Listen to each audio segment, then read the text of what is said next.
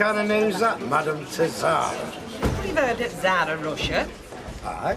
Well then, Zara with an A. Is she Russian, then? She's Runcorn.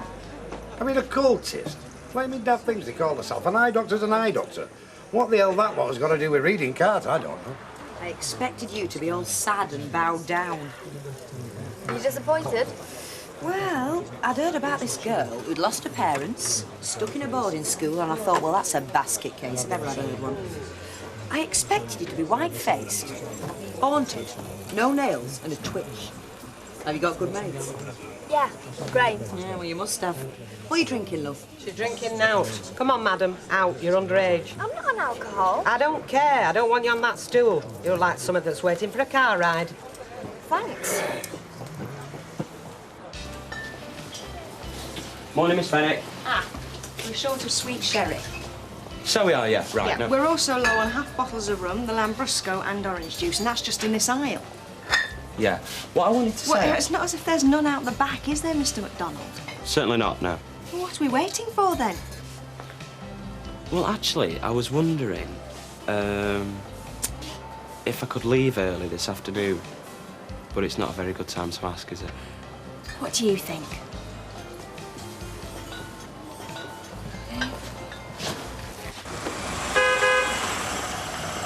Hiya. What did you do last night? Yeah, of course. Why? Why do you ask? Just conversation. Why didn't she? Well, as far as I know, she hasn't really talked about it. I want to ask her. You just get off to work, yeah? Yeah, I'm doing. Shall I send her your love? And it was just like a load of rubbish, you know, like they are, these guide books. And it's got like a carrier bag on the head with a face painted on in felt tip. And Rosie looked at it, she said, oh, it looks like Daddy. Oh, you flipping cheek, eh? And what did you mean by that? She must have seen a likeness, didn't you? So you think it looked like a carrier bag, do you? Now you come to mention. Yeah, so what colour was this bag then, eh? It was pale green and it was very grubby, wasn't it? Oh, yes. Right, I'll get this Oh, up. Kevin, don't you dare. Yeah, well, wait till I get you home, madam, eh? Wait till I get you home. Right, I'm cooking for 6:30, so get cleaned up and come back to dinner. Right, OK. Oi, get out of there! Kevin! Well, you know, he could have got hurt. Oh, Kevin, I had him in my sight. Yes, well, I didn't know that. What do you think I am? Look, Sal, I turned round and he was there. It was a shock. I was worried, that's all. Right, well, we'll see you at tea time. Come on, Rosie, we're going. Come on, David. Come on. Oh, heck, Ivy. It's just a bit of a Halloween lark. Where's your sense of fun? You shouldn't be messing with things like that, Bet. Besides, it's All Saints' Night tonight, not All Souls. People don't take it seriously. It's just a bit of daftness. Well, why the heck do they do it then? Phone, boss. Right.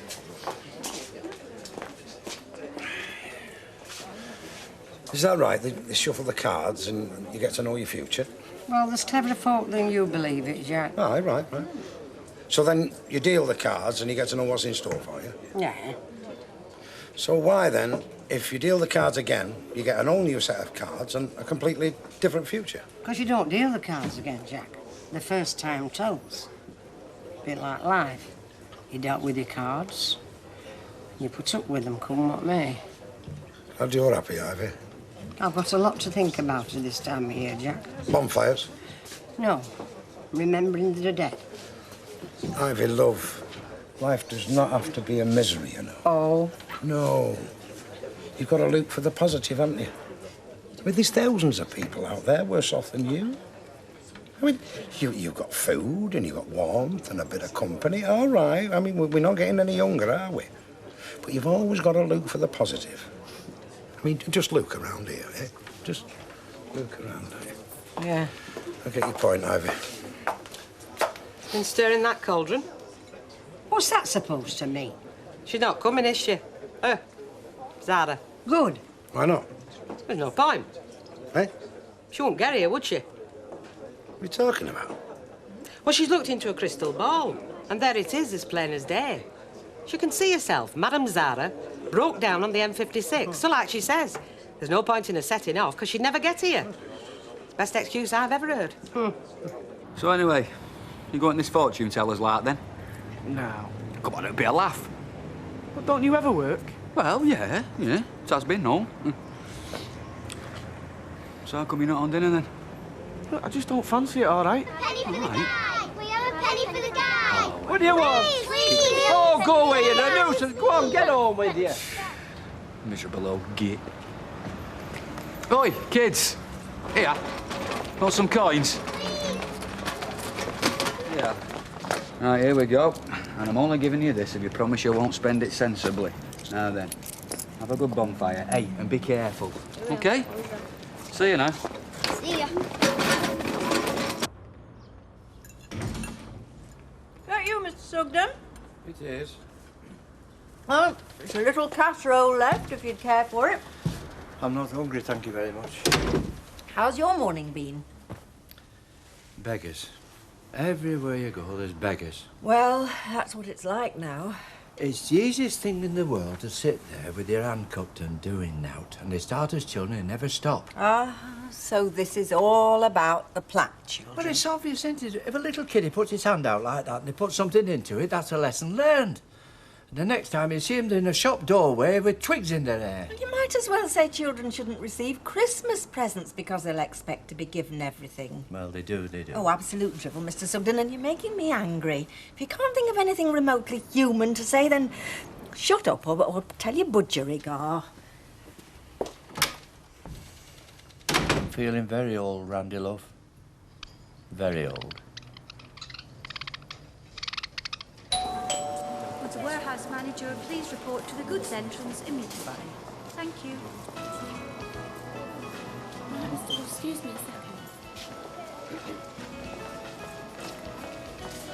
second. What sort of a mood are you in? Well, we sort of... ish, you know. Only I could really do with getting away early, actually. Do you reckon it's a good time to ask? Well, I'd ask Miss Fenwick. Can't. Snow Queen's already blew me out. Well, you slip away. And if anybody asks, I'll say you're in the toilet with a sick headache. So... You reckon? Oh, yes. Do you know what that is, Andy? A sick headache. I mean, when you think about it, you'd want your headache sick, wouldn't you? I mean, by rights, you'd want it dead because you'd be worse off, you know, if you were in the toilet with a healthy headache. Because, you see, it didn't have the same ring. Anyway, why do you want to leave early? I'm viewing a flat, actually. The one over Jim's cafe, you know. For you and Amy? Yeah, but keep it to yourself. Oh, right. Look, I've said I'll spread it round, so that's what I'm doing. If you were thinking of having your cards ready at Rovers tonight, you're not to bother. It's not on. Oh, no, that was going to be the high spot of my week, that. Oh, what a pity. Why? The clairvoyant's called off. She forecasts a breakdown. I really love that kind of thing, you know. You're daft, you, aren't you? Well, I'd be daft if I wasn't. Hey, listen, would you just return me that favour and cover while I make 2 phone calls? I'll only be 10 minutes.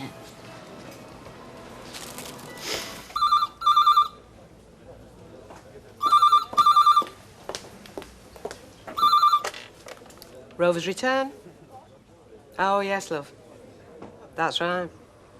Well, I've heard of tall, dark strangers in crystal balls, but never a blown gasket. Well, it is. It's disappointing and inconvenient. Really? Well, you are a trooper. Well, why not? Yeah, you do. I'll tell you what. Whatever's your tipple, whether it's a sweet sherry or half a shandy, it's yours.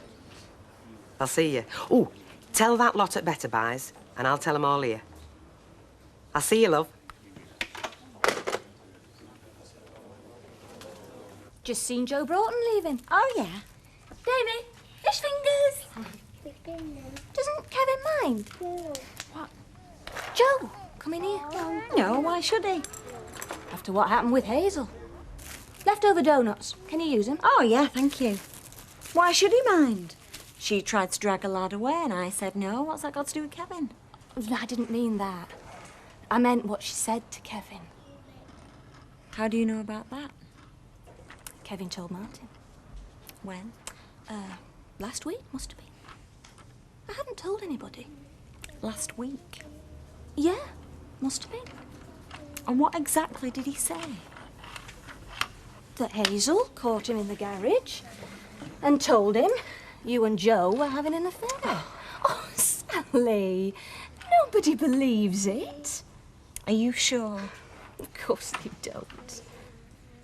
Of course they don't. Of course they don't. Thanks for the donuts, Gail. I'll see you tomorrow. Well,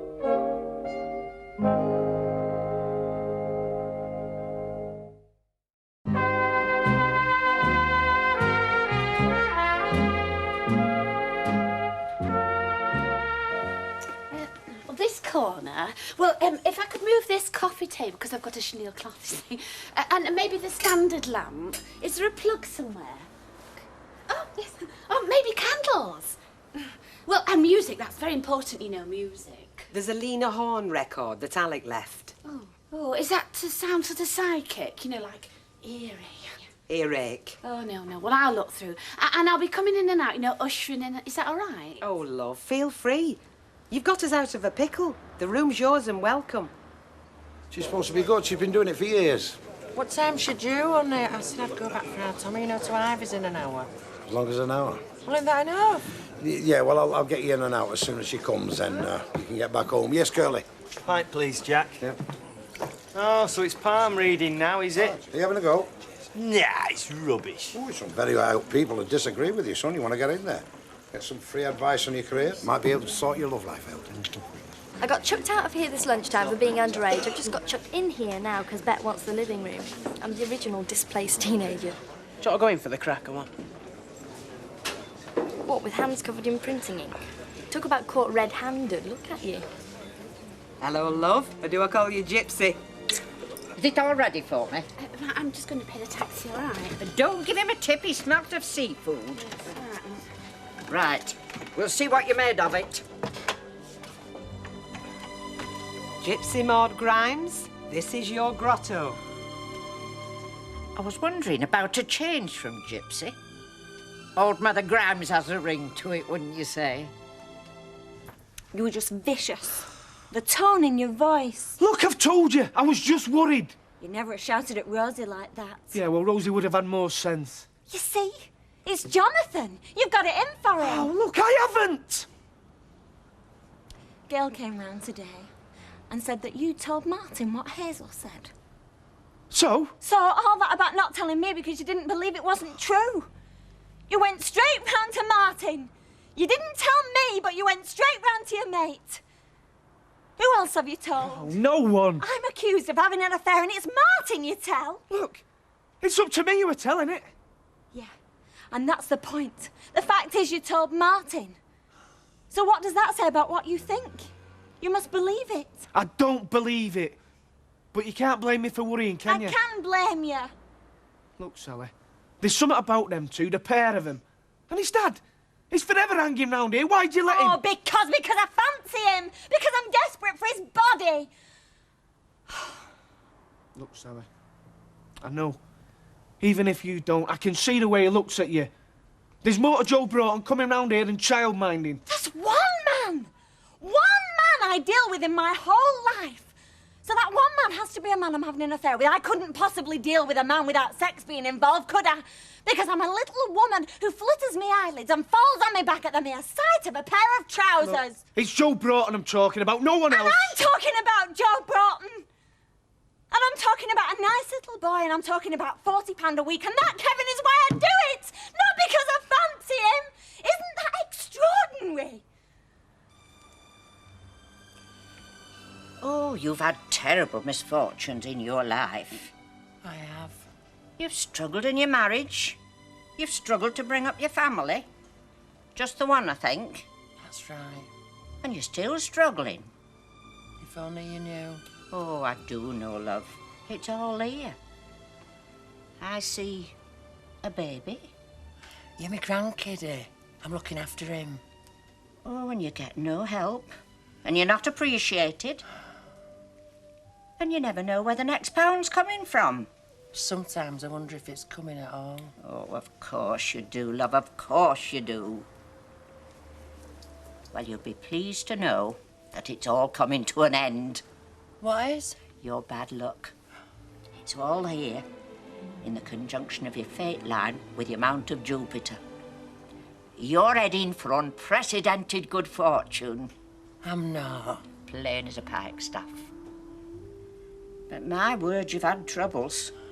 So I'm gonna have some good luck then. No doubt of it. Oh, thanks, love. Oh, thanks. Yeah. God bless you. All right then, Vera. Bye. Who's next? I don't know who's next, but listen, if it's that MacDonald boy, he's got a new flat over the cafe. If it's Alma Baldwin, well, her husband, he's a tycoon, right? Now, if it's Norman Watts, you know, my boss from Better Buys, well, he's into astronomy, right? This is the cooker. Well, you'll work that out for yourself, won't you? And that there is the fridge, which is an electric fridge. These are my nice cane shelves. Lovely, aren't they? I mean, I think you could almost call them a feature. That is the table, and that is a wall. Oh, do you know, let's get them windows open. Doesn't chip fat linger? No, wait a minute, what else can I show you? That through there is the bathroom, and this is the bedroom. Oh, look, Andy. I mean, you know how I feel about this. Well, we're both working, Alma. I mean, you got the rent. Oh, come on, no, it's not the rent. I mean, this place is barely big enough for the two of you, and there's nowhere for that little lad. I mean, he hasn't even got his own bedroom. Well, we can sort that. How? Well, either he has the bedroom or he can be fixed up in here somehow. Either way, Alma, it's really not a problem. Oh, Andy, I know you're young, and I know you've got energy, and you're resilient, and I know you're in love, and, well, good luck to you, but I promise you, a 5-year-old in this flat, well, it is a problem, Andy. It is a problem. And for God's sake, don't you go pretending it isn't. I mean, life's hard enough together when things are perfect, but I mean, 3 of you cooped up in this place, well, you'd be hard put to keep your sanity. You don't understand. What? Well, for me and Amy, it's not going to be a problem. Why not? I don't know. I can't really explain. It just won't be. Oh. You mean because things are so special between you? Yeah. Oh, I see. Well, good luck to you both, and I mean that. Well, thanks, Alma, but we don't need luck. Look, here are the keys. That one is for the back door, and for God's sake, use it. I mean, Angie Freeman was forever traipsing through when we had a full cafe. This is brilliant, Alma, honest. You're welcome. Oh, and I'm not going to ask for any references. But remember, will you, that if you don't pay your rent on time, I shall boil fish downstairs. Oh, Alma, on the nail, like I said. Enjoy.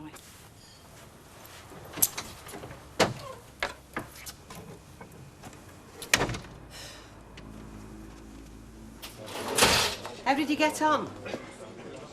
Oh, I don't understand it. She said something about seeing a new home for me, and that she could sense the aroma of egg and chips.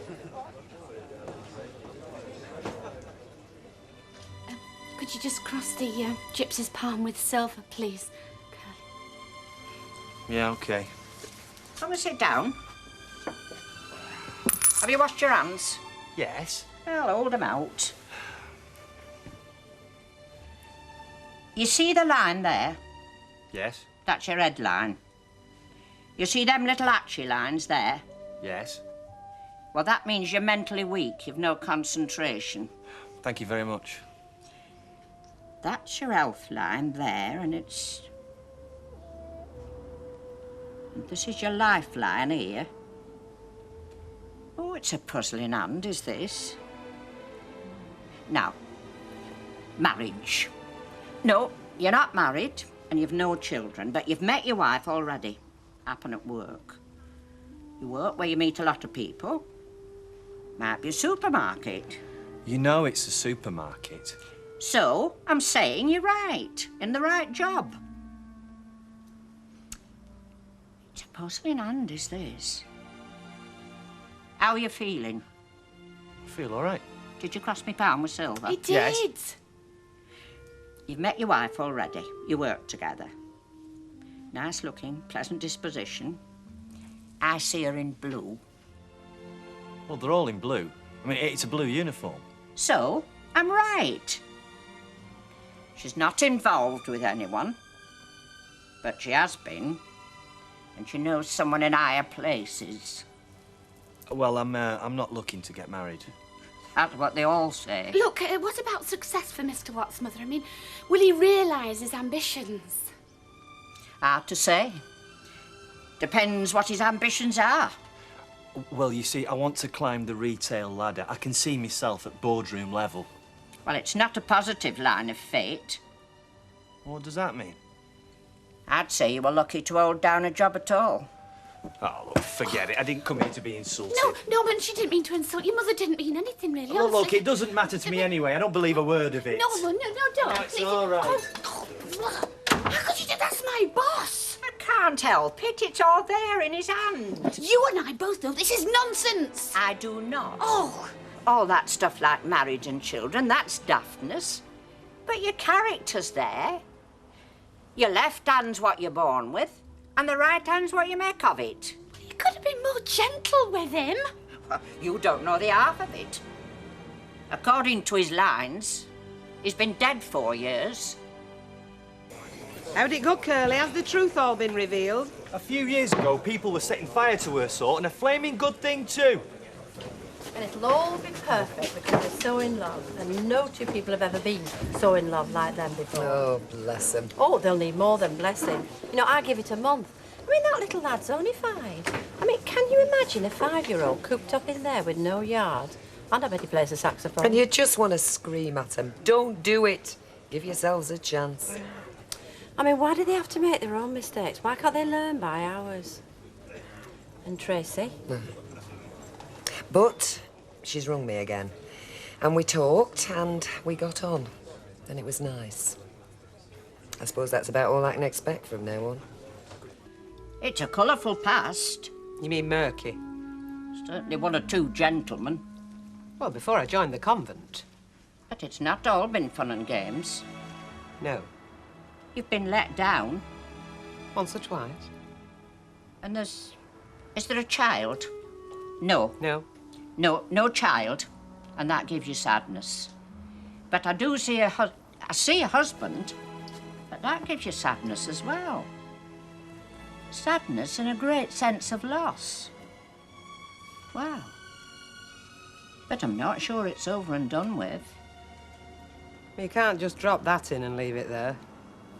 I sense unfinished business.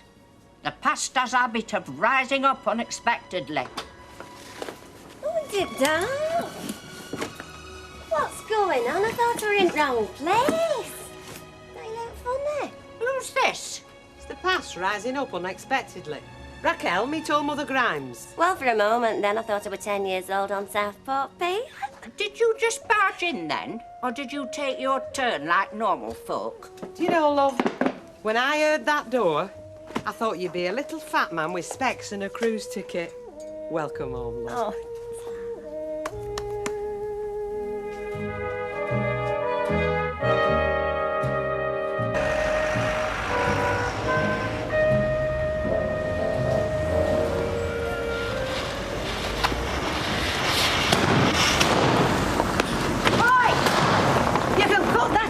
Supposed to play fireworks in the street. So? So there's little young kids play up and down this street. So? So I'll come and tell your mum and dad to keep you locked up come bonfire night. Don't know where to live. No, and you won't if you don't scram your little brat. Go on, play out the lot of you. Do you know, Vera, you've missed your vacation, love. You should have been a scout leader. Hey, listen, Ivy, will you babysit tonight for me while I go to bingo? It's just that Maureen's mum says I'm on a lucky street. Oh, really? Now would she know that? Oh, go on, Ivy, I'm desperate. And so will I be if I don't get this bus. Look, I'm finished at dinner. I'll catch you later. Hi, mate. Morning. Cheers. Hi, Vera. Hiya. Hey, listen, if you and your Vicky want somewhere to go for a kiss and a cuddle, you can come to our house tonight if you like. Oh, what, and you just watched it? Don't be daft, you dirty devil. No, I'll go to bingo. How are you fixed? Nah, sorry, Vera, I'm taking Vicky out for a meal tonight. Right, things have changed since my day. Yep. See ya. See ya. Good morning, Vera. How are you, love? Hang on.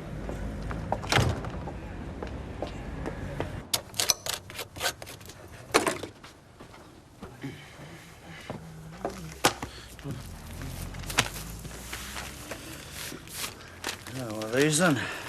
Cards for me mum. 2 from your families and 1 from hers. Don't they know she's at the Queen's?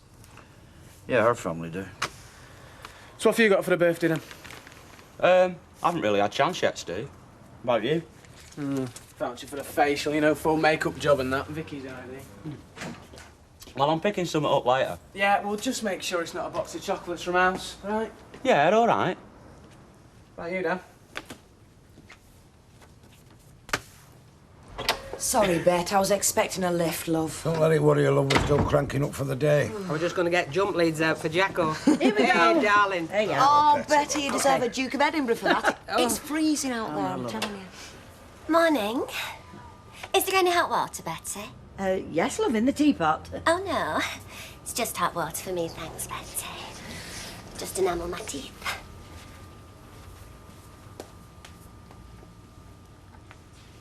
Oh, come on, Curly, not you and all. It was for charity. I wouldn't mention the occult and charity in the same breath, Curly. Nah, it was only a bit of a laugh. So what did you get for your laugh? Well, I didn't take any of it to heart. Go on. Well, apparently, I'm going to walk down the aisle with a very strong woman that I've known previously. Honestly? Yeah, it made me think, I can tell you. Curly, she's no more gifted than a stick of Blackpool rock. It's odds on that you're going to get married sometime. And all the women that you've known, they've not been exactly pushovers, have they? Shirley Armitage, Angie Freeman. Shirley? I'd forgotten about her. Mind you, Maud didn't know any of them, and she doesn't know the kind of woman I go for. Sometimes, Curly, they can just tell. Mr. Watts, cook meat's just being checked off. Well, considering the stink you kicked up last time, I think you better sign the docket yourself. Right so.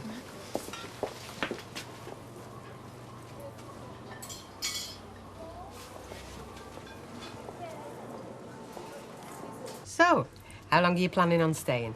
Well, it's like I said, it's temporary. You see, what it is I finished the course and my name goes down in the agency's books for modelling work. And Tony, he was the artistic director of the course. Tony rings me as soon as anybody phones him with requirements for senior personnel. I mean, I won't be here at all, only the hotel that Tony books the students into. Well, I thought you were staying with this mate of yours. Oh, yeah, well, she's 3 kids under 5, but there wasn't one that could eat with the mouth shut. You know, I felt out of place there. So? Oh, yeah, well, anyway. It's a bed and breakfast within spitting distance of the college, and it were getting, like, full with the next batch.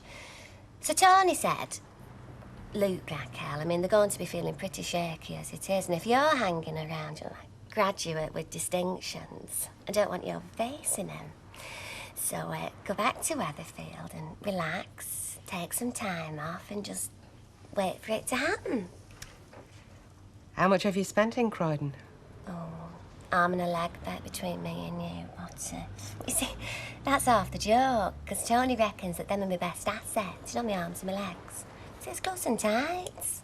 Gets loads of bookings for hand models and mother and daughter skin creams. One of his ex-students owns a flat in Marbella from a handwork and a voiceover that she did on a British Rail commercial. Is that right? Oh, yeah. Yeah. It's really opened my eyes for me as Tony. It's opened the gates for me.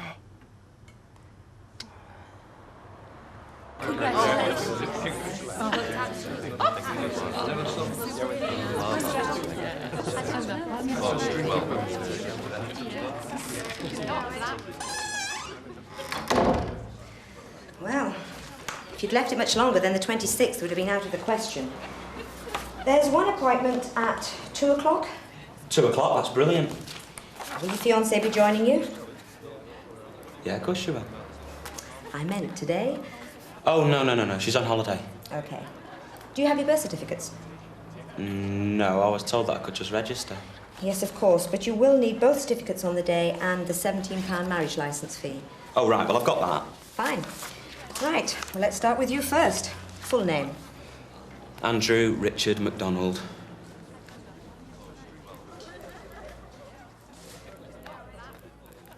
Age? 19. All that money you save working here? Oh, I spent it well, though, Betty. Because just when I thought I'd learnt everything, I'd spot another course that they were running, and diaphragm of voice. Right. Does my voice sound different to you? Well, I've not heard it for a while, love. No. It's just a question of waiting, really. What for? The phone. Yeah. Oh, that's one thing I want to ask her. Takes a bit to getting used to, but she's all right. No, and who said that? A circus trainer. You know what I mean? Hey, Oh. Raquel, how you doing? Hey, Dad. Jim? Hey, Raquel, away. When did you get back? Yesterday. Well, listen, it's very nice to see you, Pat. And just to make you feel like you've never been away, get us 2 pints of butter, love, will you? Oh, sorry, I'm a paying guest. You better ask a barmaid. She's doing now. Who likes beans? Me. Right then, beans on toast. I hope you're going to eat that. You're going to eat yours? That's it. And some for you? Yeah. I haven't made you anything. You said you were getting sandwiches. It's all right. Had a fry up in the cafe. How are you, kids? Look at this, beans. Just come back to spy on me, have you? Leave it out, Sally. Or check whether I found another childminder for number 3. Well, have you? No. Use your spoon. That's your spoon. Yeah, use the spoon. Look, I'm sorry, Sal. No, you can stop that right now because I'm not having it. You accuse me of having something going with his dad. Hey, I never said and that. then you come to your senses and you realise it's a load of rubbish. Now I've got to look grateful. Hey, I never said that either. You can get lost, Kev, because you've hurt me this time. You really have. Yes, I'm coming, sweetheart. If I turfed him out because you don't trust his dad, we'd be £40 a week down now. Yeah, well, that was your suggestion, wasn't Yeah, it? only because I knew it was daft enough to suit you. Look, Sal, you going to let me apologise or not? You're going to have to do a lot more than say sorry to make up for this one, Kev. I'm coming, Jonathan.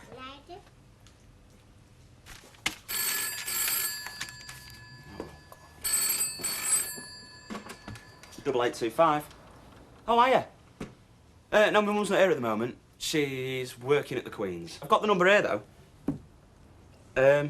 Well, I don't know whether she's going to be coming back tonight, with it being a birthday and all that. Yeah. Yeah, just hang on a second. Oh, Steve, do us a favour, will you? It's Auntie Eileen. She don't know we split up. Auntie Eileen, are you? Steve. Well, I'm going down to the Queen's later, yeah. Yeah. Steve said happy birthday. Well, I think it's best if you phone her, actually. OK, all right then. See ya. Do you still want to lift to the Queen's, lad? Yeah, just give us 2 minutes, Steve. Oi, keep your nose out. What's going on?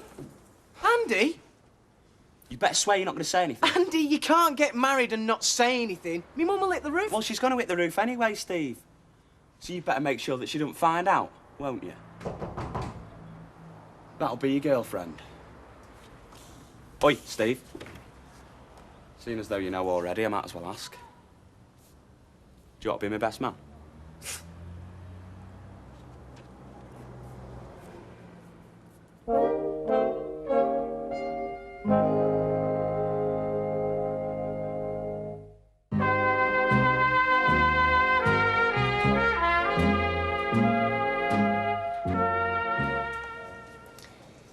Hello. You've come through to the Rover's Return. I'm sorry there's nobody here to take your call, but if you'd like to leave a message for Rover's staff or request the services of Raquel and Nadia Wolstenholme, give us your name and number. Sorry.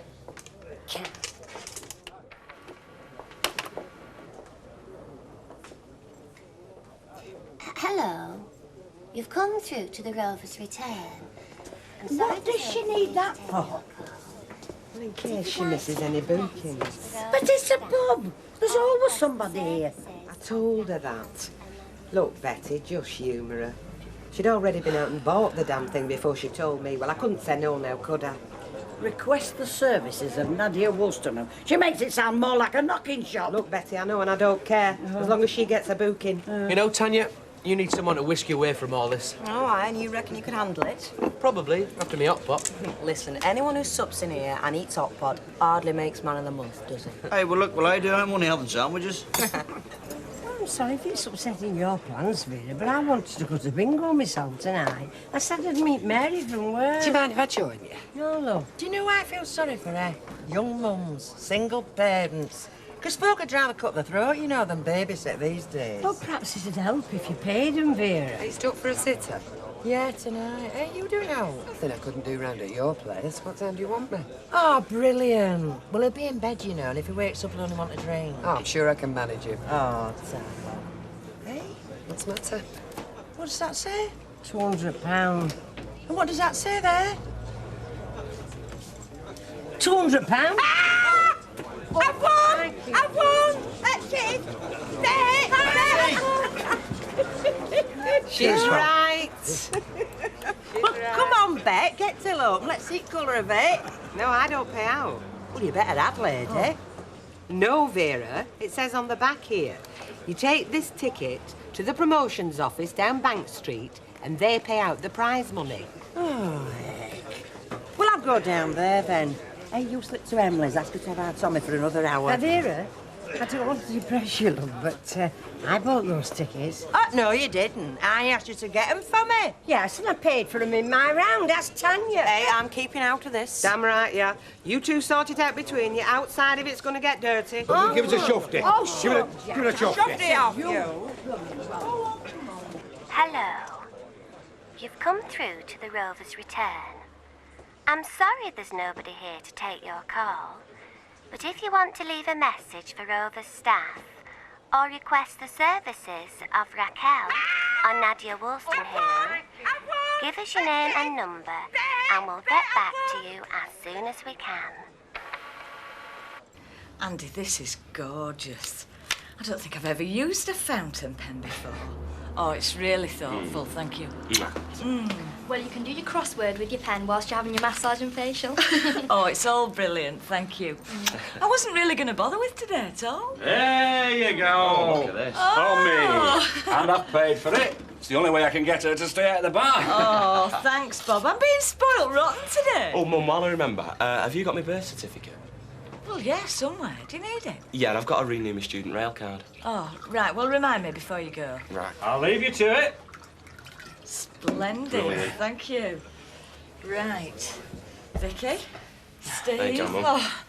Happy birthday, Mum. Oh, cheers. Thank you. Happy birthday, Mum.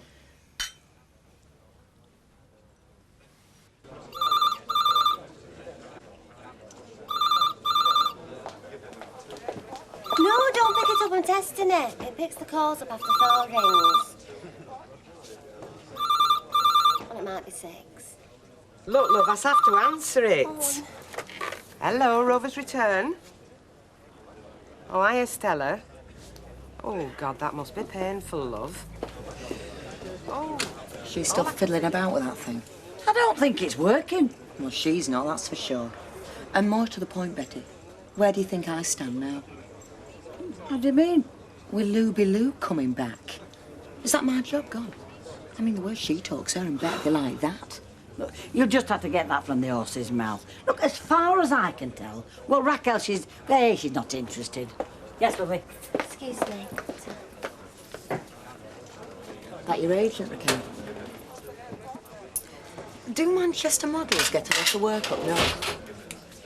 You see, I'm only asking because I had this mate from school who used to model cardigans for, well, you know, knitting patterns and catalogues. She had to go down to London for all her shoots. Well, I really wouldn't know. I'm not planning on wearing cardigans till I'm at least 70. Well, I'm just trying to figure out why you went down south for your course and then came all the way back up here to wait for work. My friend's here. Where's your bloke? You have got a bloke. Yeah, of course I have. It just seems you've got a lot of spare time on your hands. And you're that booked up that you can work here 4 nights a week.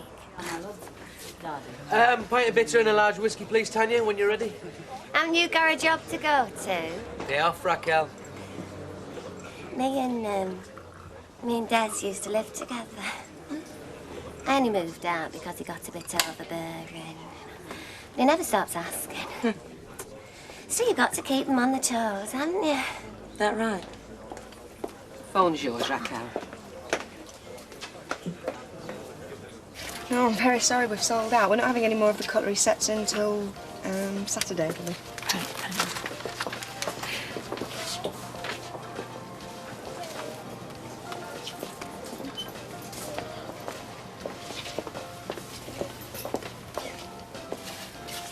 Why can't you tell me? Because, look, it's just... Oh. Not now, eh? Yeah, but it is something to do with Andy. Look, I'd better get back to work and get some work done before... Steve. Andy and Amy are getting married. Oh, wow. It's not oh, wow, Vicky. He's got a screw loose. They've decided to go and do it on their own without telling me mum and dad, without telling anybody. That's brilliant. Oh, grow up. Well, if your mum and dad wouldn't agree to it if they did know... Oh, right, so that's an excuse to go off and do it anyway, is it? If they made their minds up, why not? Because it... Ooh, do you know, my feet have come up like puddings. Bet, can we get my room? I've told you before, lady. No requests, no disappointments. It's to talk. Oh, go on, then. Hi. Oh, nay, Raquel, love, you've never had it apart. Do you know what knackered is this? Bet, you've got a visitor, love. Our Maureen bought me one of them. Had it to change my life. 5 weeks and not one stinking message. It's under the meter cupboard now. This is private.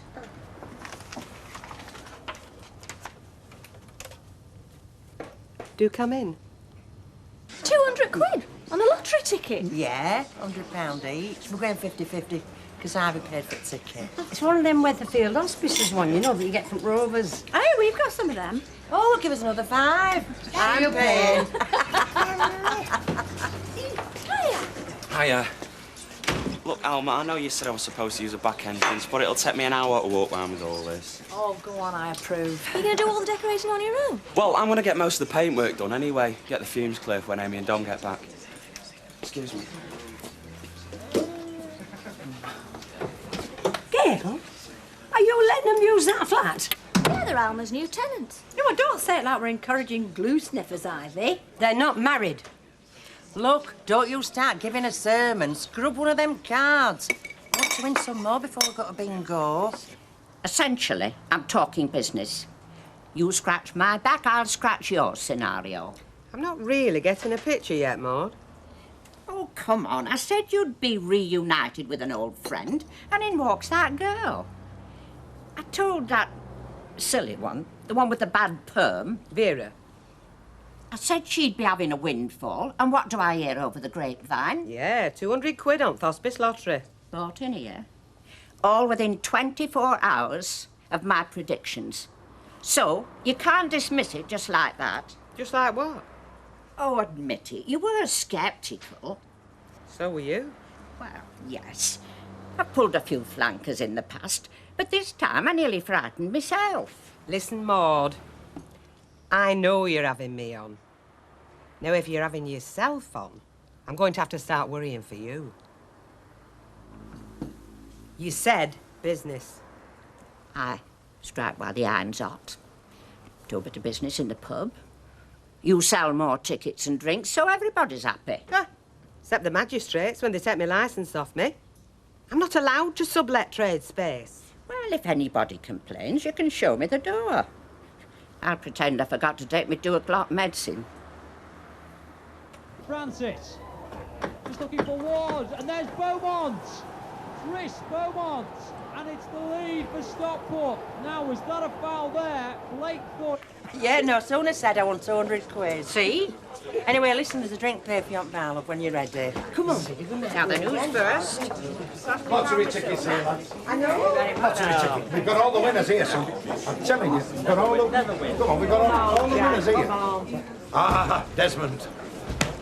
Oh, just give us a soda water, Jack. I'm going to try and behave tonight. Well, be a devil before you do and buy a few lottery tickets. Our Vera walked out of here this afternoon with a fortune. And you know, lucky streak in our house usually means we get to keep the gas on. All right, give us a couple. Couple? 4, then. Good lad. 4. I mean, we toured about a bit. We went to a chemical works in Milton Keynes, what does deodorants and shampoos. And as I say, a lot of it were academic, you know. We didn't just learn how to stick our chests out. Do you excuse me? I just want to have a word with Des. What's Maud doing here? That's more important, isn't it? It's a pub, Reg. We don't vet 'em on door. Pardon me for assuming she's over 18. Listen, if If you're doing that, I've just found out that it's Liz McDonald's birthday. Do you fancy coming down to Queen's, buy her a drink? Bit tricky tonight for me, Raquel. Oh, go on. I won't bite your head off. I mean, you're doing that, and it'll cost you now. Except a bottle of wine. Yeah, I'm kind of spoken for tonight. Oh. Are you ready, Des? I know I said I wouldn't be the first at the party, but I won't be the last. Yeah. Another time, eh?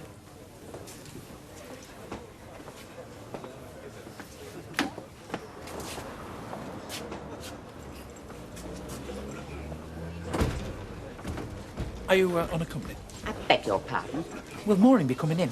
I doubt it. But if you join the queue and pays your money, I might just tell you where she's hanging out. Hey, Bet, you haven't got change for a 20, have you, love? Subtle as a flaming house brick.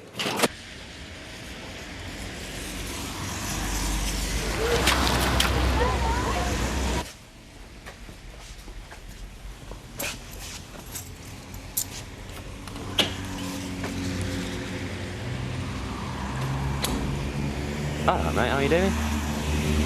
Vicky said she came round today. Yeah. Yeah, well, don't think she was speaking for me when she gave you them flowers.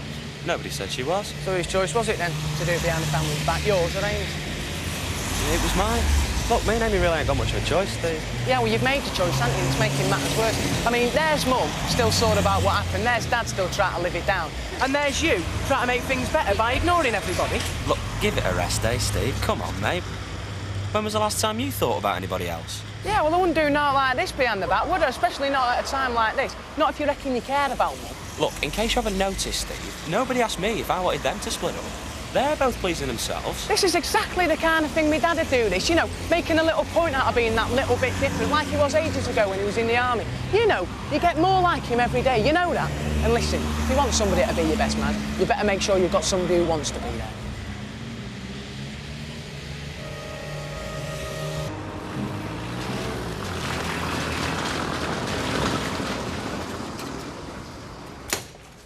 There you are, that's better, isn't it? Oh, you're a good lad. Listen, you eat all that up, and your granny will take you in town and buy some new winter clothes. Keep Jack cost out, eh? You do make me laugh, you know. Eh? Well, you no sooner win a few bob and you're trying to get shut of it. Now then, you give it to me, and I will make sure that we all have the best Christmas ever. Oh. It's for absolute certainties running today. Horses. Horses? Not just horses, Vera. These are golden geese that lay golden eggs. Give over. Yeah, man, I've been following them all season. They're going to win these. Even the bookies think so. We can give them your money. They're betting on a man. Oh, come on, no, just hear me out. I know they're short odds, but that's because they're heavily fancied, you see. If I put these 4 horses together in a Yankee, this could turn hundreds of pounds into thousands of pounds, and I kid you not, Vera. There you are. Have a shufty. I've marked them for you. Well, I won't back any of these. Why not? Well, I can't even pronounce the names. It's because they're Arabic, Vera.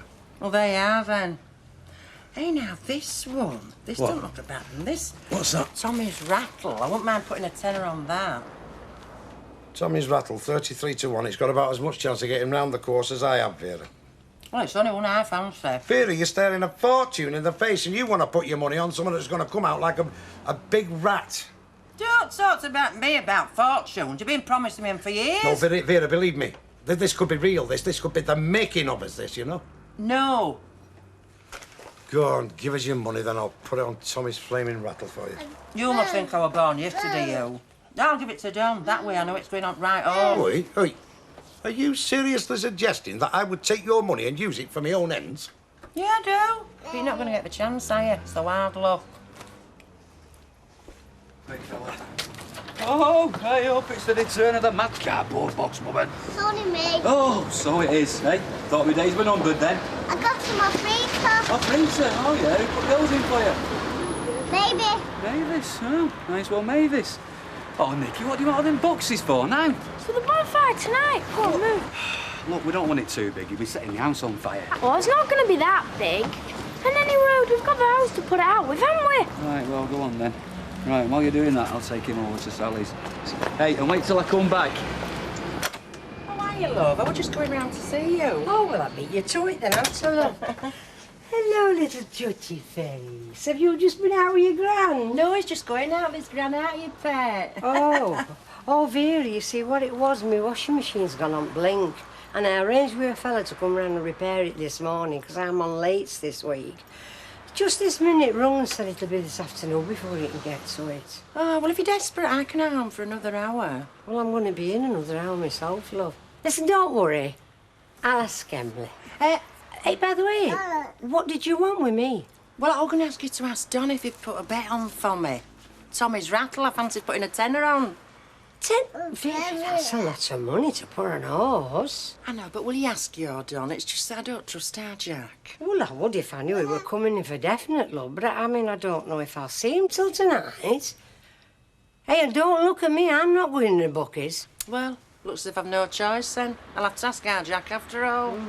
Would somebody have the good graces to please tell me who's been using my hand cream? Oh, it's yours, is it? Yes, it's mine, and it were very expensive. Well, I'm sorry, Raquel. I just saw it lying around when I was washing up. I got this from the firm that ran the course. It's specially made for people that model their hands. Well, it looks exactly like the stuff I buy from the discount drugstore. Yeah, well, it's not. It cost me more than 30 quid, did that, so I'd appreciate it if you keep your hands off it, OK? OK. I need it, Tanya. It's part of my work. Yes, well, I think you've made your point, Raquel. Right, Tanya.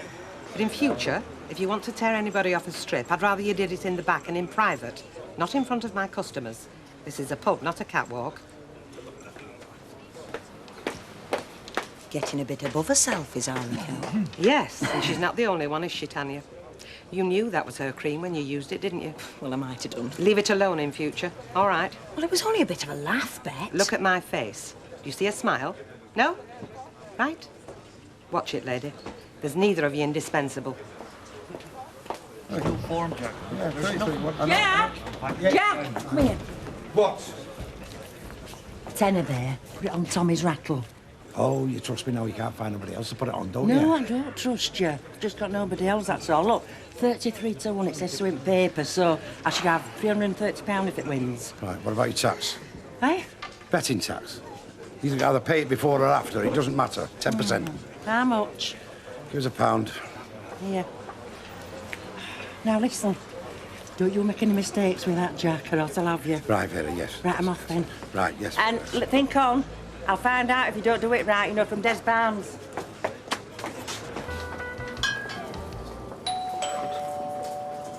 Will the supervisor go to checkout 4, please, immediately?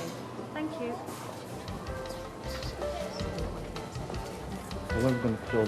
Excuse me, Mr. Botts. Can I have a quick word, please?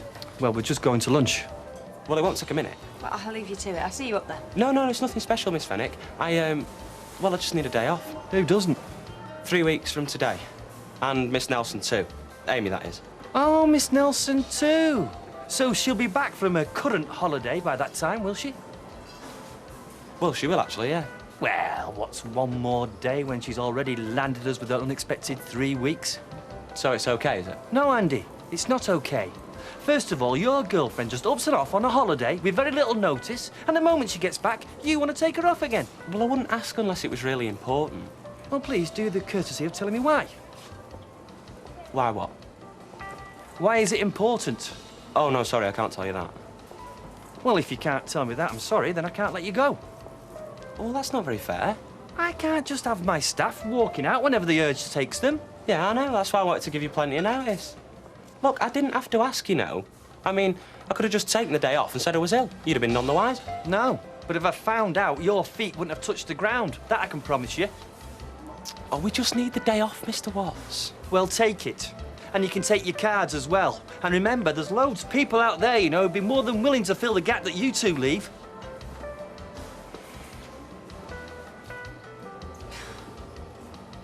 Don't you think you're being a bit harsh?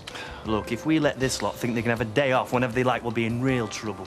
Yeah, but it might be something really important. Well, if I knew what it was, and it was reasonable, I might change my mind. At Crayford, they're off and running, 5 and 6, none too well away. 4 was and leads from 2 as they hit the first corner. 4 leading from 2, but 2 with the advantage of the inside. Swoops through now to go on by a length and a half to 6, 4 and 1. Racing virtually neck and neck. 5 and 3 is the one who's outpaced out the back. At the third bend already. Jack.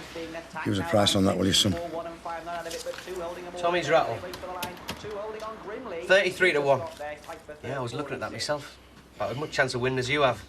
I'll take it. Says a tenner on here. That's right.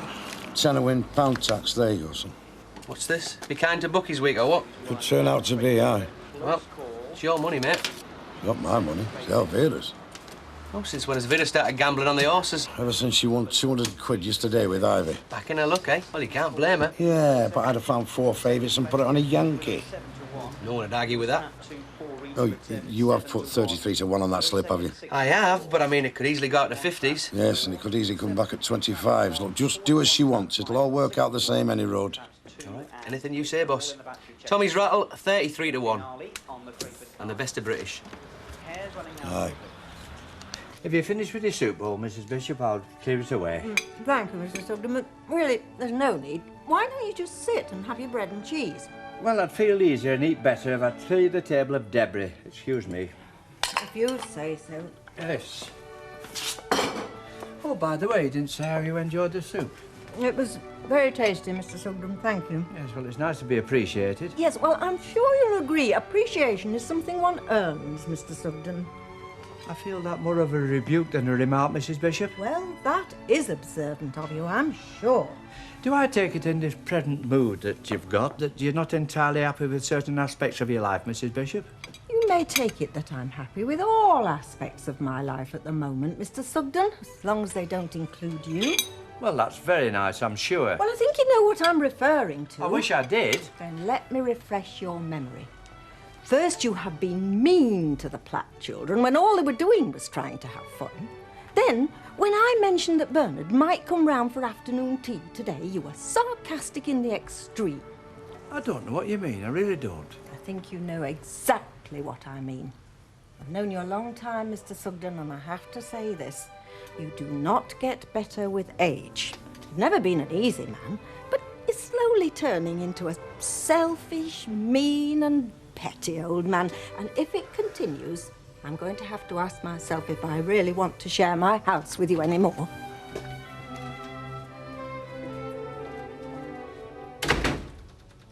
Still leading? Outsider's always going to the lead. Hang on, it'll come back to it for you. It's gone as well as any of them. It hasn't got open hell. I should have put the money in my pocket. Then you'd look daft if it wins. Des, we both know it's not going to win.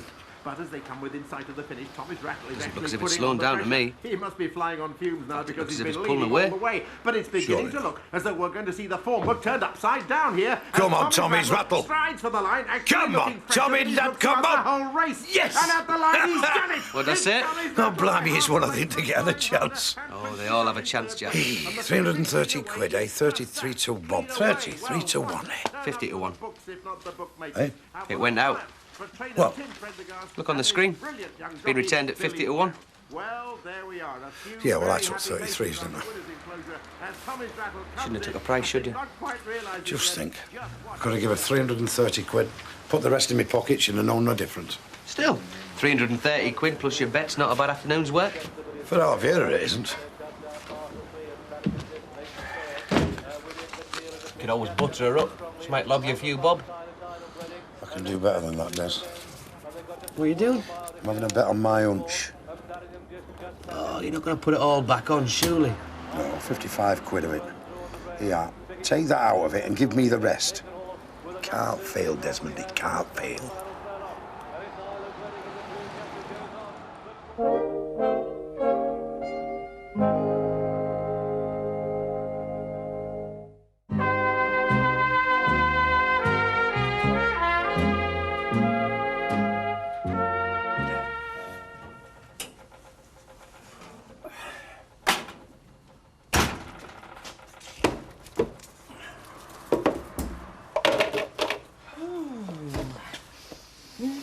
Goodness me, that smell takes me back. Parking. There's not many who knows how to make a proper parking these days. Would you like to try some? Oh, I'd like to very much. Right. Now, strictly speaking, you shouldn't cut it till it's cool, but I'm partial to it coming straight out of the oven. Now, just watch this very carefully. I think you'll like this. Now, just be careful of the knife. There we are. Stick it to the paper a bit, but it should do that. There you are. There you are. That's it. That's a bit hot. How about you, Mrs. Bishop? Would you like some? No, thanks, Mr. Sutton. Well, I'll have a piece of Bernard's if that's all right. Here. It's good, Mr. Sutton. You've made rather a lot, haven't you? Yes, well, the flat's having a little bonfire in the back garden tonight, and I thought I'd take some across for the children to try. Well, that is thoughtful, Mr. Sutton. Really, it is. Well, I was thinking about what you said earlier. Well, it's a very nice gesture. I'm sure they'll appreciate it. Yes, I think they will.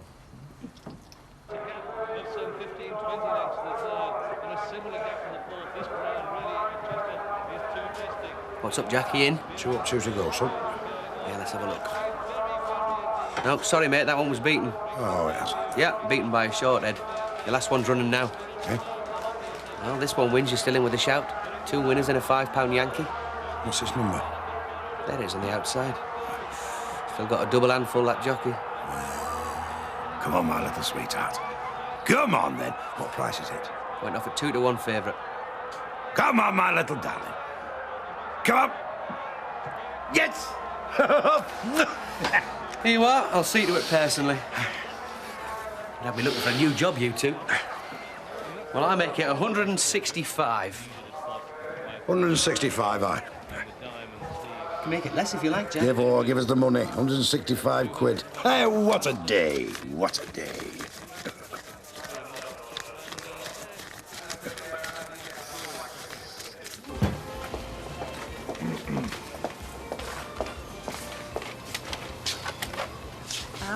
About Andy and Amy. No. Would you just listen for a minute? Now, I've made some inquiries and I can find people who are willing to cover for both of them. Well, then you've wasted your time, haven't you? I think you're being very unreasonable about this. Look, what does it matter to you whether they have the day off or not? Well, they're young, they're in love. So, this is a supermarket. It is not a marriage bureau. And I don't think either of them would have asked if it wasn't something really vital. Look, I gave Andy every chance to tell me why he wanted the day off. And he wasn't interested. You heard him, you were there. Yeah, but maybe it was something a bit personal. What do you mean? Well, I don't know. Maybe they've got an appointment with someone. An appointment. Well, I'm fairly sure they're on intimate terms. Oh, I see. It might be something. Yeah, well, and if it is, he's hardly likely to want to tell you in front of me, is he? No, I see what you mean. In fact, maybe he doesn't want to talk about it full stop. And you can definitely provide cover? Definitely. Well, you were right. OK. Well, go and tell them that they can have the day off. Carry on.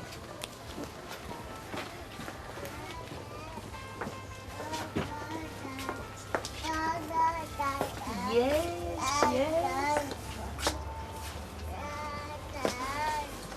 Oh, Vera, it's not very often we see much of you in here these days. Well, it's not my first choice, I tell you, but it's near, isn't it? Yeah, look, Vera, I've got something to tell you. What? You know that horse that you wanted Don to put money on? Yeah, Tommy's Rattle. Yeah, well, Don's just come over. So? Oh, I am sorry, Vera.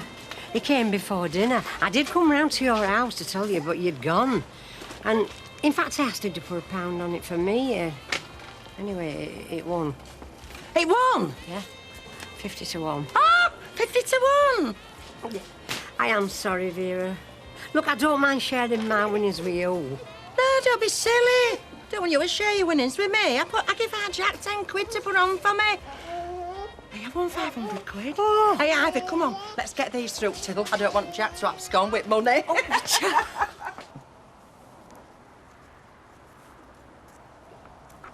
I get enough of this during the day. Don't know why I bothered for night duty as well. Oh, I love getting stuff ready for a party, me. I always feel like something's going to happen. I start cutting up bits of cheese and opening tins of chunk. Oh, now mind your backs. Better let these cool down before we put them on sticks. Hey, is that good-looking fella coming, Sally? If you mean Martin, yeah, he is. I don't mean Martin. Although he is quite good looking. Not him that drops his kiddie off at your place to be looked after, Sal. What's he called? Joe, is it? Yeah, Joe, but no, he's not coming. Oh, that's a shame. I'm going to chat him up. I mean, he's dead dish, isn't he? I'm surprised you managed to keep your hands off him, Sal. Ready for the game, So, what do you think of that then, hey? That reminds me of somebody. Hitler. Nearly right, Kev, nearly right. No, I'm surprising you girls, I really am. It's Percy something. Let's go do it.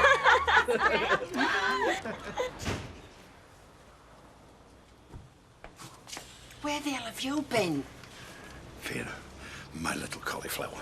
Oh, let's have the soft soap. And put that cigar out and all, polluting the atmosphere for our Tommy. I can't be putting this out. I'm just paying 9 3 quid for it. Never mind how much it costs. Where have you been? I have been to the bookies, Vera. I thought as much. I've got some good news for you. Tommy's rattle won. Well, I know it won, Ivy told me. And it better be all there, else you're for it. Every penny, love. 33 to 1 plus your tenner back. 330 quid? Yeah. 33 to 1 plus your tenner back, huh? Never mind the tenner back. That horse, it won at 50 to 1. That should be 500 quid. Oh, now, come on, Vera. 33 to 1 you said, so I took the price, didn't I? Oh, pull the other one. It's Now, got bells on. Come on, ask Des Barnes. He'll tell you that's true. Oh, well, Des Bounds would say black or white if you were buying him something. Oh, now, come on, Vera. This is all up and above board. I backed it 33 to 1. I swear I did. Right, well, empty your pockets then. Eh? You heard me. Empty your pockets. I've got nothing in my pockets. Come Oh, now, Vera, here. give off, Look, give off. hold still or else I won't be responsible. No, come on, you've got it all wrong. Oh, have I now, eh? No, you see, you don't understand that. That's mine. That's my winnings, that. You snake in the grass. No, you see, I did a Yankee. Them 4 horses I was telling you about, 3 of them come up, I swear. So how much did you win then? 165 quid.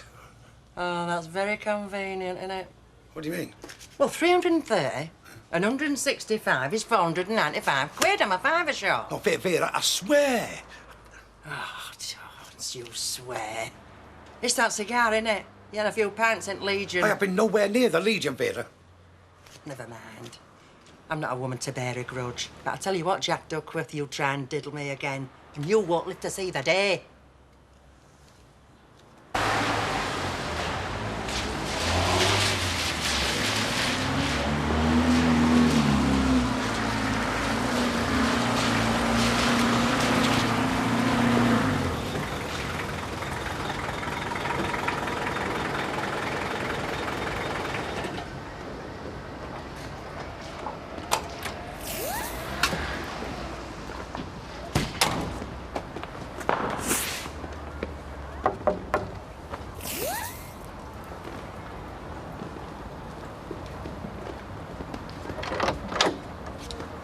Tracy, love. I was going to phone you, but, well, we're passing, so I just thought I'd stop off and let you know that everything's okay. Well, don't just stand on the doorstep. Come in, for goodness sake. No, it's okay. I've got Craig waiting in the van. I'm going off to see some friends. Well, he can come in as well, you know. No, really. I just wanted to tell you I was okay. Thanks for that, love. Maybe you could bring him round some other time, eh? We'll see. No hidden agenda. Just maybe for something to eat. I'll ask him. Right. Okay, then. Bye. Bye.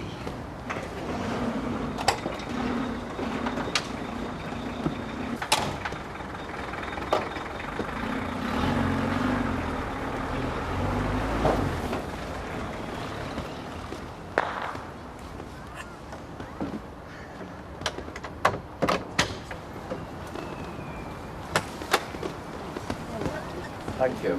Yes, thank you. Shut the door now. Yes, I'll make sure. All right. Yes, that's right. Now do be careful. I will, don't worry. I don't want to drop these.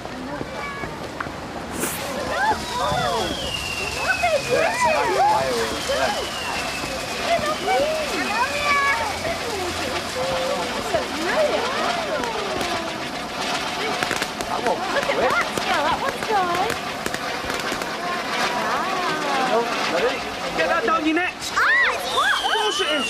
It's the Webster's Special Coronation Street Mulled Wine, that. What's in it? Everything. Hey, you'll have a slosh. I think that's what he's after. I can go swap it for lemonade if you want. Hands off, this will be very nice Oh, to that's let what you. you'd say. Oh, Rosie, back in here. Hi, Dad. It's nice to see you. Tanya, didn't know you were invited. Des asked me. Hi, Des. Hiya. Thanks for coming.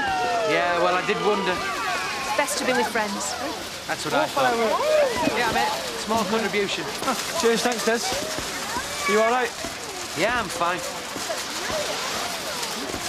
What's up? Why is everyone asking if you're all right? I was here last year with Lisa, that's all.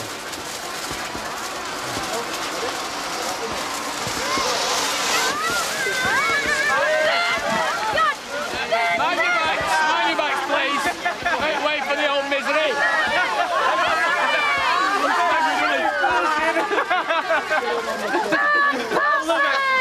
I bet he's not too happy with that, is he? You watching, kids? Hey? We're in. It's a shame. That's enough for me. Check there's no money in the pockets first. Don't do it. Shall we burn the band anymore?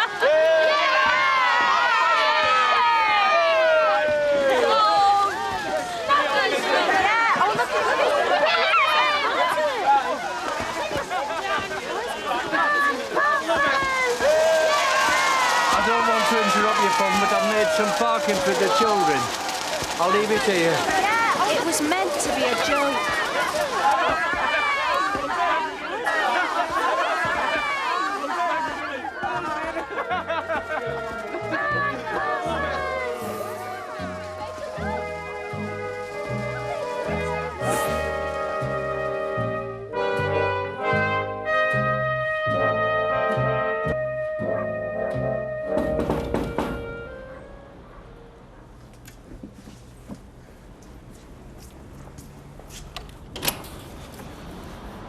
We're not open yet. Well, it doesn't stop you brewing up, does it? No, I've one if you want one. No, I want a word, actually. What about? Oh, tomorrow. What about tomorrow? Well, it's the big day, innit? Amy back from Trinidad. Yeah, I know that, believe it or not, Steve. Yeah, well, thoughts occurred to me. What's the first thing she's going to ask when she comes through customs? You don't know, do you? Tell me, Steve. Well, she's getting married in 2 weeks' time, right? Well, she's going to want to know who else knows about the wedding, isn't she? I mean, apart from me and you, that is. Oh, and her. Look, there's loads of time for that, Steve. Well, so you tell her then, will you? Great. I've not told Mum and Dad yet, but this time. I mean, it doesn't impress me, but I think she might go for it. Steve. What's he like this morning? Jolly Jim? Well, he's moaning as usual. But don't worry, I've sort of, well, prepared him, if you know what I mean. No, I don't. What do you mean? Oh, I said you wanted to chat. Oh, that's tremendous, Steve. Well, he's got to know, Andy, and so's me mum. I mean, it's one thing going behind the back, but I'm involved in it now, aren't I? I'm your witness. Tell him, Andy. Amy will appreciate it. You don't fancy coming to our house for your tea tonight, dear? With you, Tracy and Craig? I'll pass on that one if you don't mind. 16 and living over the brush with a fella. Where did I go wrong, Emily? Well, I hope you're not going to play the hurt parent over dinner. Bound to end in a free-for-all if you do. I know they grow up quick, but come on, nobody grows up that quick. 1 minute she's at school, the next Tracy's minute... not a criminal, Deirdre, whatever she's done. I'm not saying you should accept the situation, but, well, at least keep it in perspective. You defend her no matter what she'd done. It'll all come right in the end, I know it will. I hope so. Anyway, I'm giving them steak tonight. The budget won't run to fatted calf. Yeah, I shouldn't say that either. I know it's a joke. Is there anything I but- can talk about? But I know you and Tracy. You push and she pulls. My advice is be as charming and as diplomatic as you can and wait to hear what she's got to say. You don't think she wants to move back in, do you? No, she won't be bringing Craig with her if she did. Don't speculate. Just be grateful she wants to stay on good terms. Her terms, though, aren't they? Weren't we all selfish with our parents? Be her turn one day. She'll have children of her own. Oh, God, you don't think that's why she's coming, do you? To tell me she's pregnant? Deirdre, please. I know. Charm and diplomacy. Morning. Marmalade. Sarah's just chucked ours at David. Oh, dear, I hope she missed. Yeah, just. She's got a mother's temper, but she just doesn't aim as well, know what I mean? Yes, well, if they're not set a good example, what can you expect? Oh, come on, Emily. It was just a joke. In very bad taste. How was I to know Percy was coming to the bonfire, hey? What have you done? No, sorry, Deirdre. I've had enough slagging off for one day. Gail's annoyed. Nicky's had a go. Hey, this is me you're talking to, little Miss Charm and Diplomacy. Come on, what went on?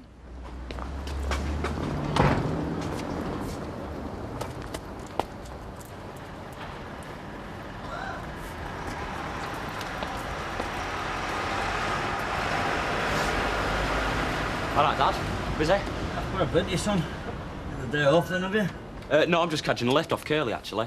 All right. Yeah. How's it going, then? Oh, I'll tell you a bit better if I had some food in my stomach, you know. I'm sure that brother of yours intent on seeing me starve, so he is. I got up this morning, there was no cornflakes, and he toasted the last of the bread. So who's doing the shopping? Oh, I'm doing the shopping. Oh, aye, the arrangement is I do the shopping, I do the buying, he does the eating, you know what I mean? Well, I'll bring you some stuff home from work tonight if you want. Ah, nah, don't worry your head, son. Save yourself to look after. Well, it's no trouble, honest. So, what's this I hear from Stephen? Saying you want to have a word with me? Oh, yeah. Oh! Ah! Oh! Well, go on. Well, it was nothing, really. Just that I'll bring you some food home later. I better go, actually. I don't want to miss Curly. I'll see you later, all right? See you later. Is that Tommy still asleep? Aye. Postman yet? Well, there's no birthday cards, if that's what you mean. I don't think Artillery could have been able to send you one. Happy birthday, Father. Here's mine. And my Fraser. Happy birthday, Jack. Thanks, love. Can always rely on you, can't I? You never let me down. Another year older and deeper in debt. Oh, come on, Vera. What about all that brass you won on the GGs, eh? Well, it was no thanks to you. Tried to blind with me science, you did. Yeah, but we still come out winning, didn't we? I come out winning, Jack. That money's going on our Tommy for Christmas, so don't start like rattling your car. There's no in it. As ever would. Though years go by and locks turn grey, our hearts forever twined will stay. Lovely, that. Well, it were only one they had, you know. They haven't a lot of choice in cabin. Anyway, open your press, eh? All right. Dead smart, then. Yeah, I thought they'd go with you, so, you know. Do you know what I fancy doing? I fancy us getting a babysitter in and me taking you out for a big nosh, like celebrate, like, you know. But I thought you were skin. I am. My birthday, you know, my night off and all. So? Well, you know, you didn't put nothing in the card, but I thought, well, you know, like... Do you mean you want me to buy something else? A token, that's all, 20 quid. 20 quid? I've already bought you a present, haven't I? Socks, I know, but... I know the socks. You keep going on about socks, Jack. The socks, one for each foot. I mean, what are you complaining about? I know Raquel's a mate, Bet, but even mates pay rent. The girl had it, she'd give it. Well, she's got enough to buy that stupid answer phone. And anyway, what's she want it for anyway? In case New York ring while she's asleep. New York? They're 5 hours behind, aren't they? Oh, well, they'll have to be a lot further behind to employ her. Oh, my God. Morning. Hey, guess what? I think that's a definite improvement. Have you got a magnifying mirror on your dressing table? Because if you haven't, I recommend you get one. Be able to see just how much muck there is in your paws. Tanya, go and do a bit, send Jack through. I meant it as a compliment. Suits you. Tanya? I'm going. She'll be laughing on the other side of her face when she finds out what's in this. It's from the modelling school, listen. Dear Nadia, as one of our top pupils of last term, we feel you would benefit from our new advanced modelling course. This is especially tailored to suit those we consider capable of achieving international... Hold on. Another course? It's advanced. It's by invitation only, listen. Does it say how much? Well, you have to write back if you're interested. Look, Raquel, love, I can see you're interested. But where's the brass coming from? Well, course don't start well next year. I mean, if I can get a few modelling jobs. Yeah, but suppose you don't. Not enough, anyway. Why can't you settle for what you've got, cock? Oh, bet it's the chance of a lifetime. You wanted to see me, boss? Happy birthday, Jack. There's a bit of something on mantelpiece. Oh, thank you. I mean, if I'm as good as they say I am, perhaps they'll let me pay when I finish when I'm working abroad.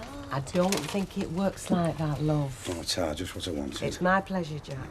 Oh, did you get him socks as well? I got your socks, Jack. They're upstairs. Still, a fella can't have too many socks, can he now? Can't he? No, I can't. No. Socks. Smashing. Right. What's so important then? Got something to tell you. Trouble is, I don't really know where to start. Has your dad sent you? No, he doesn't know me. Right, what are you doing on the 26th? The 26th? Yeah, week on Friday, 2 o'clock. Got something a bit special on and wondered if you wanted to come. Well, no, I want you to come, actually. In fact, I need you to come. Just me? No, Amy will be there, and Dominic, and Amy's mum and dad. What about your dad? Well, yeah, hopefully. But you'd have to speak to him if you don't want to. Steve invited as well, is he? Yeah, he'll definitely be there. This is why you wanted your birth certificate, is it? What? I'm praying I'm wrong, Andy. So tell me I am. You're not going through with this wedding, are you?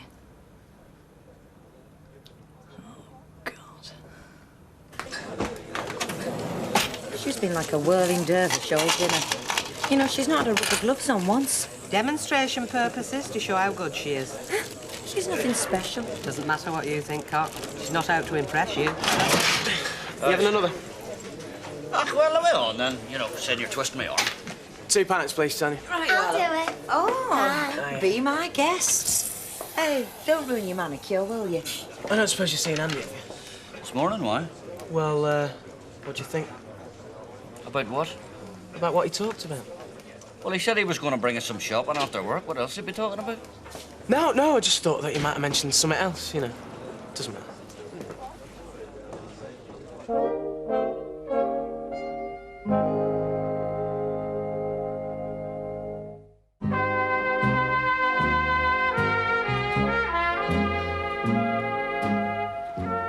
I thought I knew you, Andy. Right up to your leaving school, I thought I knew you. After that, you seemed to lose any sense you were born with. Oh, yeah, you went to university, but that didn't last long, did it? Well, I watched you throw away your education, but I'll be damned if I'll sit back and watch you throw away your future. I'm an adult, Mum.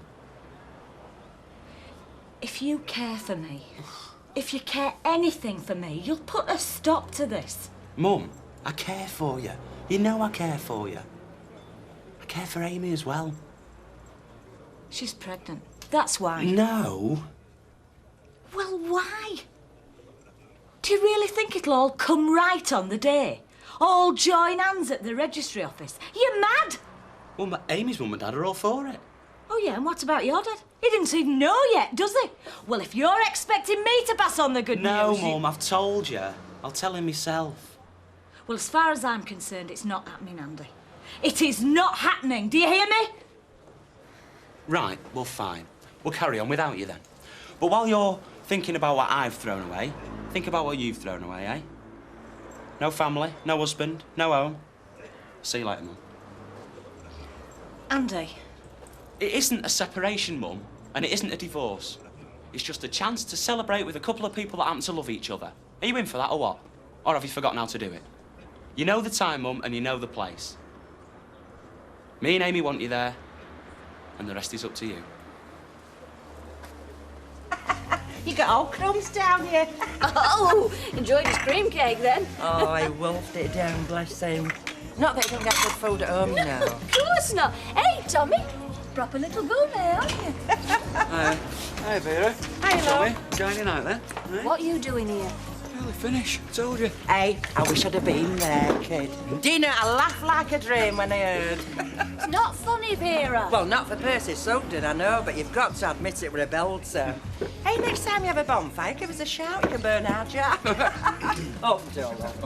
I'll see you then. All right, see you later. Bye.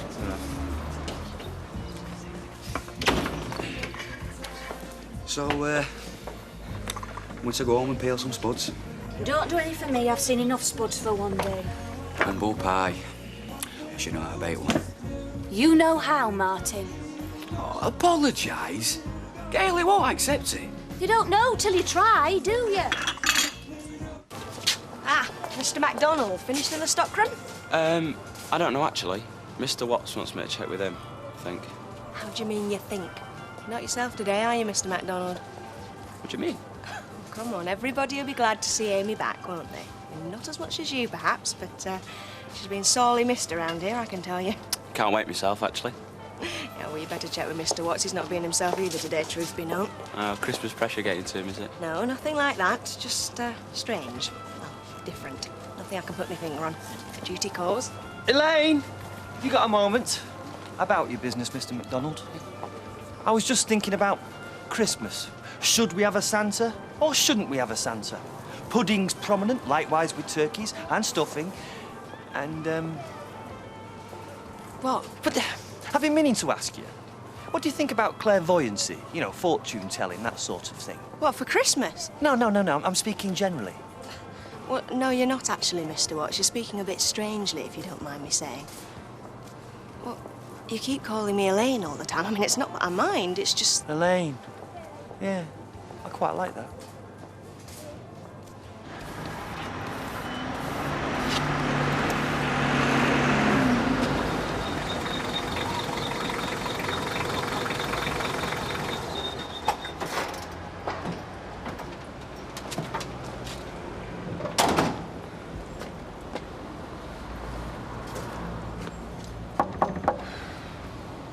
Be like we said then, okay? Don't worry, I've had my tranquilizers. Hiya, Mum. Hello, Tracy, love. Come on in. Hi, Craig. All right.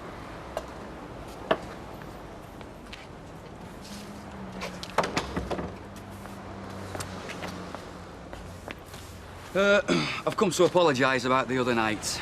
It was out of order and I shouldn't have done it. And anything I can do to make amends, then, well, you've just got to say, haven't you? Oh, come on, Percy, don't make it any tougher than it already is. Do you mean it? Of course I do, yeah, look. I'm sorry. No, to make amends. Oh, you heard me, didn't you? I'll get a bucket of water and show me lady you can do the windows. I can do the windows. I went to see my mum this afternoon. Oh, look, toothpaste, eh? Look, if you can persuade your brother to put the cap back on, that might last all week. I went to the Queen's to tell her something. Look, it's your business, Andrew. Believe me, I'd prefer not to know if it's all the same to you. Well, I'd like to make it your business, Dad. So, you'll sit down. Well, if you sat down, you can't hit me, can you? Ah, how important, eh? Yeah.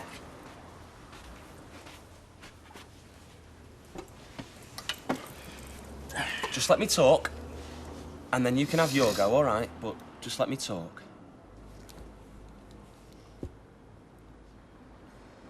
I'm getting married in 2 weeks. And I want you and my mum to be there.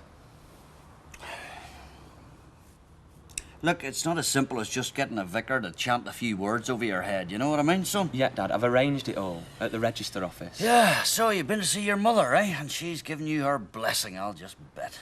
Well... Yeah. Oh, she still believes in the sanctity of marriage, so she does, as long as it's for other people, that is, you know what I mean? This is between me and Amy, Dad. Well, I'll tell you what, you're certainly following your father's footsteps, that's for sure. I mean, the younger you get married, the younger you can get divorced. It doesn't have to be like that, though, does it, Dad? White for you, Craig. Sorry. Your coffee? Yeah, he has milk in his. Hey, that was a smashing meal, Mum, thanks. Oh, glad you enjoyed it. Actually, I surprised myself it turned out so well. It never went to steaks when I lived there. Have you come into money or something? Less of it, madam. Help yourself to sugar, Craig. Cheers. We never had steak because there was never anybody to cook it. I was always too busy, and this one doesn't know how, or so she reckons. Well, I've always been allergic to kitchens. You do most of ours, don't you? What? Cooking. Yeah. Do you like cooking, Craig? It's all right. What sort of things do you do? What do you mean? Well, you know... My mum means what kind of meals. We can do anything. And if it's something I don't fancy, then he takes me out, don't you? Can't be bad. There's some good places near us. Bit hard on your pocket, though, eh, Craig? Can be.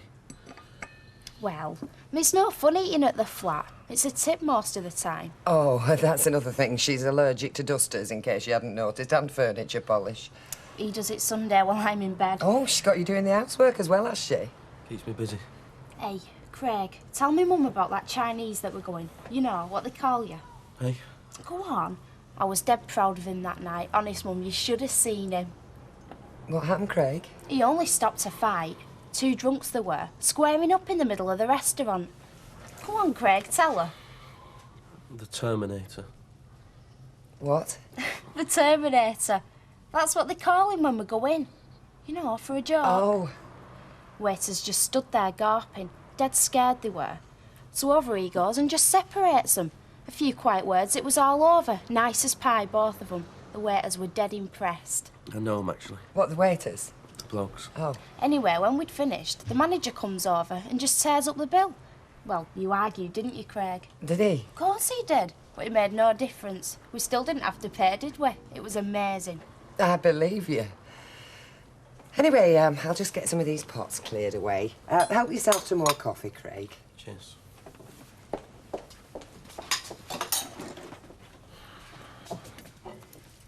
You don't mind if we shove off soon, do you? Only we're meeting some friends at the jazz club. No, of course not, love. I'm really glad you like him. He likes you and all. How can you tell? He doesn't say much, does he? Well, he's shy. Come on. I'll wash up. You go in there and talk to Craig.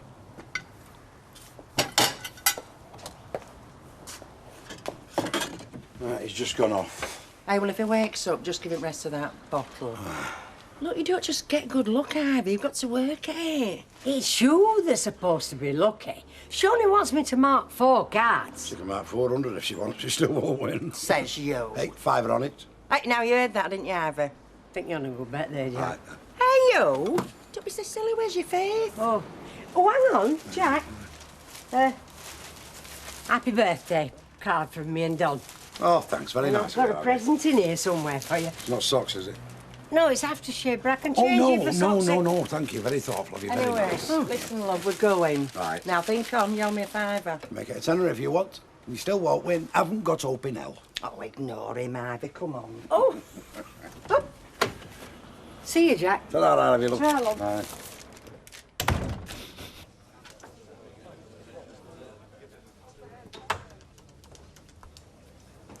Well, I found out what was going on at dinner.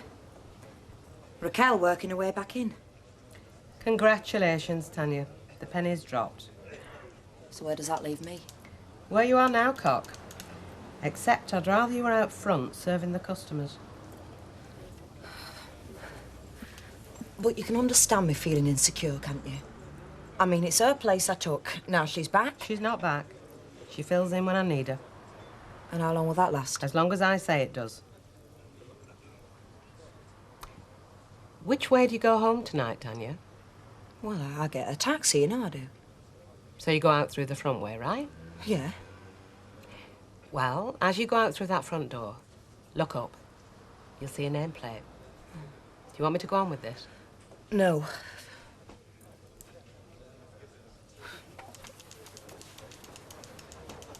Cheers, Andy.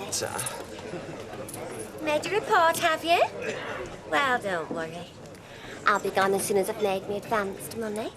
You what? Me advanced modelling course in London.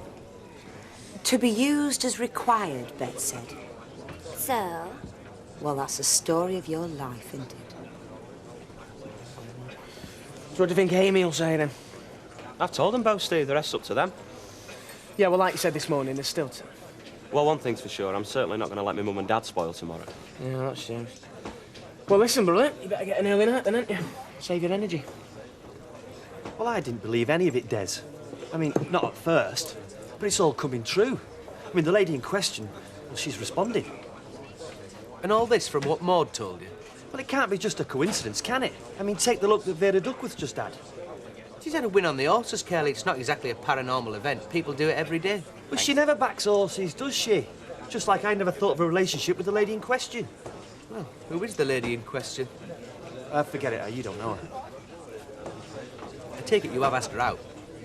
No, not yet. She might spit in your eye. Have you thought of that? Oh, you're just being a sceptic. Yeah, and you're romantic. Oh, come off it, Curly. Maud couldn't predict tomorrow's daylight. You wait. I was once like you. Stupid. Thanks. Jack! Where's your fiver? Add it to this. Look, I won £100. I've shared it with Ivy 50-50. Look, sit down. And you sit see, you down. didn't believe me, did you? Well, I told you didn't believe Vera! What? Auntie Sissy's been on the phone. Auntie Sissy? It's your dad, Joss. What's up with him? He collapsed. There's nothing they could do. He's died.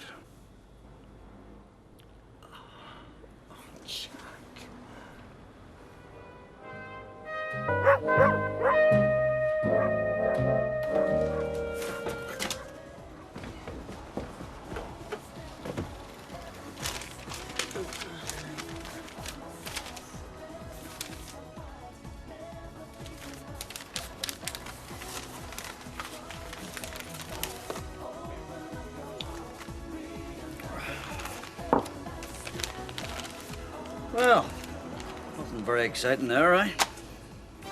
That's the one, it's for you. All right, thanks.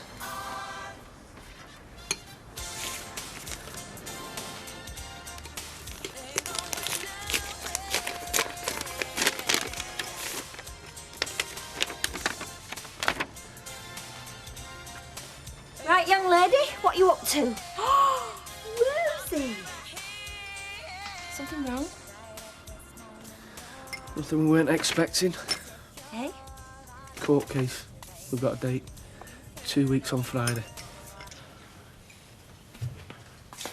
Oh, come on, Vera. He had a good innings, you know. I still can't believe it. I can't believe that it's gone. Yes, well, he has. Life must go on. That's what Josh would have wanted. Yeah, I suppose so. Good girl. Right, now, what do you say about a bit of breakfast, eh? Oh, I couldn't fancy a fry-up, Jack. Not this morning. I could.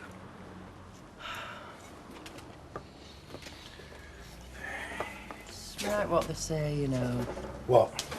Well, as one door closes, another one opens. Well, in my case, one door closes, another one slams on my fingers. I'm talking about life. Life? Yeah, well, losing my dad and... Well, there's here Tommy. He's got his life in front of him, hasn't he? I suppose that's what life's all about, isn't it? Aye. Eggs. Fridge. I mean, it don't make it any easier losing your dad, but... I think having our Tommy, you know, well, it just helps. Makes you understand. Right. Lad. Bottom shelf.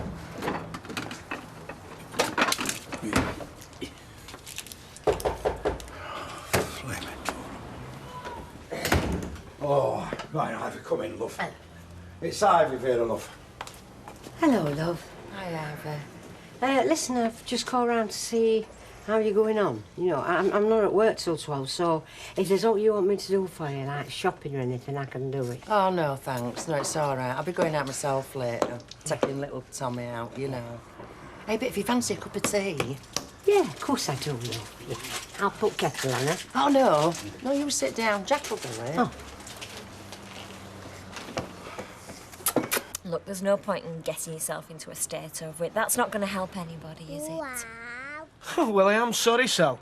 But it does happen to loom fairly large in my life at the moment.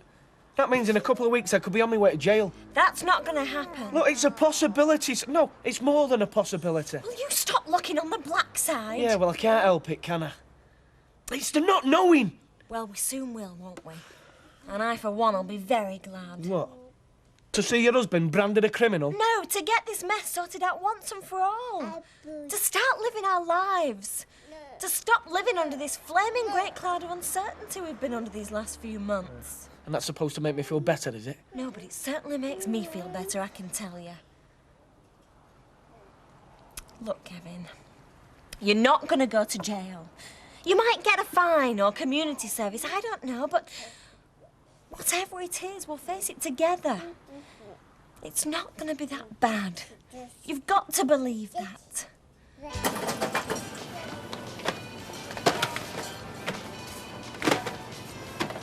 All right, mate. Hello, mate. What are you doing here? I've been on a delivery, so I thought I'd come in for a couple of cans. No crime in that, is it? Not that I know of, no. Right, well, if it's not me you'd have to, I'm going to get back to it then, mate, because I don't want Curly thinking I'm skiving. Getting time off this afternoon was hard enough. Time off? Yeah, go to the airport. Pick up Amy and Dom. Oh, well, I'm glad somebody's got something good to look forward to. Come on, out with it. Eh? Well, something's wrong, Steve, obviously. I got a letter from the solicitor this morning. We've got a date for the court case. And the old fella's well chuffed, I can imagine. Well, I haven't told him, and I don't intend to, not yet. And there's no point making me life a misery before I have to, is there? So anyway, if it does come up, you know nothing, right? Thank you. Okay. Elaine! There you are. I wasn't exactly hiding, Norman. Miss Turnbull. What about her? Well, she's on the tills. Yeah, I know where she is. I put her there. Well, that's not her job, you see. Her job's on the shop floor. No, but she's been trained for the tills, and we happen to be short-staffed. We had folk queuing, so I thought if I put her on there for half an hour, Look, then... I understand your logic, but I wish you'd had a word with me first. I mean, you know the system when it comes to the deployment of staff in this store. I take overall responsibility. And if there are any changes, I expect to be kept fully informed. I see. Well, I'm very sorry, I'm sure. But for one thing, you were on the phone when the situation arose and had been for the last 10 minutes. And for another, I did think that as assistant manager, I was allowed a little bit of authority. Yes, but when it comes to staff change... It's all right. I've got the message. Well, it's not as if it's the first time, is it? Don't worry, Mr. Watts. It won't happen again. Look, I don't want to make a big thing out of this. If that's all you wanted me for, I would like to get on. There you are. That's better, innit? Hey, and when I put this stuff away, I'll make us something to eat, eh?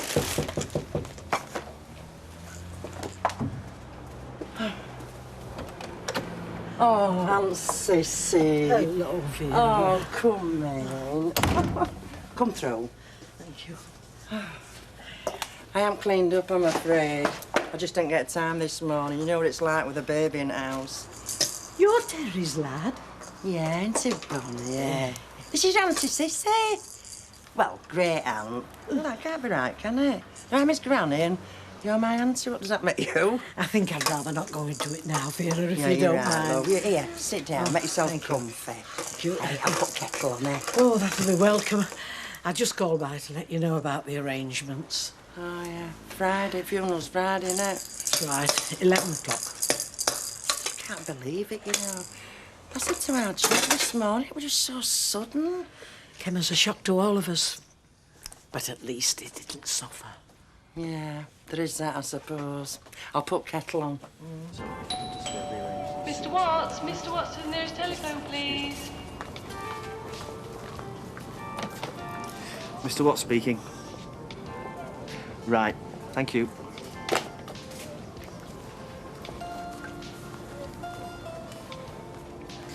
Right.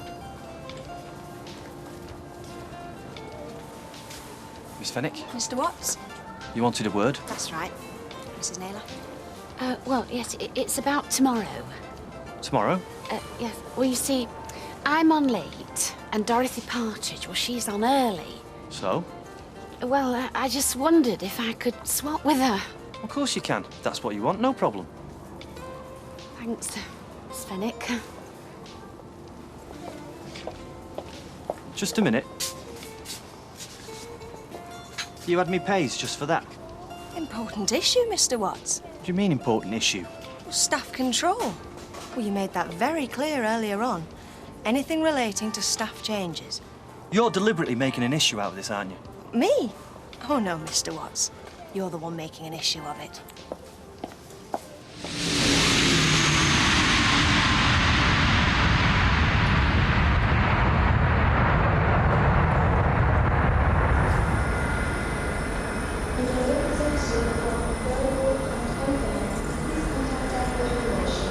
You could have had a bite to eat with us, you know. It's very good of you, Vera, but I really do have to get back. Listen, I meant what I said, you know, about everybody coming back here after.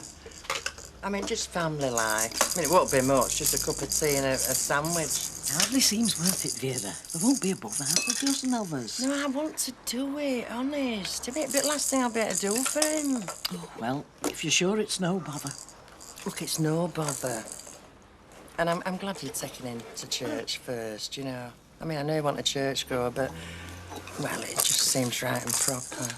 There'll be no fancy mind. Oh, no, just keep it simple. It'll be simple, all right. Have you any idea how much a funeral costs these days? Well, I know it's not cheap. Exactly. Just left no provision. Would the representative from Grant Away please contact Airport Information?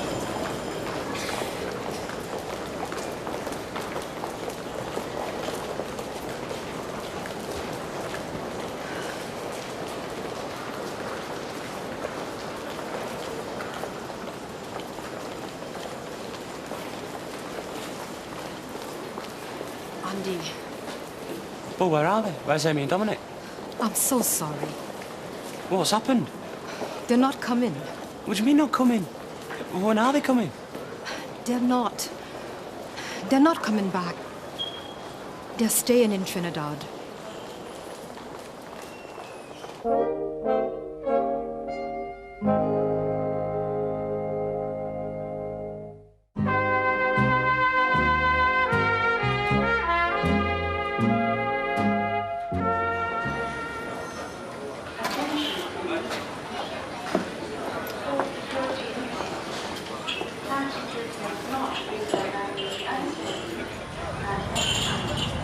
I just don't believe it. She wouldn't do this to me. She felt she had no choice. She just couldn't see it working out. Of course it'd work out. Why shouldn't it work out? You've made many sacrifices. Sacrifices? You've already given up a lot for Amy. Your university. That was my decision. But would you have given it up if you had not met Amy? I did meet Amy. It's not the only thing. It seems some things your mother and your father said. Was a load of rubbish, yeah. Listen, if they can't accept Amy and Dominic for what they are, that's their problem. Honestly, if it's anything they've said... Please, Andy. What Amy has decided is not down to your mother and father. She has made up her own mind.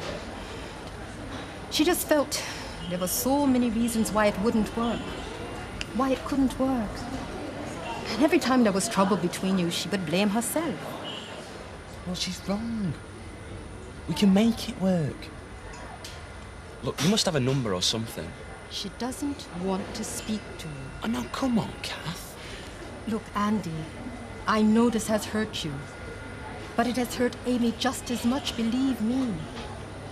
It is not a decision she's reached without a lot of heart-searching.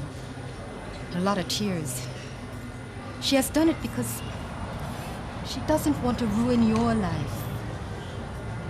Please, don't do anything that will make things worse for her than they are already. If you love her as much as you say you do, you'll leave her be. Give her a chance to pick up a life for herself and Dominic again. She asked me to give this to you. Go on, Andy, please. Take it.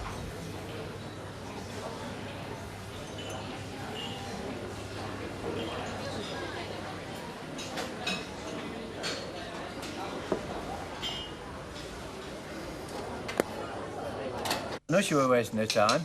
Eh? Dreamboat there, going on this modelling course. Oh, what she reckons. Well, what's she doing back here then? Waiting for a big chance. Phone could ring any day now, according to her.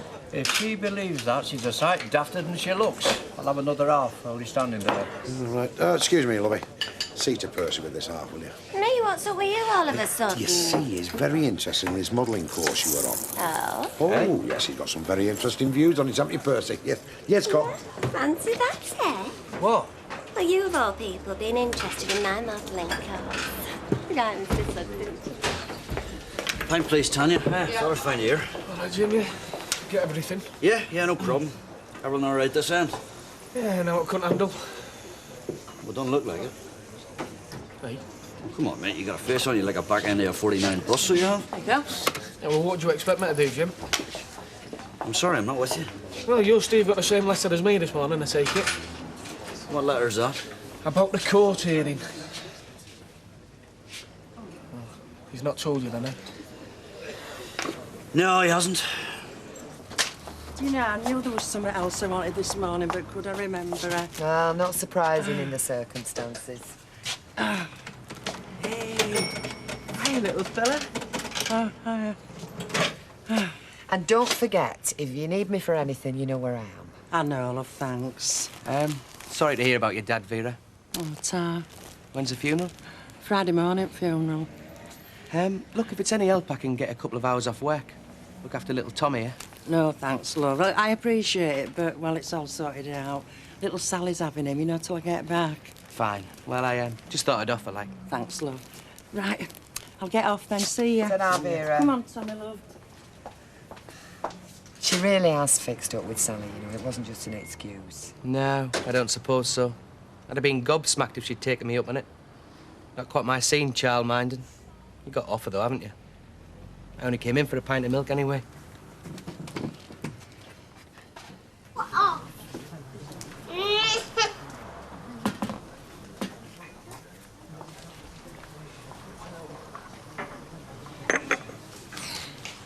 Penny for him. Was it that obvious? You weren't just miles away. You weren't on this planet. Oh, yes, I was. So what is it? Milado and his dad? No, it's nothing to do with them. It's Kevin. Kevin? He's got a date for his court case. Oh, I see. And when is it? 2 weeks on Friday. Well, come on. I mean, it's not as though he's going to prison, is it? Well, that's what I keep telling him. But getting him to believe me, that's another thing. I don't know how I'm going to cope, honestly, I don't. 2 more weeks of this.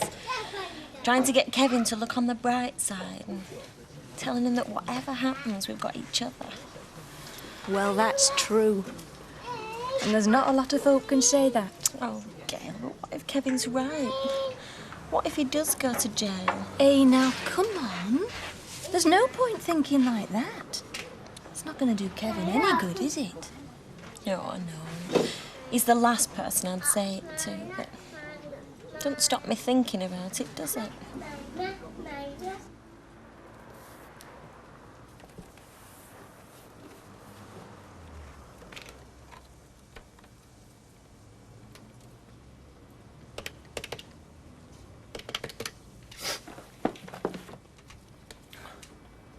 Hi, I'd like some information, please.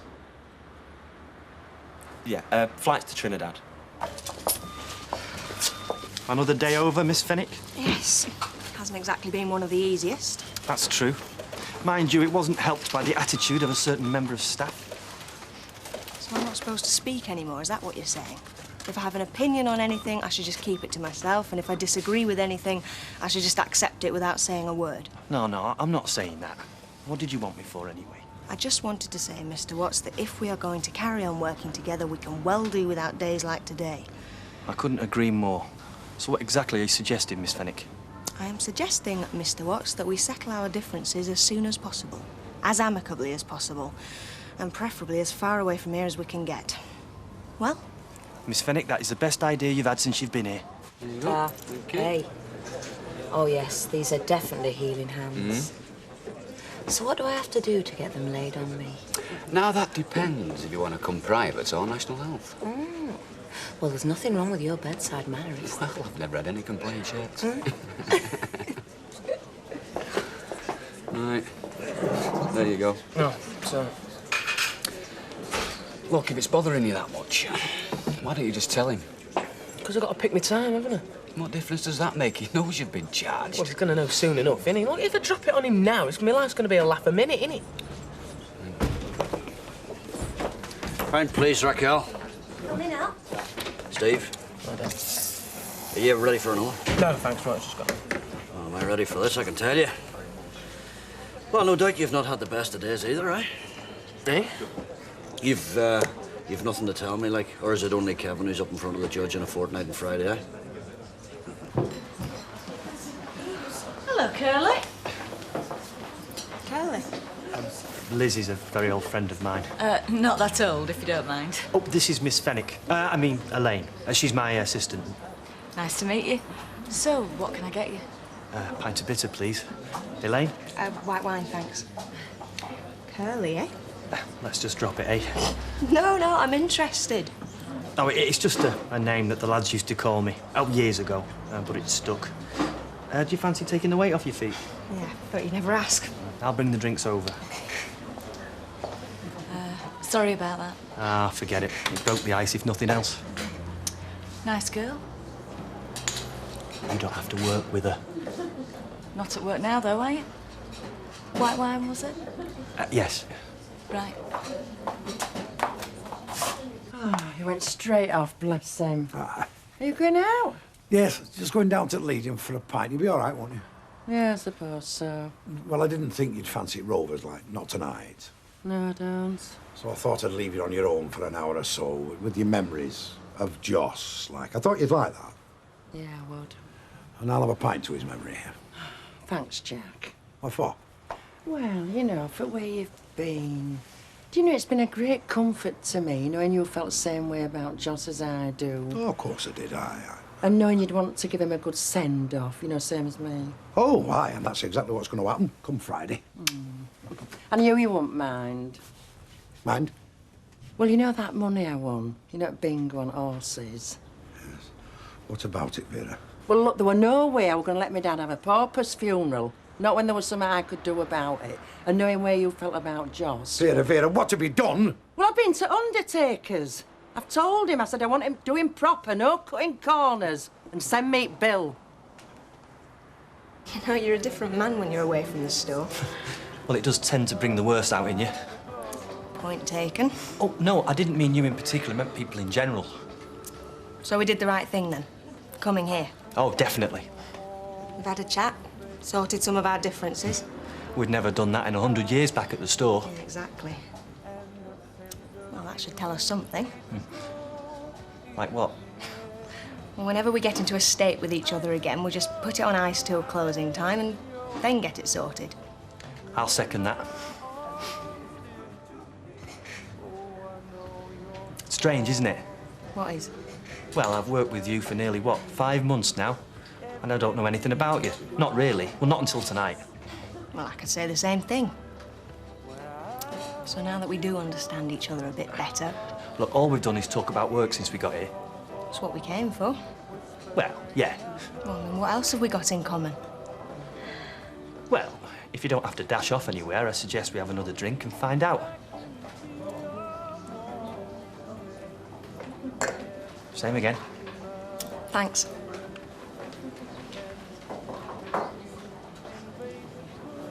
Well, I was just passing by, so I thought I'd come in, welcome them back like, you know what I mean? I thought there might be a drink in it, never entered my mind, done it? So where are they?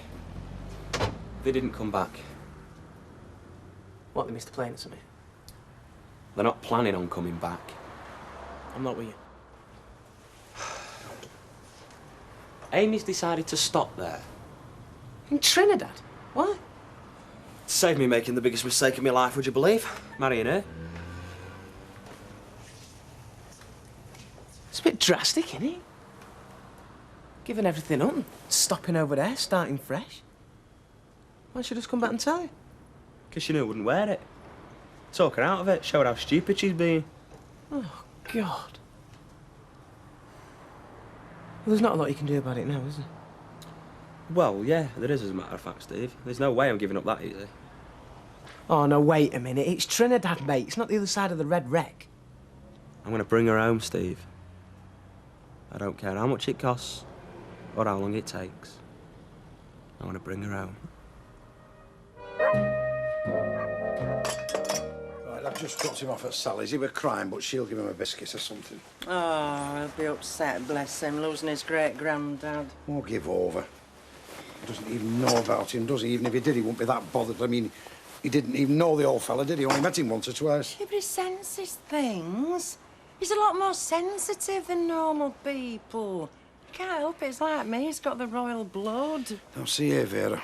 I don't want to speak ill of the dead, and I know we're burying the old man this afternoon, but this royal stuff, I've told you before, it was just Josh's tales. It wasn't. His mother were Edward VII's daughter. And it wasn't legal. There were no marriage lines up like that. And she got it from her mother. who told Joss when she was dying. I mean, look, they don't lie about things like that. Josh would. He'd lie about what he had for his breakfast just to keep in practice. That's my father you're calling, you swine. And ain't even in his grave yet. All right. Leave it alone. I don't want to upset you. You see, when Joss told me, well, everything fell into place. I always felt different as a kid. Anyway, I've written. What do you mean you've written? To the palace, to Her Majesty. Just a little note to say that Joss had died. Well, I thought she'd write to know. You've written to the Queen and you posted, have you? Yes, I know the right thing to do, and I'm sure she'd like to know. You didn't by any chance mention me in this letter, did you? You? What did I mention you? What's it Queen about? Well, good. Because when they come in the white coats, they're going to come for you, not for me. Because you are absolutely puddled. Look what you've lashed out on this ale here. That is the funeral. It's going to cost you a bomb, woman. Look, I want a bit of support from you. Not all this argy-bargy. I'm burying my dad today. I want to show a bit of respect. Yes. Okay. I knew you never liked him. Don't be silly. Of course I did. Well, he never liked you. Of course he did. Did he, heck? Took against you as soon as he saw you. He thought you were a nasty piece of work. And now it's too late. He won't get to know you, will he? Not that he'd have changed his mind if he had mind. Hello. What's up? What's up? You know damn well what's up. Oh, no, wait a minute. What I meant was what you're doing here at this time in the morning, that's all. Tea in a pot if you want some. How much money have you got? 15 quid, what? No, I mean real money, Steve. Can you put your hands on 400 quid? 400 quid? Well, it depends what it's for. It's for plane tickets, Steve. We're going to fly out to Trinidad and bring Amy back with me. Now, wait a minute. Look, she told her mum that she didn't want to wreck my life, right? So I'm going to fly out there, tell her the only way she can wreck my life is if she doesn't marry me, then she'll know I'm serious. Listen, I don't think this is a good idea. You don't have to, Steve. I do. That's all that matters. Now, can you lend me the money or not? No. Right. Well, even if I did have the money, I won't give it you. Listen, why don't you just write her a letter or something?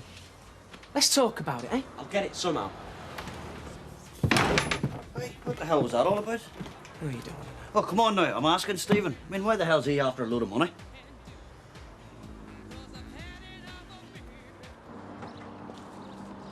Let it go, love. It's best way. Why does he always have to take the best, eh? It's his way, love. We can't understand. We're not meant to. Well, why can't he take them that won't be missed, eh? Hey, Sissy, this fella here, do you know him? I can't see him proper. I need me other glasses. Hey, up. He's coming over here. You'll be Joss's lass. I'd just like to say, look, he'll be missed. Thank you. My name's Kay, Joe Kay. You don't know me, but I knew your dad. We was big pals at one time, grew up together. Oh, thanks for coming. He'd have done the same for me, love. Hey, listen, we're having a bite to eat, you know, something to drink back at house. I mean, you're quite welcome to come. You and all, Archie. Ah, right, all right. Seem off right, you know.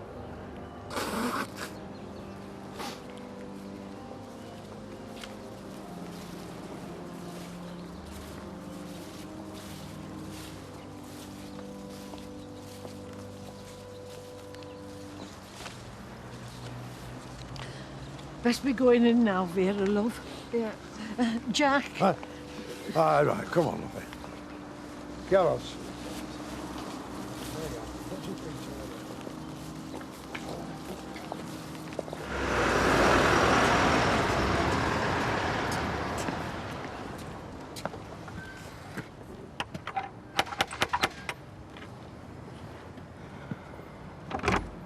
Andy, Oh.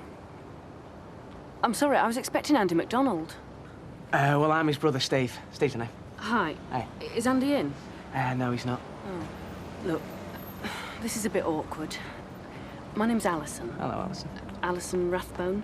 I'm a friend of Amy Nelson's. And she wants me to... Well, the point is, I've got a message for Andy, and it's important. Well, all right, better go and see if we can find him then, eh? So, you're a friend of Amy's, then, eh? Well, any friend of Amy's is a friend of mine. Look, you do know where Andy is. Oh, I know where to start looking, yeah. Come on.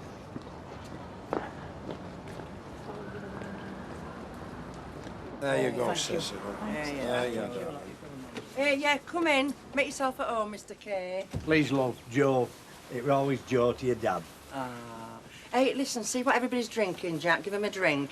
I've got some ham in the kitchen, Sissy, and a stamp pie. My dad loved a stamp pie, didn't he? Right, now there's some lager there, lads, or some bitter. Is that Scotch you can see? Drop of Scotch, Jack. I think that'll go down best. What it might. Same for me, Jack. Hey, what did you think to that flaming parson? Do you know we're blazing? If we hadn't have been stood in house of God, I'd have kicked him right up the cassock, I would that. What was wrong with him? I thought he were all right. Well, he didn't know Joss at all, did he? Saying that no man's an island and that Joss is passing as a loss to the community. Why, we're wrong there, right enough, eh? And saying how Joss is at rest now from the pilgrimage of the Vale of Tears, free of his sorrows. Just wasn't like that all. He liked to laugh and a joke. He wanted misery. He'd no time for Vickers, you know, your dad. Couldn't abide Vickers.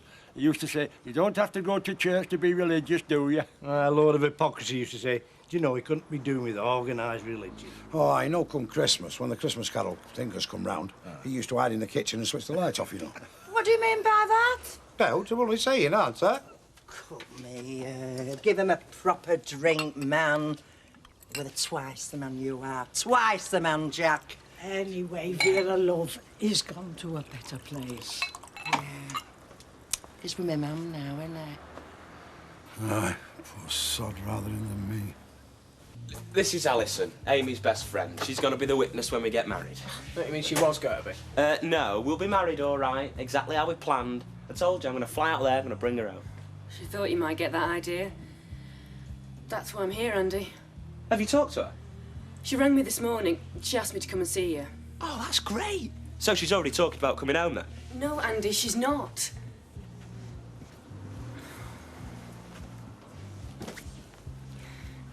Look. Oh, hell, this is really difficult. The thing is, Andy, what Amy's mum told you, well, it wasn't really right. It couldn't have been. I told you, didn't I? No, listen, please, Andy. She didn't want to hurt you. She made her mum tell you she was staying away because she didn't want you giving up university and all that. And that's true, but there's more to it. A lot more.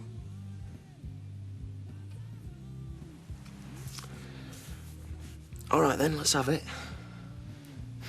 Like I say, she rang me. Because she suddenly realised, knowing you, you might just be thinking of jumping on a plane and going out there after her. He was. He tried to tap me for the airfare. Yeah, all right, Steve, give it a rest a minute, eh? That's why she decided you better know the full situation. When she got to Trinidad, who should she run into? Only Errol. Errol? Who the hell's Errol? It's Dominic's dad. Right. Dominic's dad. And Dominic thought his daddy was terrific. And Daddy liked having Dominic around. Bit late to discover something like that, innit? Well, I don't know. To be fair to Errol, I always got the impression he wanted to marry Amy when she got pregnant, and it was Amy who wouldn't. Anyway, doesn't matter now. Well, Amy was seeing quite a bit of him. And one thing led to another. Lovely. That's more or less it. Amy's gonna give it a go with him. And he is Dominic's dad. Yeah. She said to tell you, don't hate her.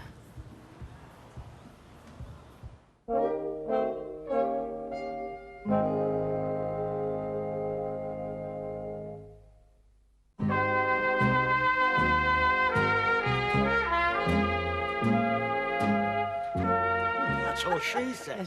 After this, is a hotel she'd fancy like. And he said, there is. Have you such a thing as a Farley's Ruz? Hey, that one of your Jossies with that. You like to laugh, Oh, did you? Oh, I did. You like to laugh at a joke, not like some men. Hey, Jack, get that other bottle of scotch, you know, behind the bar. There's plenty of ale there, not been touched. It will be, eh? Don't you worry about that, it will be. Come here. Here.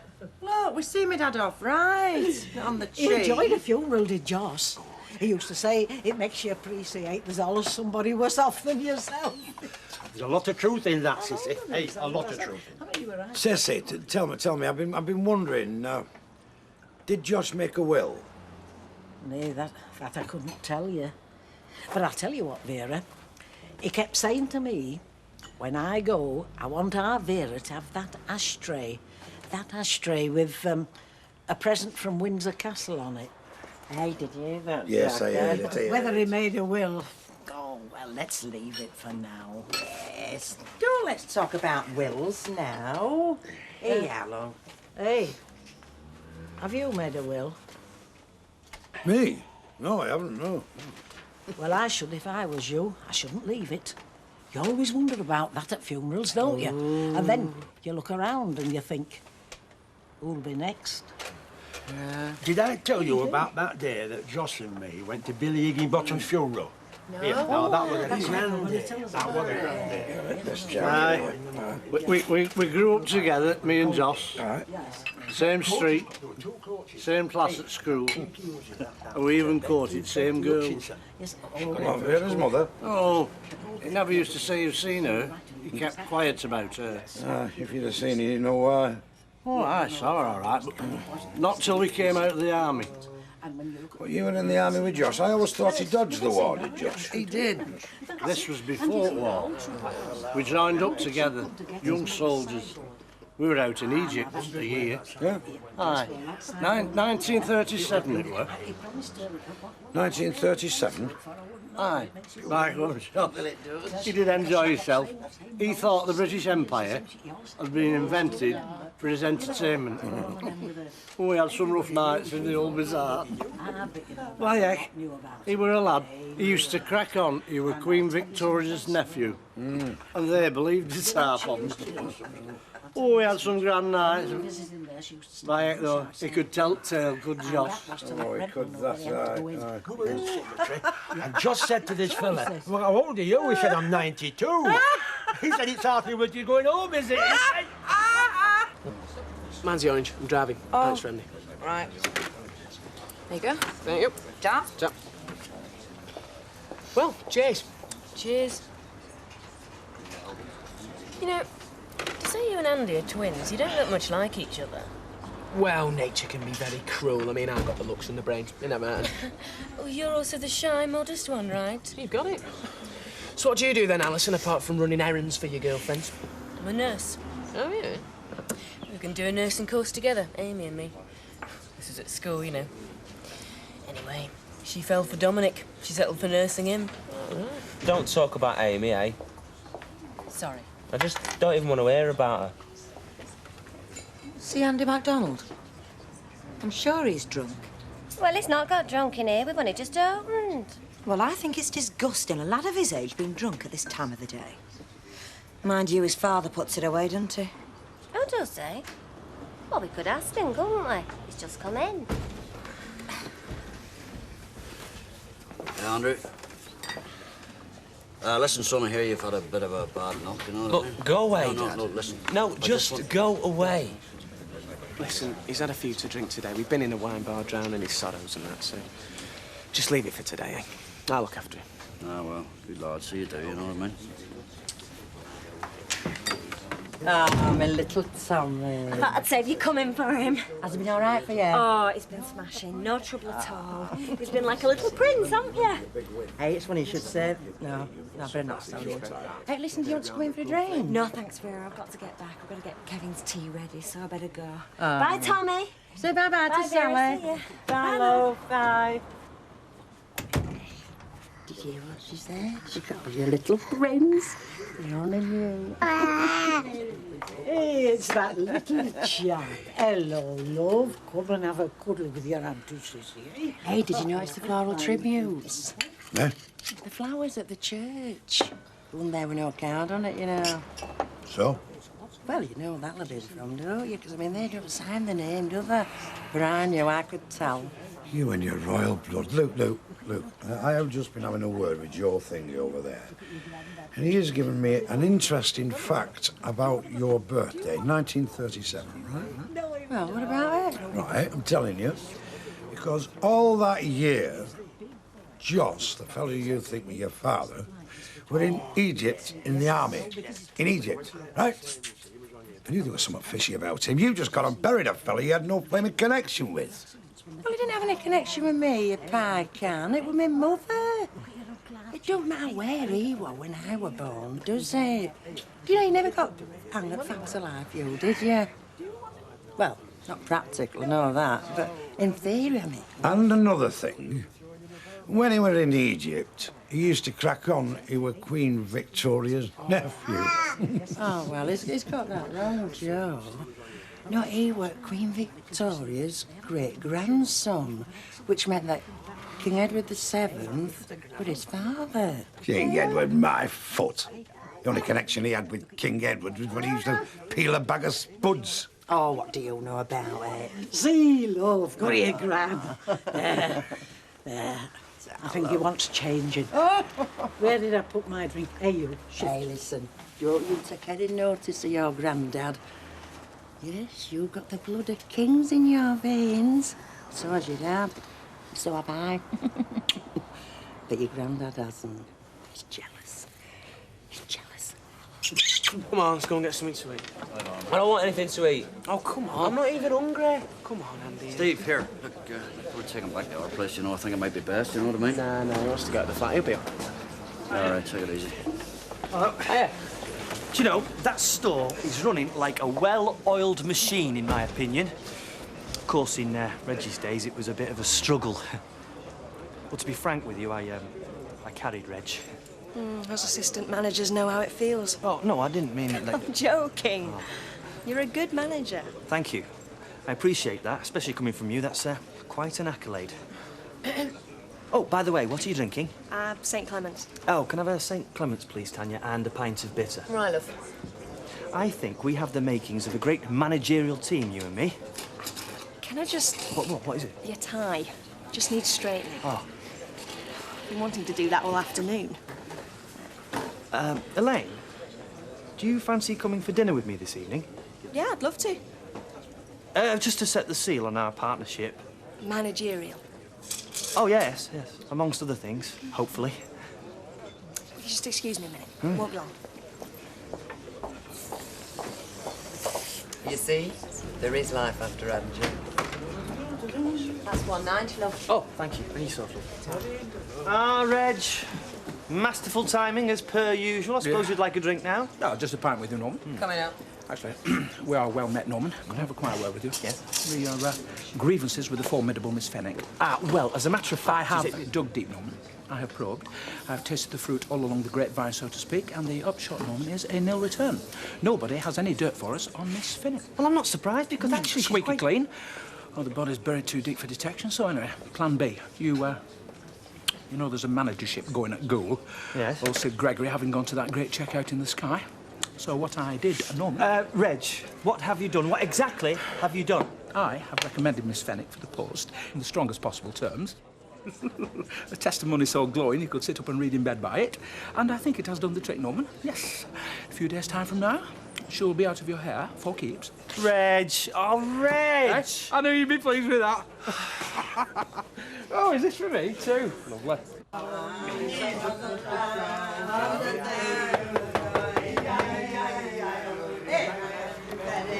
Oh, come in, Ivy, love. Hello, love. Listen, how did the funeral go?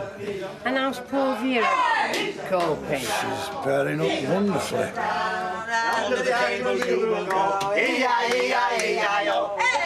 Vera? Ivy. Ivy. Best friend a woman ever had. Hey, Jack, you a drink? No, I'm going. Do you know I only come to see how you were managing? No, give her a big one, Jack. We've seen him off, Ivy. We've said good night and God bless to him. Yes, love, I know. And I tell you what, if he were here now, you know, he'd be having a laugh and a joke. Yeah, he wouldn't want us to be miserable. Have a laugh, have a drink. That's what he said, because he liked to drink you. Oh, I did, didn't he? Hey, but do you know what? On the other hand, you never saw him drunk, did you? You what? We carried him home from ship many a time, me and Arthur Carter. You never did. Many a time. Here, we dropped him once in Gas Street. Here we're blue. You never saw Joss worse for drink. Well, excuse me, Vera, But your mother said Shirel's own job with him some nights. He wouldn't take his boots off. Rip sheets to begging, she told me. Hey, now, listen here. I'm not standing here having you call my dad, blacken his name when he's not here to defend himself. I can see your mother now. She could turn nasty when she'd had a drink. Excuse me? Excuse me? What do you mean? What are you on about? You see how it is, Irene? In the midst of death, we have life. I don't care.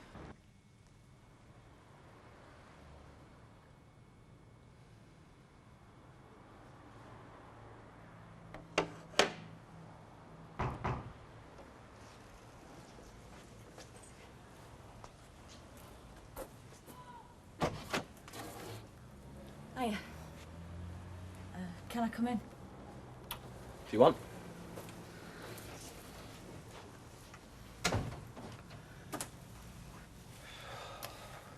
I heard about Amy. I gather she's not coming back. You'll be celebrating tonight then, I dare say. No, I won't. Never liked her, Mum. Oh, Andy, I didn't dislike her. Look, I'm here to patch things up if you'll let me. I know how rotten you must be feeling. Hey, I'm your mum. Whatever arguments we've had. Admit it, though, Mummy. You're glad this has happened, aren't you? You never wanted me and Amy to get together. I wasn't against Amy. Or you. I'm never against you. Yeah, all right, Mum. Some other time, eh? Not tonight.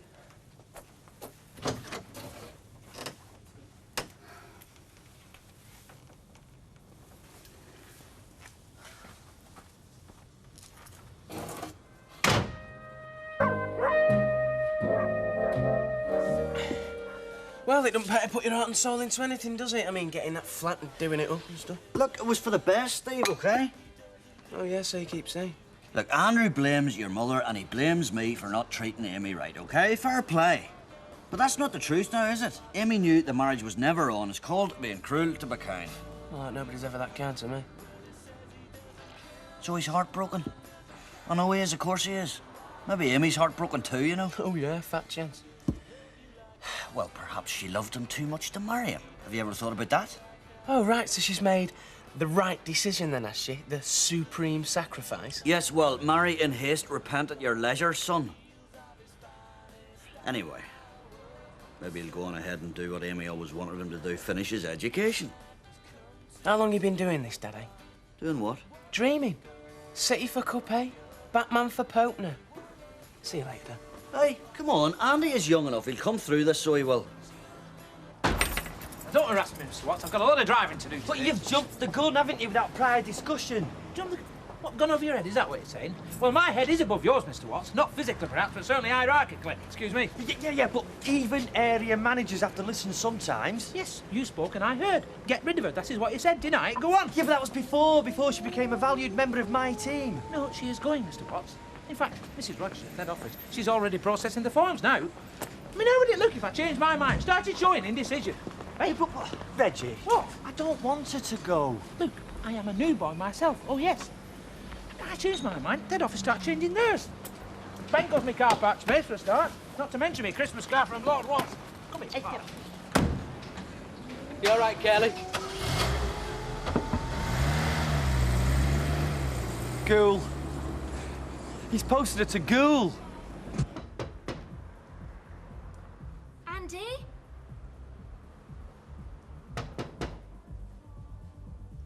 Andy? Open the door, love. I bought you some tea and toast. Thanks, Gail, but I'm all right. Are you sure? I'm sure, yeah. Fine. Thanks very much. Thank you. So, Well, that was a waste of time. What, no answer? Wouldn't open the door. Oh, well, best forget about it again. We're probably panicking for nothing. It was your idea. No, I just said I thought he might be upset, that's all. Anyway, like I said, let's just best forget about Yeah, it. OK, it's forgotten. Where was I up to? I mean, you did hear him, though, did you, sort of moving about? No, it was very quiet. Quiet? Well, we don't know that he is all right then, do we? I spoke to him. He said he's all right. Oh. Right, well, toasted tea cake in the corner. Couldn't pour that tea for me, could you, love? Right. What's this space here? Appointment with me bank manager, love. His idea, not mine. I only want a wash and a trim. Well, I can fit you in this afternoon. It's got to be this morning. You'd make a space for her, wouldn't you? Who's there? Twiggy over there. She means Raquel. I fit Raquel in when I can, Tanya. Just as I can fit you in this afternoon. Forget it.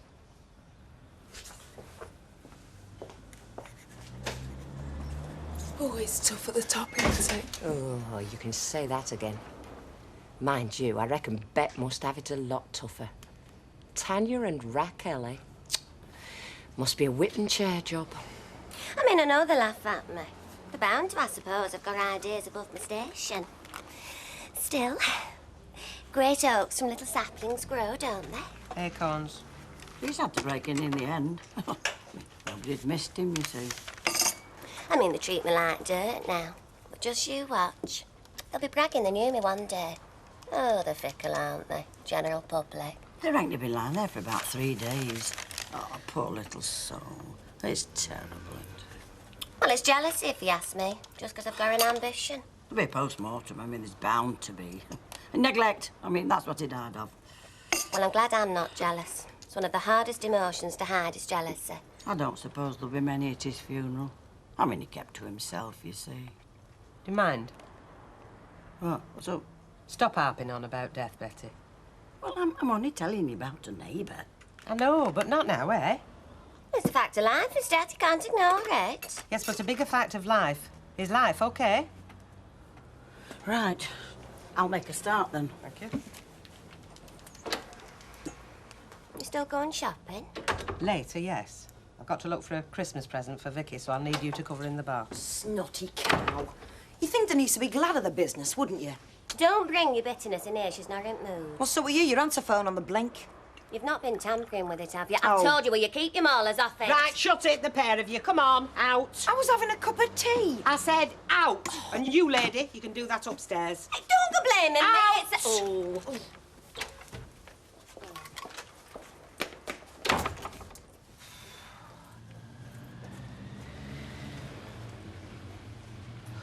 You don't know how to keep it shut for a minute, you do you? At least you've got a cup of tea. Hey, this machine's been moved. I've not touched it, I keep telling you. Well, somebody has.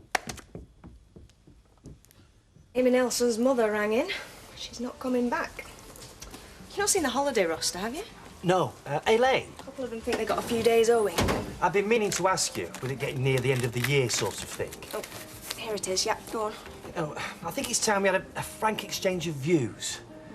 How you feel about the job, the store, the atmosphere created by yours truly. You know, Molly Sinclair's definitely got 3 days owing. I don't know about him in the warehouse, though.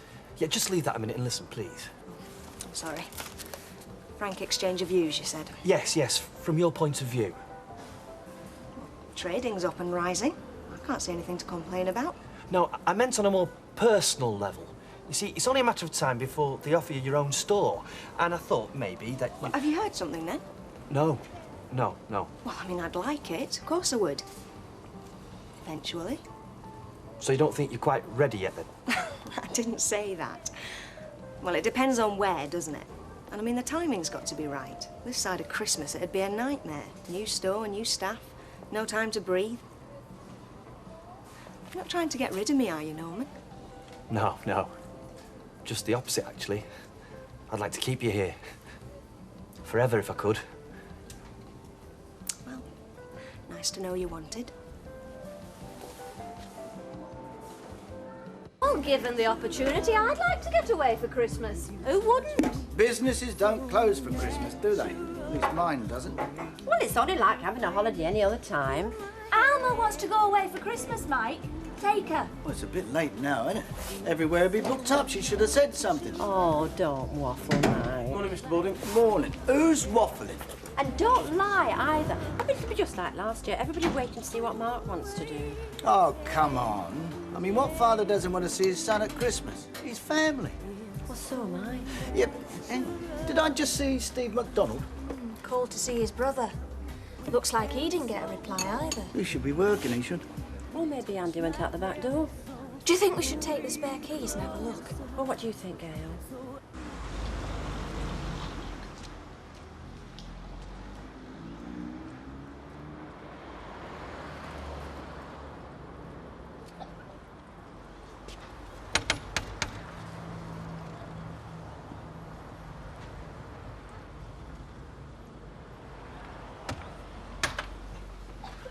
Kath, can I come in for a minute? Look, Andy, there's nothing more to be said. Look, just a minute, that's all I want. Look, there's something I've got to know. You better come in then.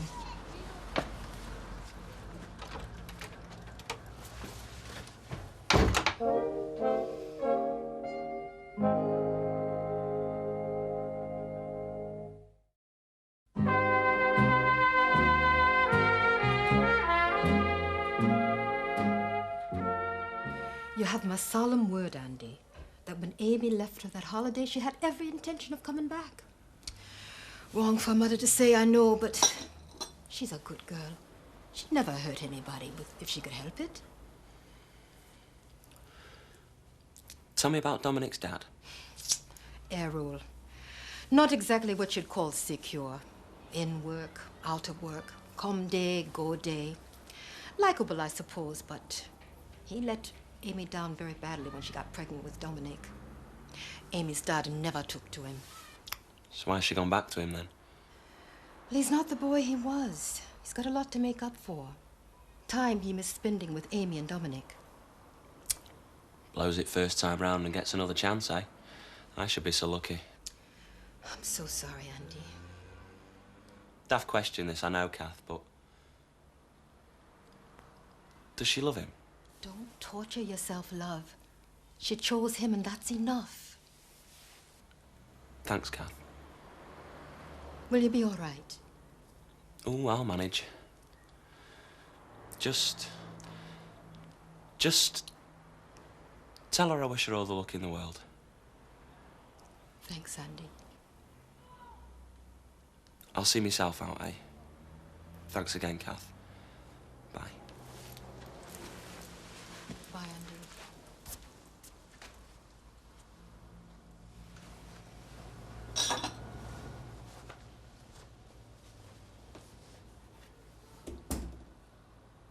Okay, Doc. Thanks, Billy. Thanks, love. What did Raquel say when you invited her out shopping? Jumped at it. Did you a favour and all, didn't I?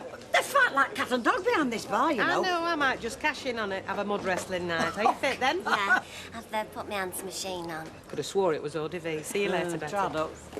But go on, the taxi's waiting.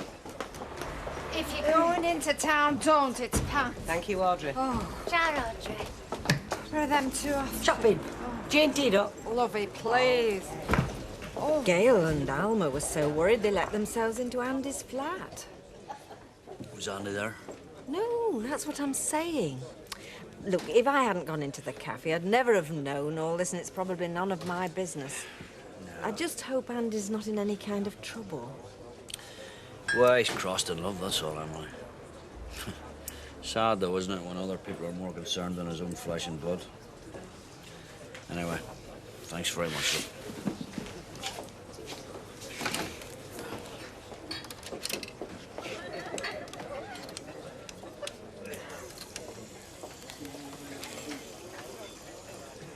Yes, hello. Can I speak to Mrs. MacDonald, please? It's Mr. MacDonald, okay? Yes. Oh, come on, Mrs. Naylor. You heard the girls. They want a Christmas party. That includes everybody. Under any other circumstances, Miss Fenwick. Branch staff only, I promise. No area managers. I know, but you can't guarantee that, can you? I mean, I'm sorry. I don't think so. Where were you at lunchtime? I had to nip out to the bank. Why, what happened? Deputation from the shop floor. Staff want a Christmas party. A party? Yeah, sounds like fun, doesn't it? Give us all a chance to let our hair down. I don't think so, Elaine. What, you mean we can't have one? No, it's just that, well... Good. Then we're having a do, and I'm organising, OK? And you're going to be there, like it or not. Anyway, I've got a piece of mistletoe just your size. Be warned. I can't go, you see, because I know for a fact Reg Holdsworth will turn up. But I mean, there's no reason why you can't go, is there? I can go, but she can't go. What, Elaine? Maureen, can you keep a secret? You know I can't. Well, Reg, he's transferring her to Ghoul, but she doesn't know that yet. And you don't want her to go, do you? No, I don't. No. But Reg is determined. But Elaine, she's indispensable. Yes. I mean, she's keen, she's efficient. She's attractive. I'm sorry. She means more to you than just an assistant, doesn't she? Am I that obvious? Only to me. And I'll never say anything. Yeah, I know. You don't know. Yeah. Does Elaine know how you feel? I shouldn't think so. Well, it's pointless telling her because she's being transferred to Ghoul. Hey, you listen to me. Now, Reg Holdsworth has blighted my life. Don't let him blight yours. Now, just you go and fight for her.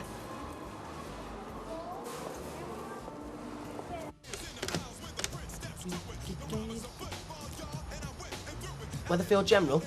Hiya, yeah, I'm trying to get in touch with one of your nurses. An Alison Rathbone.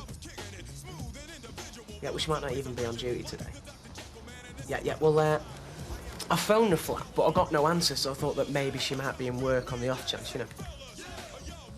Yeah, I appreciate how busy you are, mate, but this is important. Yeah, well, I've been away, you see, for 2 years in the Persian Gulf, and I'm only back for the day, and I thought that maybe... Yeah. Yeah, well, thanks, pal. You've been no help at all. So. Ah, well, that solves the mystery. Where you been all day? Perching Gulf, eh? What was the weather like? Ride any camels? Oh, come on, Mr. Borden. I've not been out all day. Oh, no. I caught you earlier in the caff, didn't I? Knocking on doors and running away. Yeah, but I made that time up. I worked through my lunch. Yeah, on my phone, I bet. Well, the next time I catch you trying to get in touch with your cousin, I'll get in touch with my uncle. He works at the job centre. I'll tell him there's a vacancy at Baldwin Designs, all right? It's a crash assignment, Raquel, so if you can get back to me as soon as possible, I would appreciate it. You know the sort of thing, blouses and tops for a spring-summer catalogue. Look forward to hearing from you. Bye. It's Ray Drummond. I've worked for him before. Well done, love. I'll just go and dump this lot.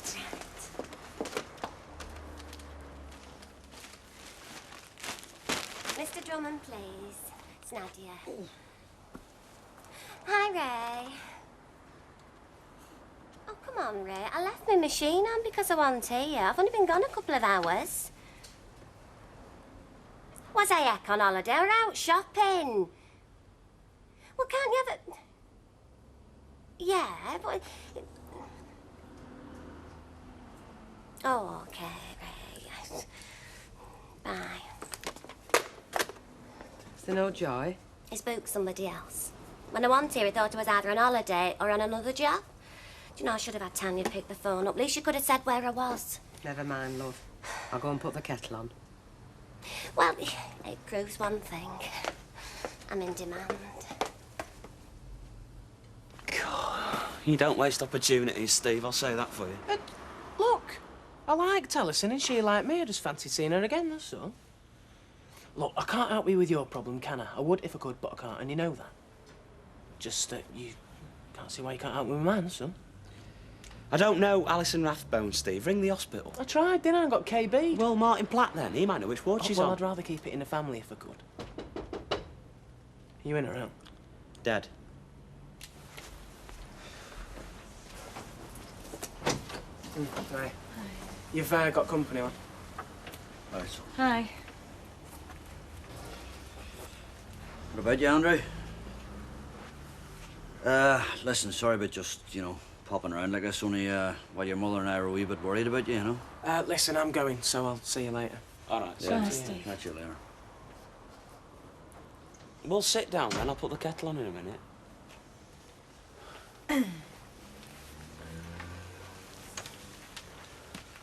Come on, then. Who's first? Right, well, look, like I say, your mother and I are... This well, isn't what I wanted. Not like this. Everything I've said in the past I meant. But it doesn't stop me hurting for you. Look, we're not to know the facts, of course we're not, but it seems to me like there's every chance this wee girl's going to come back, you know what I mean? No, there isn't. Look, I'm sorry if I blamed you two. It wasn't you. Not in the end, it wasn't. Oh, I don't like to see you like this. Like what, Mum? Slung over? Dumped? Beaten by a better man? Look, I know you feel like that now, but Oh, do you? I don't think you do. We didn't come here for a row, Andy, you know what I mean? It's not just love you give, though, is it, Dad, eh? You give yourself, don't you? You give everything you've got. You don't belong to yourself anymore, but that's great, innit? You can't think about the future, because it isn't yours to think about, is it? You've given it away, along with everything else. And then you wake up one morning, and it's gone. Just nothing. So don't tell me how I feel, Mum, all right? Ask me, Dad. I shouldn't have come. Liz.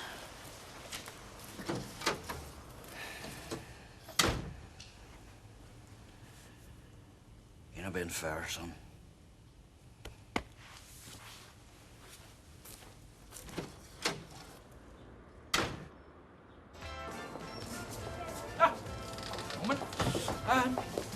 Keys to the stationery cabinet, please. What for? Never mind about that. Chop, chop. Come on, don't argue. Company policy clearly states that the master keys have to be in the possession of the manager at all times. Yes, but I have paperwork to do. Keys Norman, come on. Ah, Miss Elaine Fenwick, I thought you'd completed that bit of paperwork. Oh, you're not going on about that again, are you? All right, look, Form B50 if you must know. Expenses for the use. Have you got some in your office upstairs? Come on, no, keys, no. No! Am I the manager here, or aren't I? Well, of course you are. You've got your picture on the wall, haven't you? Well, how can I be expected to manage if the previous incumbent keeps coming in, meddling, interfering and making decisions for me? Meddling me? Hey, I've just done 200 miles, you know. The last thing I need from you is a party political broadcast. Come on, keys Norman now. No, Mr. Holdsworth, my office now. Yeah, you're always threatening young Steve. I mean, he's only worrying about his brother. Yeah, what's worrying me is using my phone to chat the birds up. I mean, what if a client phones through with a rush order? It's engaged, isn't it? Yes, but he's good at what he does. I mean, you said that yourself. Yeah, when he does it. Do you know something? I don't trust him, Alma. Oh, come on, he's a young man, Mike. Bet you were no different at that age. Well, you're not in a hurry, are you? Now, come on, Denise, have another. Got my accounts to do. Like I said, who'd be self-employed, eh? There you go. Ta. I mean, I offered to stand by the phone for her. I don't trust you, Tanya. Well, look where he got her. Lost her a job. Yeah, it's a shame. She's not only stupid, Des. She's fated. She's born under a star. I mean, some people are like that, aren't they? The only talent they've got is for self-destruction. What's your talent, Tanya? Laughing at other people's misfortunes? Oh, I might have known you'd be on her side. You're still sweet on her, aren't you? Well, perhaps we're a kindred spirit. Tanya. Tanya. Don wants serving love. Vamping you, was she? Getting close to seduction till you arrived. Don't fall for it, Des. She's dynamite. Yeah, well, I fell for a few of them in my time, Bet. Oh, come on, Reg. Ghoul is not even in your area. No. The upper echelons do communicate, Norman. I wanted to get rid of Miss Fenwick. Clem Siddall is willing to take her at Ghoul. Case is closed. But you said you wanted to get rid of Elaine Fenwick. Yes, at your insistence. I was merely carrying out the wishes of a branch manager, me. Well, can't you tell Mrs. Rogers that I've just changed my mind? Well, we've been through all this before, haven't we? And the answer's no. You're not doing this for me, are you? You're doing it for yourself. I mean, what have you got against Elaine Fenwick? Have you seen the monthly reports? Seen them? I countersign them. I don't see why I should sit here explaining myself to you anyway. There is nothing wrong with her monthly reports. They're concise, informative and extremely well written. Oh, yes, and what does that tell you? That she's very good at her job. Oh, well, the head office know that, don't they? They see it in spades every time she puts pen to paper. Look, she is very ambitious, Norman, very ambitious. In fact, so ambitious she'll never make a team player. And we all know what makes a good team player. Someone that you can manipulate. Wrong. Somebody who will cooperate. Reg, please, cooperate with me now, please. Just cancel the transfer. Subject is closed. It'd only take one word from you. No, Mr. Watts. Or me.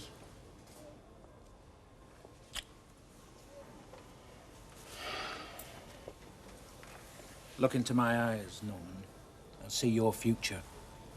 Looks bleak, doesn't it? Well, it'll be a damn sight more bleak if you go over my head with this one, because she's going, dear. And nod your head in agreement. Go on. That's right, good lad.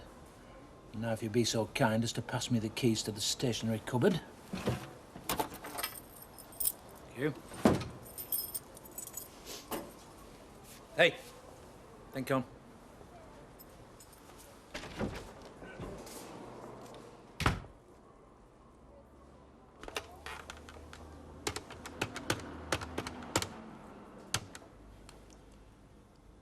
hello. Is Mrs. Rogers still there, please? Norman Watts, Weatherfield. Ah, Mrs. Rogers? Yeah, it's about my assistant, Miss Fenwick.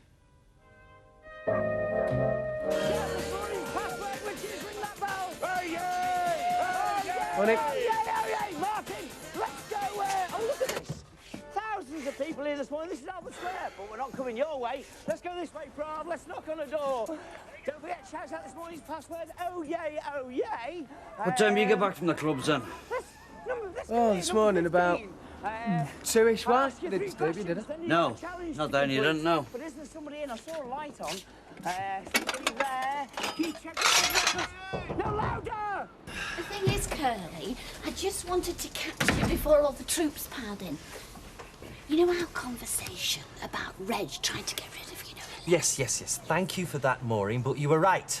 I shouldn't take any notice of what Reg has to say. It hasn't done you any harm, has it? No, And I'm sick of him sticking his oar in. You may run the store, Mr. Watts, but I run the area. Makes it sound like West Side Story. Yes, I know, but you see, after I slept on it, I thought, well, I've said too much, because if anybody knows how vindictive Reg can be, I do.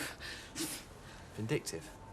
I wouldn't ring head office. You see, I wouldn't undermine his authority. I think it's much safer just to try and talk him into letting Miss Fenwick stay at this branch. You know, take him out for a drink. Yes, you know, talk him round.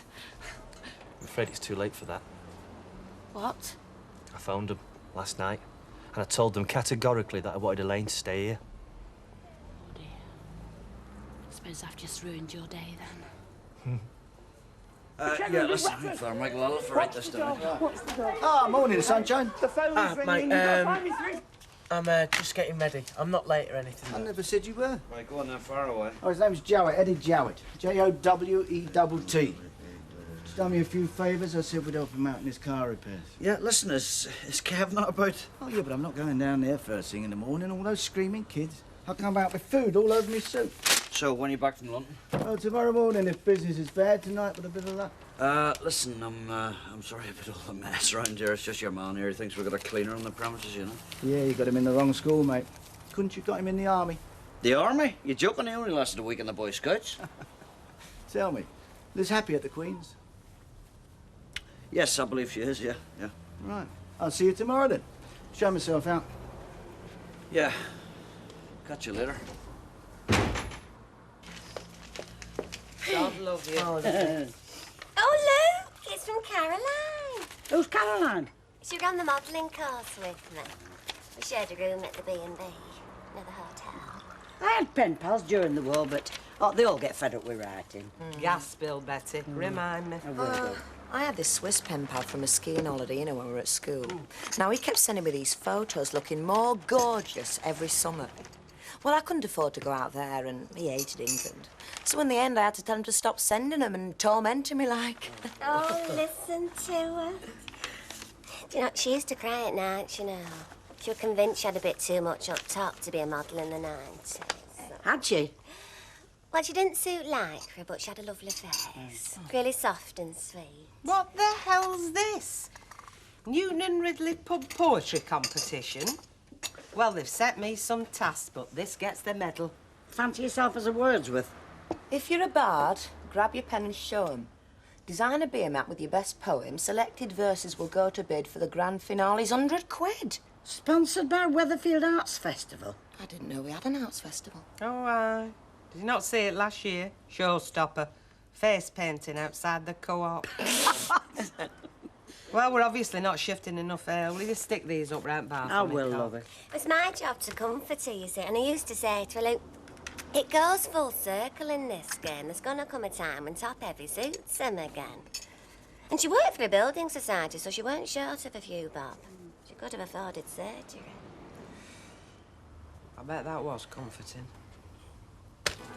You're back! Hi, Maureen. I was just saying to Ivy, I said, do you know, I haven't seen Amy and Andy around much. And Ivy said, well, Amy's been away on holiday. Well, and I said, well, yes, but she only went for a fortnight unless she's extended it. And then Ivy said, there's Andy, go and ask him. So...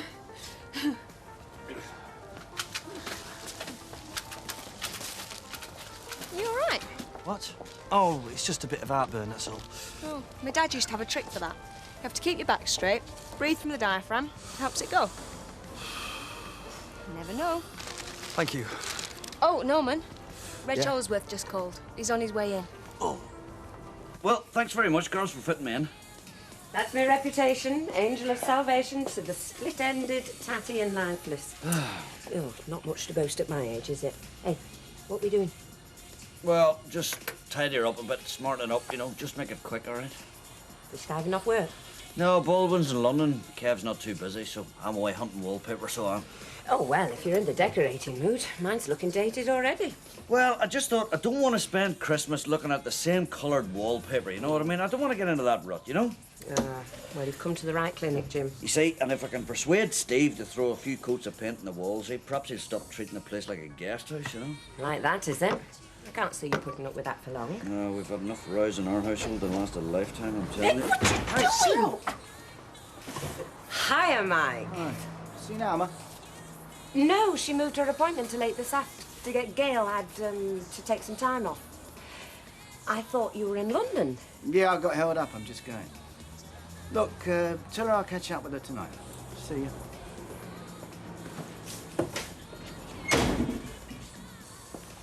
Whew. Thanks very much, girls. You earned yourselves a Christmas tip there. Thought we might. Can't be bad, you know. Runners up get £25. I wonder who I know could write me one. Do you know, I don't believe this. I came out of that course with distinctions, me. What's up, love? It's Caroline. She's only modelling Japanese cars at Earl's Court. I mean, how would she get a job like that? Well, love, you did say she had plenty up top. I think that's what they go for when they're selling toys for boys. And what do you think these are, her pancakes?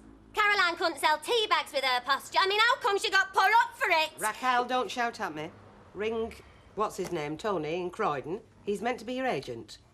Oh, well, and all, I've had enough. I'm just going to tell him that I'm packing it in, Bet.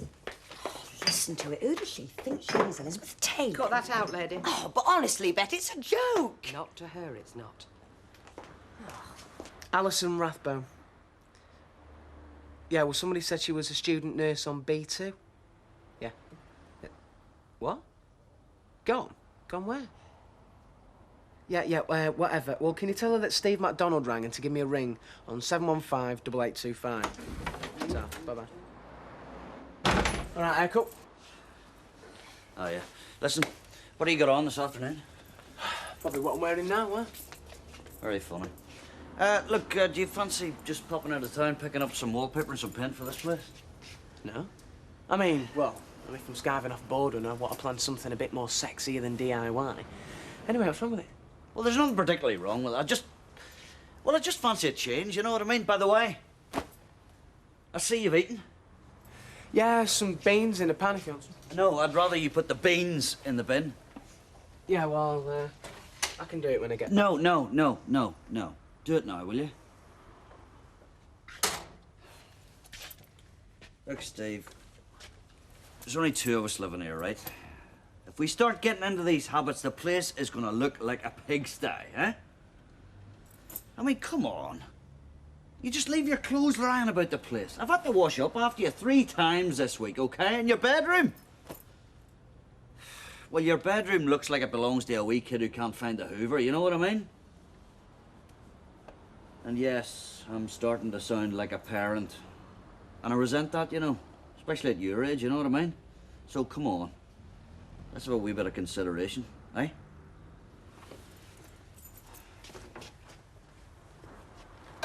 So, what have you been done then?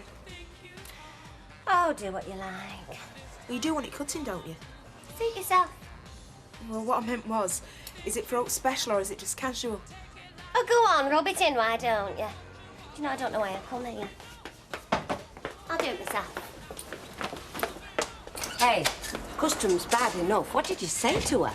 Well, it started off with, how's it going, Raquel? And then she said, what's it to you? And I didn't stand a chance after that. Hello, Denise's salon. Hello?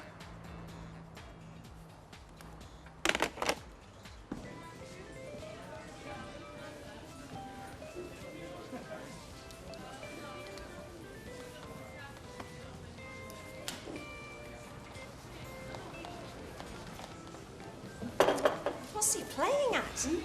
How long do you lot call an hour?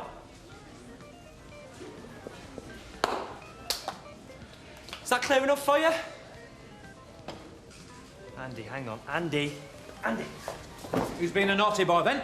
Not now, Reg, not in here. That parking space is for the big boys. Eh? Yes, do that again and I'll block you in with a stack of pallets. Is that yours? No, it's Andy McDonald. I must have got through that at my age. Excuse me. Right.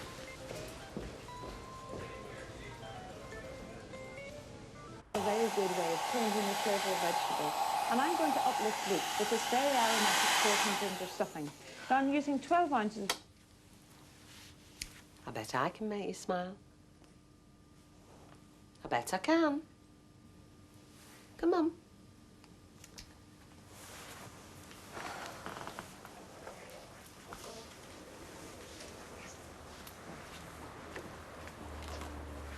Somebody phoned while you were out. Did Tony?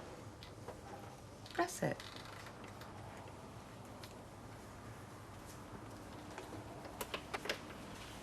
Hello, this is a message for Nadia Woolston-Hume. It's 1:40 on Wednesday. My name's Marcia Cross, and I'm booking models for a shoot on Friday. Now, I understand from your agent that you're free, Nadia. So if you can report for registration on the 18th at 7 p.m. at the Armani Building, 28 Clarence Street, Weatherfield. Look forward to meeting you. Bye-bye. Oh, Bet. I don't believe it. What did I tell you? I don't believe it. Play it back, then. Hello, this is a message for Nadia Woolston-Hume.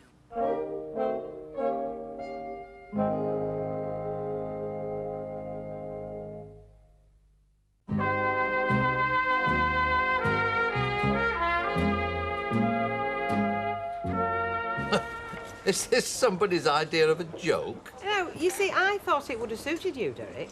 I'm counting on you to represent the Rovers.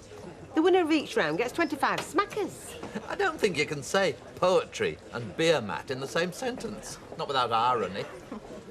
Newton and Ridley makes you tiddly. Is that poetry? No. Well, it's not strictly true either. Give us a pint, Bet, will you, please? Betty, will you get... excuse me, lovey. Yes. Does he want? No, I mean, Rather. Derek's right. You can make anything rhyme, but it doesn't make it worth printing. Well, this is for a woman who earns a living selling greeting cards. All the best poems are epics. They're journeys. Beer mats are getting bigger. Go on, Derek, give it a go. If you don't do it, well, no one else round here will, except for me, maybe. Some of it might have been my fault, but I didn't mean to upset him. Well, Andy shouldn't really be bringing his problems to work, should he? Hello, Better Buys, Miss Fenwick speaking. Oh, hello, Mrs. Rogers. Yes, he is. If you just hold on a moment, I'll get him for you. Mr. Holdsworth, telephone. Mr. Holdsworth, telephone. Oh, I wouldn't worry about it, Maureen. No, I know. Who's that for, Reg? It's Mrs. Rogers on the phone. Thank you, Mrs. Naylor. Mrs. Rogers, Norman wants it. No, I'm afraid he's with a customer. I'll get him to ring you back. Bye-bye. She's gone. Who else? Mrs. Rogers, she said she'd ring back. Just a minute. Look, excuse me. Miss Fenwick, could I discuss a personal problem with you, please? Maureen, can't we discuss the problems and what's wrong with it? What does she want to go gobbing to ice cream for? Some people trust her. Have we told her she's been exiled to go? No, not yet. Right, good. Pays the way for a bit of blood sport, that. I've had a lousy day so far, me. Miss Fenwick, retournez-vous, s'il vous plaît. Give me that. You're about subtle as a house brick, you. Well, somebody's got to tell her, haven't they? Somebody will, if and when. If and when? You trample all over people and call it management. It's not very clever, that, you know. You got shut at head office, didn't you? So I couldn't speak to Mrs. Rogers. What can I do for you? Nothing. Go away. What with that? No one. If you've done what I think you have, you better start selling your house, you. Hey, naughty, naughty. What? Well, you know what Alma's told you? You're not supposed to come through the cafe. Why else do you think she had the back door keys cut? Audrey, it's not laid in stone, you know. I was just telling him. Yes, but he looked upset. Well, he shouldn't be so sensitive. No, he looked upset before you opened your mouth. Oh, well. You want to watch they don't start taking advantage. They'll have you round their little fingers. They want everything on a plate now. Honestly. They get shacked up young, start in with the kids, and they think that's struggling. I mean, they don't know the half of it, do they? Incidentally, since you climbed so far up the social ladder, I was just wondering when you were going to start paying for your snacks. You are? Well, I mean, you're always doing it, aren't you? Cake here, coffee there. I mean, they do add up, you know. Alma, lovey, I'm covering for my daughter's dental appointment. Oh, when does this covering start? Closing time? Oh, really? Everyone's got a cob on them today, haven't they? Yes. Oh, I'm sorry, love. Just practicing my mood swings.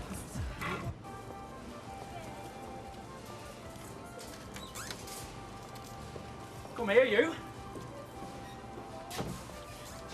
Do you know what you have done? Yes. Well, let me tell you what you don't know, shall I? That was the biggest mistake of your life, that. Oh, cut it out, Reg. You lost a scrap. Calm down. It's nothing to worry about. I have used up a favour with Jolly Rogers. I wanted Madonna shifted to go because I said I didn't want her on my patch. And what do you do? I asked for her to stay because I think it's a good idea to have some bright women round here. Yeah. Oh, instead of the hairdos that you keep signing up, I do not want to run this store the way you did. When will you get used to that idea? I want to move forward. Oh, well, anymore, it'll be off the plank altogether. Open your eyes, Willie. She's after your job. I don't believe that. Do you think I'll forget this? No. Do you think I'll forgive you? No. No, no. And if you try interfering, it will look like that you do not trust Mrs. Rogers' judgment. All right, Mr. Level. You want it clever? I will be clever. And just as you're relaxing, just as you think I've forgotten about this, I will come up behind you and I will buy you so hard, lad. Four eyes. Oh.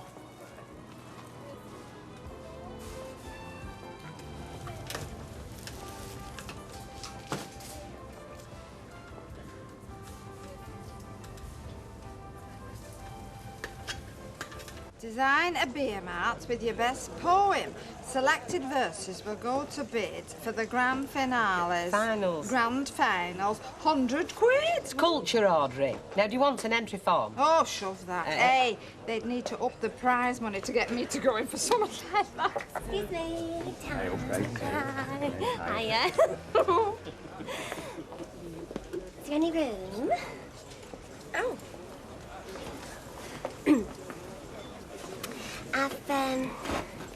I've come to ask a favour. You should owe me a cancellation fee for that appointment. Oh, I'm sorry about that. It's a career crisis. Anyway, I've had a bit of a turnaround. Glad to hear it. Well, there's 60 words on this one. There's less on this, 35.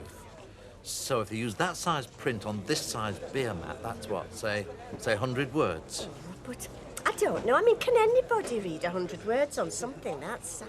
Well, look at the Bible, if it's typography we're talking about. And women's magazines, I mean, they can plot your life out in 3-column inches. Thought you said it was vulgar at lunchtime. I said it was corny. Look, if we can get something to rhyme, it's more than this lot could do with a gun held to their heads. It's 100 quid for the taking. Hey, put these in your bag. No. Go on, we can clean up on this one. Well, you put them in your pocket then. All right. Hey, I saw that. All right, Carl, I'm just going to get one. What do you want? Is whiskey all right?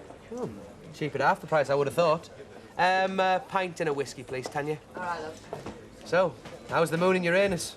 You what? Daughter of Destiny, Elaine. I hope she's worth it, Des, after today. Why? What was today? Well,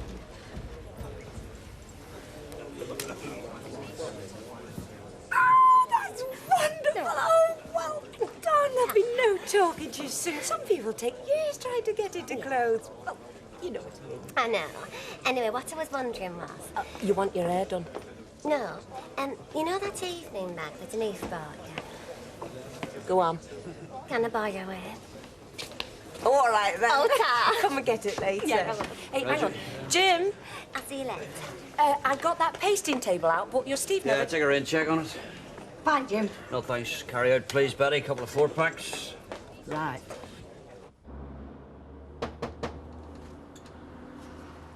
Oh, I was just wondering if you needed any milk, because I was looking up downstairs and I've got a couple of pints left. No, I'm going out in a bit. Have you heard from her then? She communicates through her best friend, Alison. That's how important I am to her. She still hasn't told me what I've done wrong. Oh, this was all for them, Alma. Her and Dominic. You know, usually when I pipe up in these sort of situations, I hear myself sounding like an old veteran. But I'm not really. But there's one thing I can tell you. I mean, it does get easier. In a few weeks, you'll come out the other side and you're wondering why you were suffering so much. She doesn't love this other bloke, you know. It's just because she thinks I'm too young. She doesn't love him. Oh, well, you know, I've been too old, too young, too shy. I once spent a whole month trying to lose weight because my ex-husband had fallen for a stick insect who was 10 years younger. Anyway, don't you let anybody rush you, all right? Right then, love, I'll see you in the morning.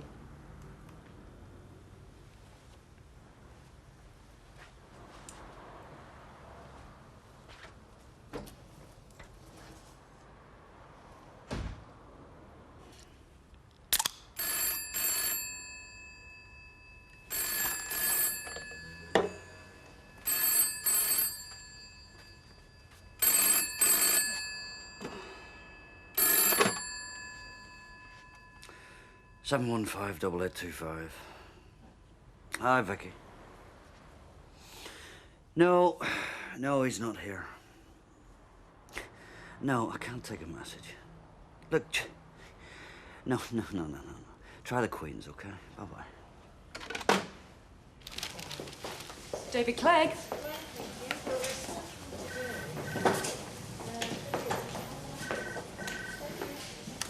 Just give me a minute, I'll be with you in a minute. Through there.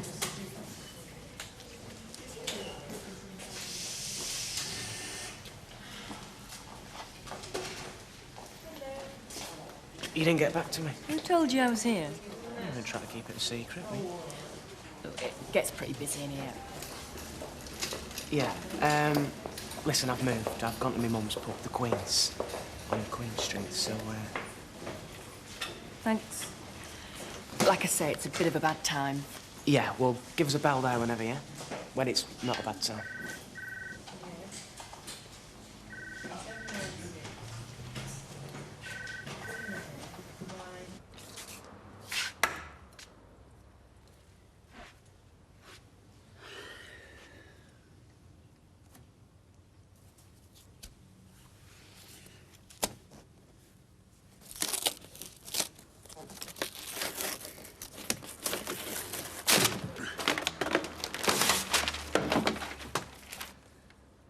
Just about sorts the pair of us out, I would have thought.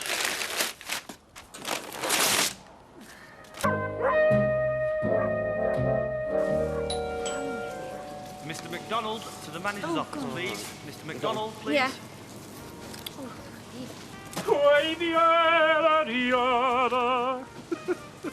Hey, it's a pity I couldn't sing like, what's his name, Pavarotti.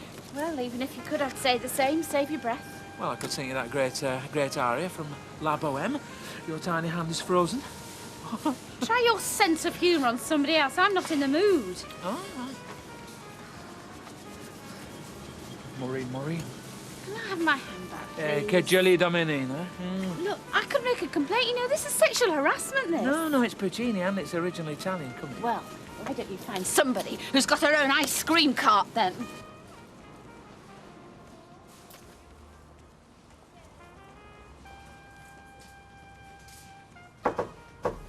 Oh, Andy, I've got some good news for you. Oh, that'll be nice. I've had some stuff through on your course. Oh, yeah, Got some dates here for your diary. I was meant to come and see you about that, actually. Well, I can tell you, on the 18th, you're going to Kidderminster. Well, I was going to ask you not to put my name forward. Andy, your name's been up for months, you know that. Yeah, well, things change, don't they? Don't you think you're ready? Because if that's what's bothering you, you can put that right out of your head. No, it's not that. It's just... Well, I mean, you know what's happened. Yeah, I know. I know you've been knocked about a bit. But I also know how you feel. Oh, do you? Yes. I've been kicked in the teeth a few times, you know. It happens. But you don't just chuck everything. You do well at Kidderminster, and you'll be in the fast lane. Well, I think you're better off sending someone that wants to be on the motorway then. I'm not pulling your name, Andy. Things will look different in a month. I know you don't think that now, but in a month, things will look differently. Well, I hope they will. I'll be in India by then. India? Well, somewhere like that. India, why not? Come back, Andy, when you start talking sense. There's no point in talking about anything. I'm handing him your notice. Andy, no. You've got to talk about these things before you do something daft. Well, who is there to talk to? Me, for starters. Now, go on, I'll see you later. Look, I have thought about this, and I mean it. Andy, come back when you've had more time to think about it. Why is it always India? Can you fit me in? Oh, you've changed your tune, haven't you? I couldn't do anything for you yesterday. Oh, yesterday. Well, yesterday I didn't know then that today were day. Oh, you getting married? Oh, no, but this could be my big break, you know, modelling-wise. Oh, you've got a job? Yeah, fashion shoot. I have heard mention that it's for, Giorgio. Who's Giorgio? Giorgio Armani. Get away. Yeah. Oh, we up to it? So, what sort of stuff is it that they want you for? Oh, I don't know. Well, don't they give you any idea? Oh, no, you have to be equipped Denise for is anything. hungry. Unless it's extremities, but that's very specialised. I mean, they have said that they can find work for my hands, but you have to be very dedicated. Me and me giving up the bar work, you know. It's just hard to know which way to jump, really. It's happened again. Nobody there? This has been happening, you know. The phone rings, you answer it, and there's nobody there. It's not heavy breather, is it? No. It's just nothing. Heavy breathing, never breathing back. Come on, let's see if we can turn into Christy Brinkley, eh? Oh, no. Christy's more, Calvin Klein.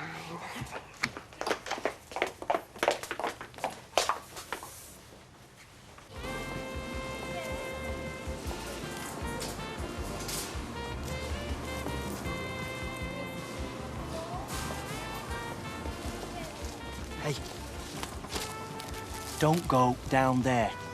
Why not? Because the area manager is conducting his love life. He's been buzzing in and out all morning. You know, you should put your foot down. That's interfering with staff. I don't want to make an enemy of Reg Holdsworth at head office, thank you very much. He's a big enough liability as a friend. He's oversexed, if you ask me. Well, what's wrong with that? You can't condemn a man for that, you know. It's not a crime. Would be if it were a woman. What? Well, of course, a woman can't go leching up to a man saying, oh, I don't have fancy you, love, can she? Well, I'd like you to remember, Elaine, that we work in an equal opportunities environment. There you are. Where have you hidden the tapioca? I mean, the worst of it is there's no truth in it. You think I was making up to Debbie Scott? I wasn't. You can't help yourself. I was giving her a bit of the old soft soda. Yeah, I mean, wheeling and dealing, but never. And... Well, don't bring your soft soap to my door, because I don't want it. Or you're wheeling and you're dealing. Maureen, please, I'm supposed to be in Buxton, me. Oh, we'll go to Buxton then. I have restructured the schedule for the whole north of England just to be here to talk to you. Then you've inconvenienced a lot of people, that's all. Because I don't care, all right? But my... Yeah. Have you got to rush off this evening? Not necessarily. So you can manage a couple of hours or so? Yeah, I should think. Oh, I thought we'd go through that target list that they've put out. Of course, I'd missed my lift. Oh, you've got a lift? Well, she lives in the next street, so we share. Well, you could give her a ring and I'll give you a lift, and then later, if we get a bit peckish, we could, Yeah, we could. get something to eat on the way and, Norman, do you mind if I just... Oh, I'm sorry, are you in conference? No, it's all right. That'll be fine then, Mr. Watts. Right, Reg, what can I do for you? Well, you can give me some advice. I'll give you good advice until the cows come home. The question is, will you take it? Yeah, well, you always know good advice, don't you? Well, at least you always recognise it when it's too late. Well, if it's too late, why are you asking? What do you want me to say to you, Reg? Tell me how to put my life back together, Norman. Because I made a cock-up of everything. A lifetime. Oh, good morning. Hiya. Hey, you want some breakfast? I'll be right with you. Well, I'm okay, actually. Have you had your breakfast? I know you've not. Look, I'm all right. No, you sit down. I'll put some toast in for you. I don't want any breakfast. Oh, I'm sorry, but... You don't want any breakfast? Yeah, listen, how much notice did we agree on the flat, Alma? Oh, I don't know, you've got me there. What did we say, a month? As long as that. Right, well, a month it is then. Oh, I see. You'd as soon go right now this minute then, would you? Well, if we said a month, then a month. No, honestly, I mean, if you want to go, I mean, have you got somewhere to go to? Because, I mean, I would understand. Well, no, I haven't got that sorted exactly, but... I mean, if you prefer to go home, to your father's place or whatever, let me know and we'll settle for the end of the week. I mean, well, or something like that. Well, I mean, would that be okay with you? Yeah, it'd be fine by me, yeah. Do you know what? I'm really sorry to see you go, Andy. I'm sorry. I don't really know the country of origin. I'm sorry. You ought to say. Are you boycotting somebody? Oh, no, I'm only curious. Oh, I see. Mrs. Naylor, Yeah? a word. Where does it come from? Your tapioca? The cassava root. From Brazil? Yes. Now look, I've got you snivelling here. I've had Reg snivelling in the office. Has he? I've sent him to Buxton. Good. And I've asked him to change the fixture to a neutral ground. The Rovers, tonight. I can't help it if he pursues me, can I? Is he really snivelling? Look, tonight, give him the black spot, and he will do the decent thing. He may not shoot himself, but I have his word that he'll never bother you again.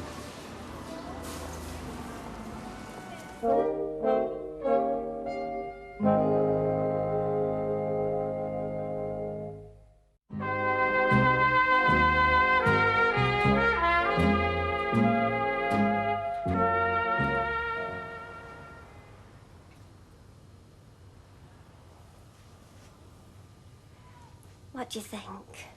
Great. Do you think? Definitely. I mean, me Marlena Dietrich, Luke. Well, she always looked like she got a very bad cough to me, but on you, terrific. Well, you never know, do you?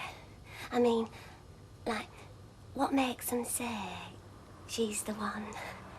And I thought of them and I thought, sophisticated. Who's sophisticated? Got to be Marlena. Well, if you're going to be hanging around outside those barrack gates... On location. November night, she'll catch hypothermia. Now, have you got a warm coat? They'll probably have a Winnebago. They'll be having a Winnie what? A motorhome, you know. Motorhome. Well, they usually do if it's a big shoot on location. Do you know what? I'm getting really sicky palpitations. Luke. Take my fake fur to wrap yourself up in between. You might just need it. Just lovely, isn't it? But it's not quite them, is it, you know? Oh, it's half in, look. No. What I mean is, it's more Gianni Versace, really. And you know what they're like? They're dead jealous of each other. I don't want to start off on wrong foot. Will he be there himself? This Armani? Oh, well, Yeah, well, I'll deal with that in the morning, right? OK, thanks. Andy! You got a minute? I thought I was going to have a word with you. Well, I think you've said it all, to be honest. Oh, have I? I'm not sure. Yeah, don't worry. Don't go throwing it all away and I'm overreacting and I'll get over it. Yeah, you've said it all. Oh, well, take it as read then. Right, thanks. Only that isn't the reason why I've left your name on that list. There is another reason. Oh, what? Because I've got a great future and I can go at the top and all that? Well, to be dead honest, Curly, I don't believe in all that anymore. Thanks, but... No, that isn't the main reason. I mean, the main reason's a lot more simpler than that, Andy. A lot more simpler. You see, you'd make me look a prat. I don't see that. Well, you see, I recommended you for that course. I said you were senior managerial material. So how am I going to look at head office, eh? But they'll say, well, where is he? Where is this potential high flyer? They won't say that. Ah, they will. And I'll say, oh, he's on the hippie trail to Kathmandu. Now, look, I know you've had a sickener. Fair enough. But if you want to kick the cat, then don't kick mine. Do you understand what I'm saying? Look, it's all just a mess at the moment, Curly. But yeah, I do understand what you're saying.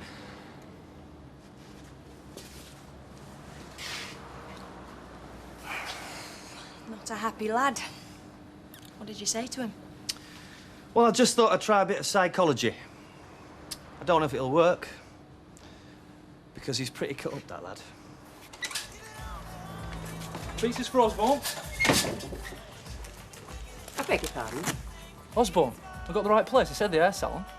Who said? I never said. It says here. I'm very sorry, but I never ordered any pizza. One marinara, one pepperoni, one quattro stagione. It's no good trying to jog me memory. I didn't order any. Well, who's this Osborne, then? Do you know? Are they round here? I'm Osborne. Well, that's what it says. I'm very sorry, but we don't want any pizza. They make me pay for 'em, you know. More fool you. It's somebody playing silly beggars with you. I'm sorry.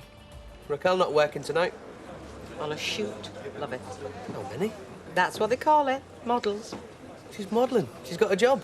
Well, don't sound so surprised. She'd be hurt. No, I'm dead chuffed for her. The name Armani has been mentioned. What? It's been mentioned to death round here. Isn't that right, Tanya? So she says.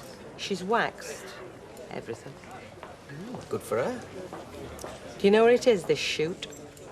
The old fruit and veg market. It's these fashion photos, you see. They do them in really weird places. Well, they do nowadays. You never saw Barbara Golan knocking about with an handcart. Who? Never mind, I'm showing my age. Oh, Maureen. Hello. I'm glad you've come. Thank you. No, come down here. Look, I'll have to be getting home soon. Well, what do you want? Do you want Nothing, some? thank you. Oh, please, Look, I Maureen. don't you've know. got to I've come. It certainly wasn't spend the evening drinking. Did I hear you say you weren't drinking? Well, but I didn't really know I was stopping, you see, but... You see, the rule of the house is... Yes. If you're not drinking, you're not stopping. Go on, you're only young once. Hey, you don't know what you're saying. Medium white wine. Understood, please. Come on up. Thank you. Look, glad you've come. Yeah, then. Thank you. Do you want the corner of my handkerchief? No. Well, what then? So? What?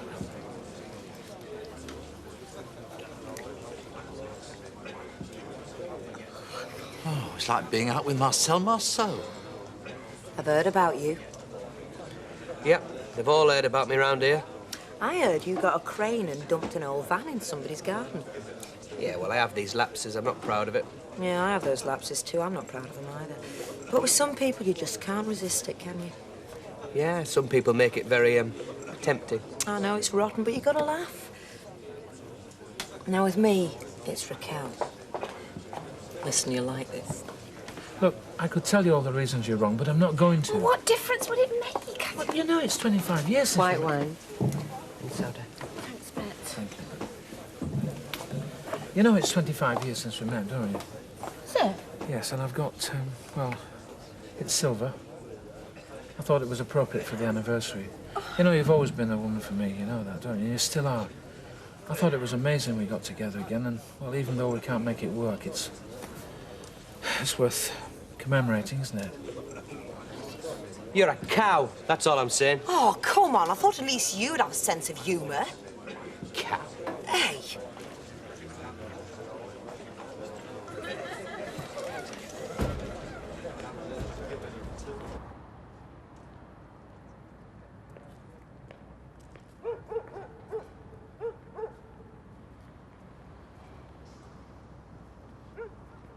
She's all right.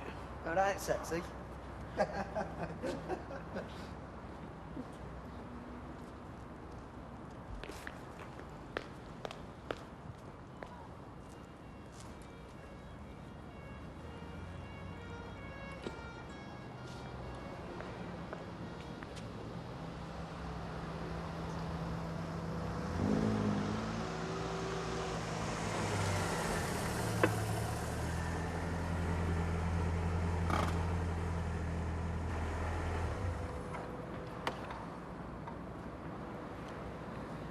Get in the car. What are you doing here?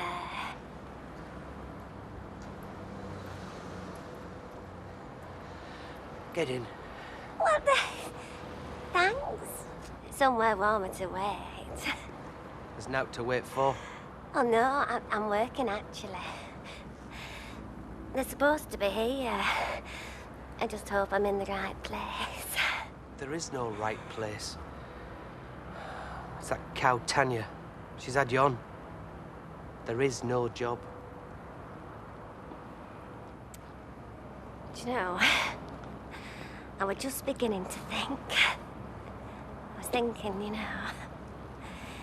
is this a leg pull or what? Yeah, well, from where I'm standing, darling, you're not the one that looks daft. Come on. Armani, they said.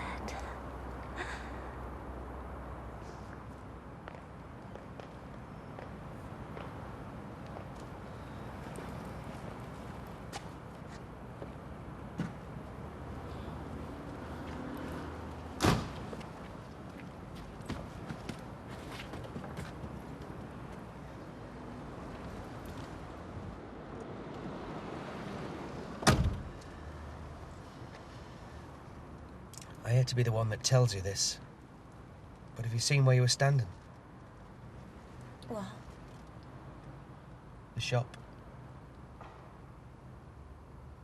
Well?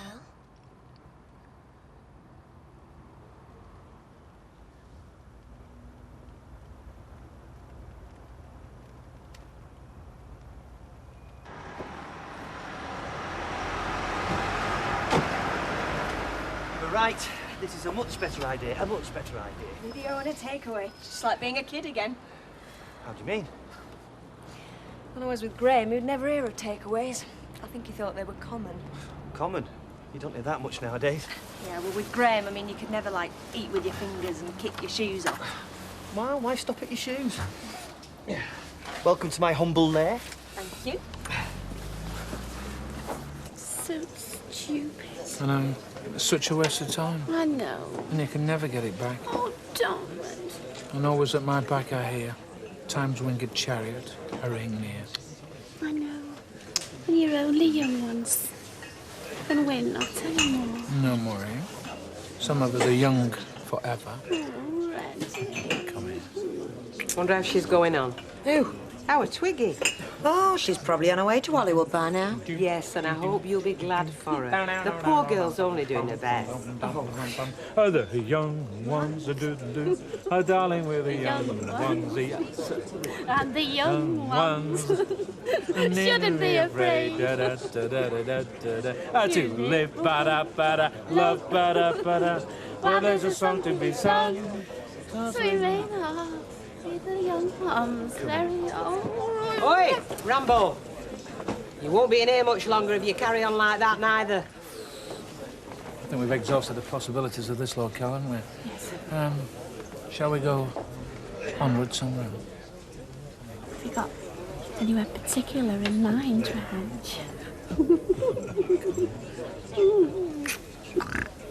I can't go in there looking like this. No, I'm all right. When I get her in there, I'm going to kill her. But not with my mascara running. Don't. Don't what? Don't go in there. It's exactly where I'm going.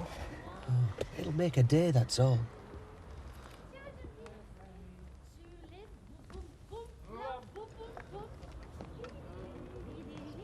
Maureen. Yeah? Oh, Reggie. come with me to paradise. Oh, Reggie. Oh.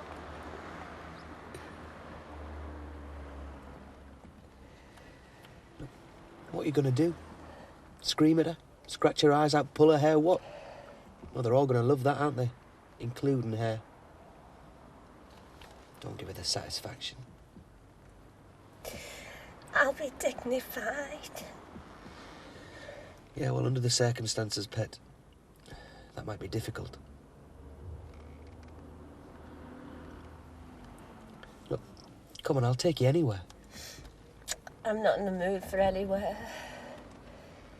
Well, come and have a cup of coffee or something. I'm still trying to get used to this. Used to what? This. Well, we should be pretty well used to each other by now. I mean, we have had the old cut and thrust between us, haven't we? Not to mention the odd blow below the belt in your time. All's fair in love and war, as the saying goes. Well, war, anyway. Well, it certainly wore it better, Buys, I'll give you that. Here, look, finish this. There you go. Right, I'll go make some coffee. Of course, you are different from Reg. I should hope so. I mean, he basically objects to any female claiming to be equal, or even speaking her mind, for that matter. Well, I don't have a problem with that. I think a woman has got just as much right as a man to say what's on her mind. Good. So when are you going to kiss me, then? Do we lead dull lives? Oh, whatever makes you say that? Well, we've never walked out of here singing the young ones. Oh, they're just showing their age, that's all. Still, you don't like to feel you missed out, though, do you? Eh? Come on, home. Oh, anyway, he's balmy. Come on. Oh. It's great knowing that I've done the right thing. Knowing what? Well, I reviewed your case and I I followed my instincts. It's beginning to show. Well, Gould never wanted you as much as I wanted you. And it's great, because it's going to work out. I'm really glad I did what I did. Did what? Gould! I mean, you're too good for Gould. So I fixed it with the right people. Fixed what? Fixed it for me to get somewhere else? No, I fixed it so you didn't get Gould. Oh! You swine!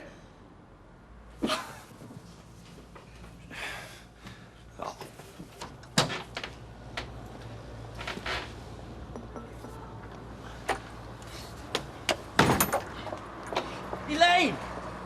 Elaine, come on! You know why I did it. Yes, and you're going to regret it for a very long time. Elaine! Oh, Elaine!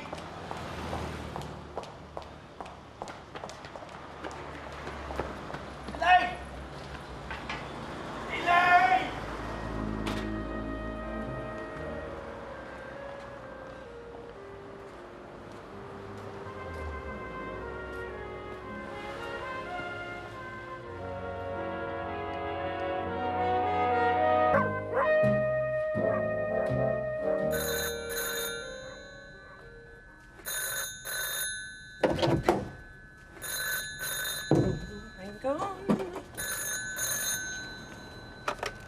Good morning, Denise's salon.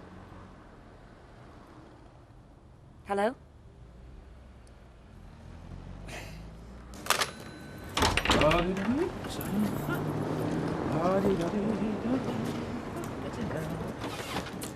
Right! Have you... Good morning. It is, yes. Particularly for a man who is again side by side with his fiancée and heading for the halter. What, you and Maureen? Yeah, me and Maureen back together. Going to see God's own branch manager later this afternoon. Fix up a date ASAP. Oh, congratulations. Thank you. And might I ask, are you still putting the block on your assistant manager, going to go? Still doing all you can, are you, to keep her here? Only because it's for the good of the company. What? Do you know, sometimes I think you're as bad as me. Look, if we transfer Miss Fenwick from the Weatherfield branch, we'll leave ourselves dangerously understaffed. Ah, leave you dangerously frustrated, you mean? Leave you dangerously short of nookie. That's all right. Escorting her into your little love nest here, eh? Morning, man. Hey, all right, Newland. She did come here, yes. Oh, so what's happened then? Not a lot. Not... Oh, dear, no, now I'm disappointed in you. Well, it's me, innit? I talk too much. I told her it was me that was keeping her here. Did you not like that? No, she did not.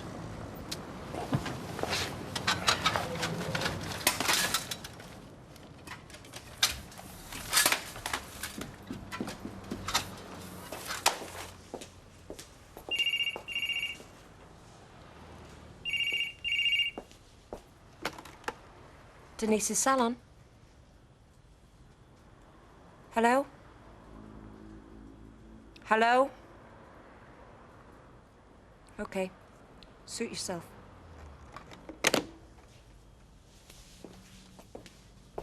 What on earth?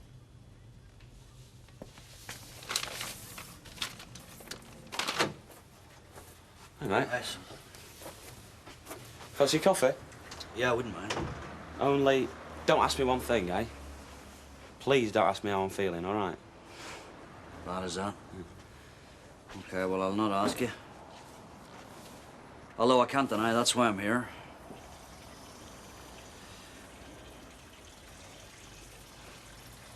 Listen, Andy, you're not having any daft ideas about following this wee girl, are you? Not anymore now. Good. Because she's not worth it.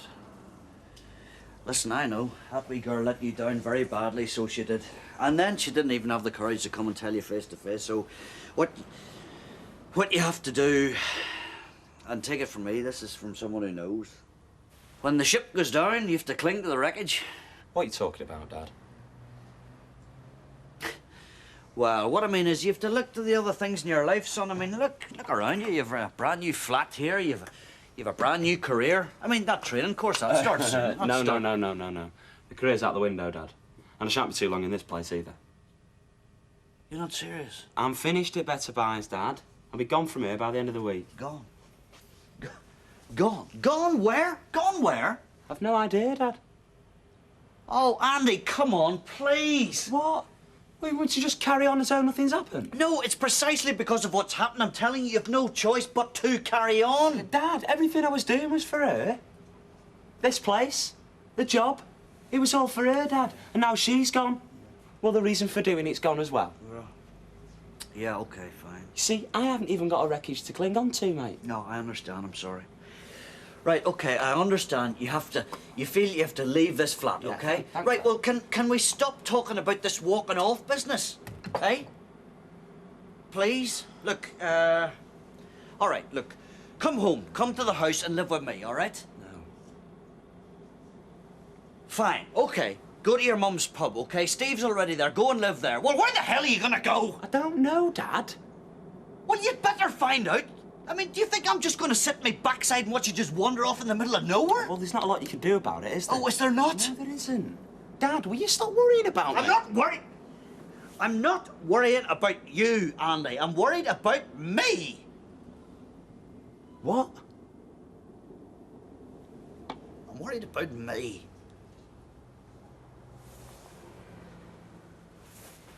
Look, I know you've had it really bad, okay?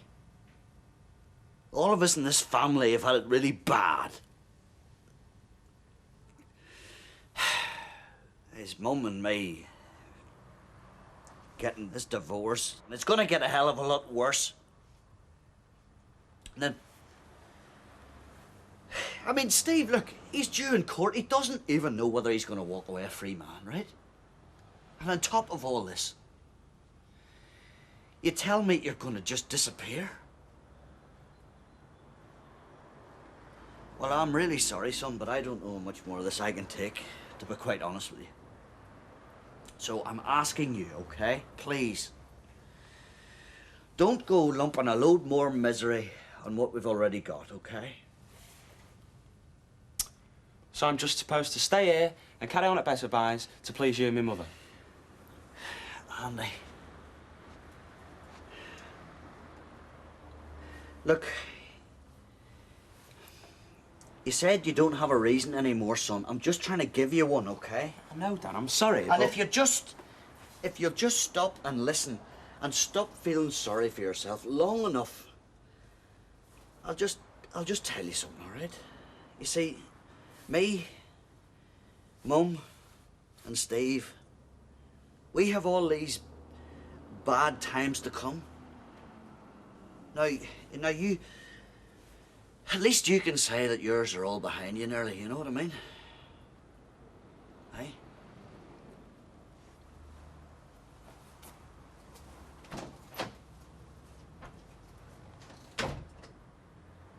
Two more calls this morning, one of which I nearly broke my neck getting out of the shower for. What, and there was nobody on the other end? Not even heavy breathing. And then I got this lot, look. Double glazing, insurance, cruising in the Caribbean, conservatories, you name it. I seem to have expressed an interest. Or rather, somebody else has on my behalf. Well, it's spooky, isn't it? It's pathetic. No, but you wonder, don't you, what they're going to do next? You're really great to have around, you know that? Well, you do. Well, no, I don't. All I wonder is how anybody could be so small-minded and cowardly and malicious to try and upset somebody with this kind of carry-on. And I also wonder how long they'll go on trying before they realise it's not working. And it's never going to. Well, have you got your poem written yet? Oh, Rita, you don't just get them written. Oh, what do you do? Well, you get the initial idea and you make a rough draft and then you work at it and work at it till there's not a single word can be improved. And then, when you've done all that, Yeah. are you really going to stand up in Rovers and read it out for everybody to laugh at? How do you know everybody's going to laugh at it? Mavis, I know. If I were you, I wouldn't do it for a gold club. Oh, well, you're not me, are you? Oh, well, I realised that a long time ago. Hey, now, Luke. I know you're servicing a Rolls Royce and you've got dressed up to do it. Oh, I've got dressed up because Sally told me to. Why did she tell you that? Because I'm going to see my solicitor. I'll have these mints, please. 25, love. What are you seeing the solicitor for? Hey, nosy. It's okay. It's just that we're in court this Friday over at car insurance job. Oh, dear. Oh, well. Hope he's a good one, is he, this solicitor you've got? Don't know. Let you know Friday, eh? See if he gets us off or not. Thanks. Good luck, love. Bye. Just what do you think you were doing, sending me on a wild goose chase? You sent yourself on one if you believe Armani'd employ you. No, I did not. It was you left that message. I know it was. Now, come on. There's no need for all this. There's a lot of need for this, Betty. I know it were you, so there's no use denying it. Who's denying it? So why? Why'd you go and do a nasty thing like that, eh? 'Cause I'm sick and tired of you looking down your nose at the rest of us. Going on about how you're not a real barmaid, you're really a model. Well, I am. No. What you really are, love, you're really an over-made-up tart. Now, come on. And that's all you'll ever be, so you better get used to it. I don't have to put up with this. What? What's going on? Difference of opinion, love. That job I was supposed to have got, well, there weren't one. It was just her trying to make a fool out of me. Is this right? Only because I happen to believe that being a barmaid is a decent way to earn a living. And I don't like it when I get her looking down her long, bony nose at me and telling me that she's not really a barmaid at all. What she really is, she's really a model. Well, I am. No, no one will employ you. All right, cool it. I was a model once, you know. Newton and Ridley's magazine. I was on the front cover, 1978. That's right, you were, weren't you, Betty? So, you see, I'm really a model as well. Well, we all are in this job. So, if you want to scratch each other's eyes out, you do it away from here and outside of working hours. Because while you're behind this bar, there are no barmaids and there are no models. There are only bloody ladies. All right? Yes? Yeah, all right. Sorry. You're right. Thank you, ladies.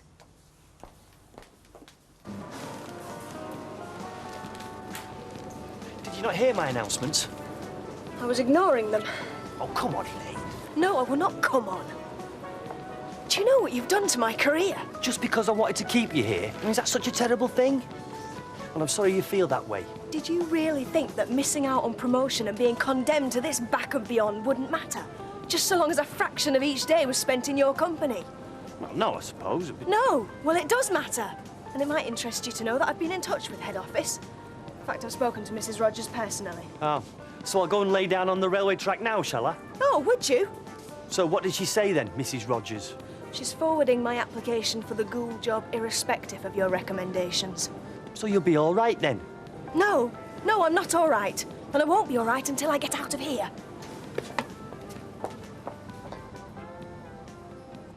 That how you see it? Basically, yeah. I set him up. I told the cops I was Kevin Webster and then I persuaded him to go and tell him, yeah? That it was him that was driving the car, just to get me out of bother. Yeah. Me being daft went and did it. Yeah. Well, no. I mean, I don't mean you were being daft. Yeah, well, I were, though, wasn't I? Well, unfortunately, being daft isn't a defence. Now, the main thing you each individually have to decide is whether you're going to plead guilty or not guilty. Guilty. Well, me guilty, Kevin not guilty. Well, just give me a minute. Sorry. If you plead not guilty, it's going to cost you both a great deal of money. You're both working, so you're not going to get legal aid. And OK, the judge might just award costs. That is, tell the court to pay your legal fees for you. But quite frankly, on this evidence, I very much doubt it. The other thing to bear in mind, if you plead not guilty and you lose, then you're liable to get a substantially heavier sentence than if you pleaded guilty in the first place. So, sounds like we should plead guilty. Well, you shouldn't. Well, what else can we do anyway? We are guilty. We did it. What is there to argue about? Not a lot. So what we're liable to get? Pleading guilty? Yeah. This is your first offence. Yeah. I should think a sizable fine and/or community service. Well, I think I can live with that. No. That's Mr. Webster. I haven't got on to you yet. Sorry. Since you're both facing different charges, and it seems likely there might be a case for arguing that one of you is more guilty than the other... Me more guilty than him. I don't think that it would be proper for me to represent you both. I think you, Mr. Webster, should find alternative representation. Well, yeah. All right. Now, I can recommend someone. In fact, I can ring him now and put you in touch, if you like. Yeah, fine. What am I liable to get? You're going to be going into court saying it was all your fault. Well, yeah, of course it was. And you already have a record for receiving stolen property? Yeah. Well, then I think we're going to have to work very hard to keep you out of prison.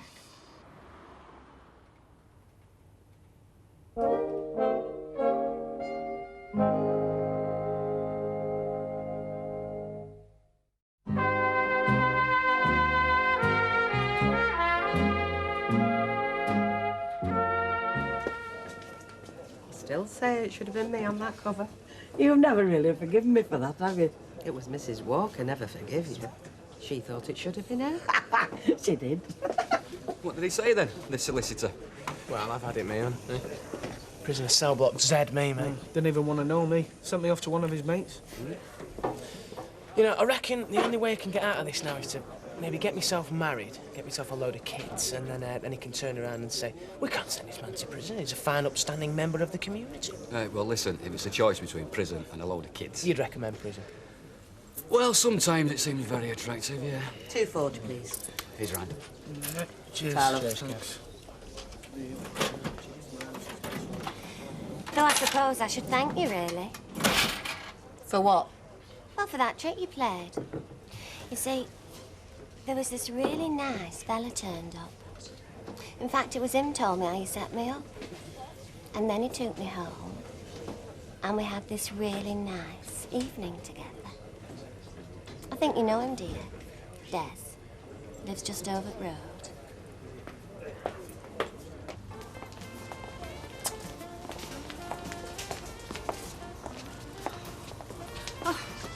Mr. Watts. Mr. Watts. Yes, Mrs. Naylor. I'm sorry to bother you. It's all right.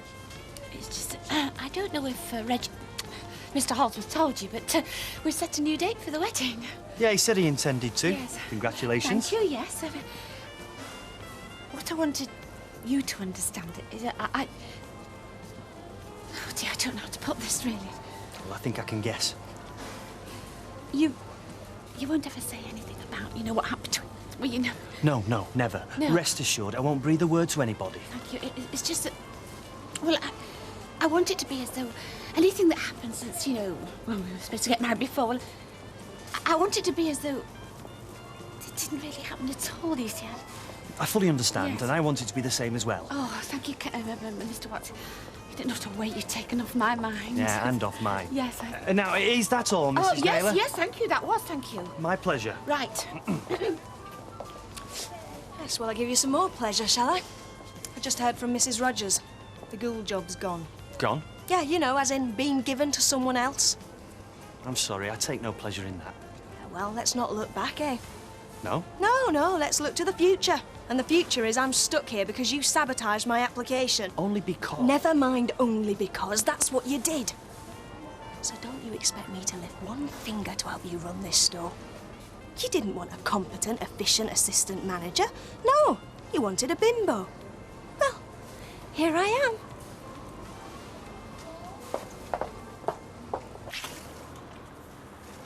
Hey, your feet. Oh, well. I'm home. You're not going short of food, then? When he lives above a cafe? This boy's no fool. No, he's got his Auntie Alma, his Auntie Gail looking after him. So I see. Can I get you anything, love? Cup of tea would be nice, thanks. First Dad, now Mum. Well, at least they're trying. Give them that. Your dad has brought me up to date about you giving up your job and your flat. I got this flat for me and Amy, Mum. I understand. It's all right. You do? Of course I do. Here, darling. Oh, cheers, Alma. So, what are you going to do about better buys? Don't know. Well, what about seeing if university will take you back? No. I would have left there anyway, Mum. I don't want to go back anywhere. I want to go forward. Right. I might stay on at Better Buys. It's up to you. Well, I mean, at least until I've done the training. I can take off after that then, can't I? Sure. But I will be all right. I mean, I know it's hard enough at the moment for you and me, Dad, without having to worry about me. Well, I think we've all taken a bit of hammering, haven't we? Can I have a chip? Yeah? So, do you fancy coming and stopping at the pub?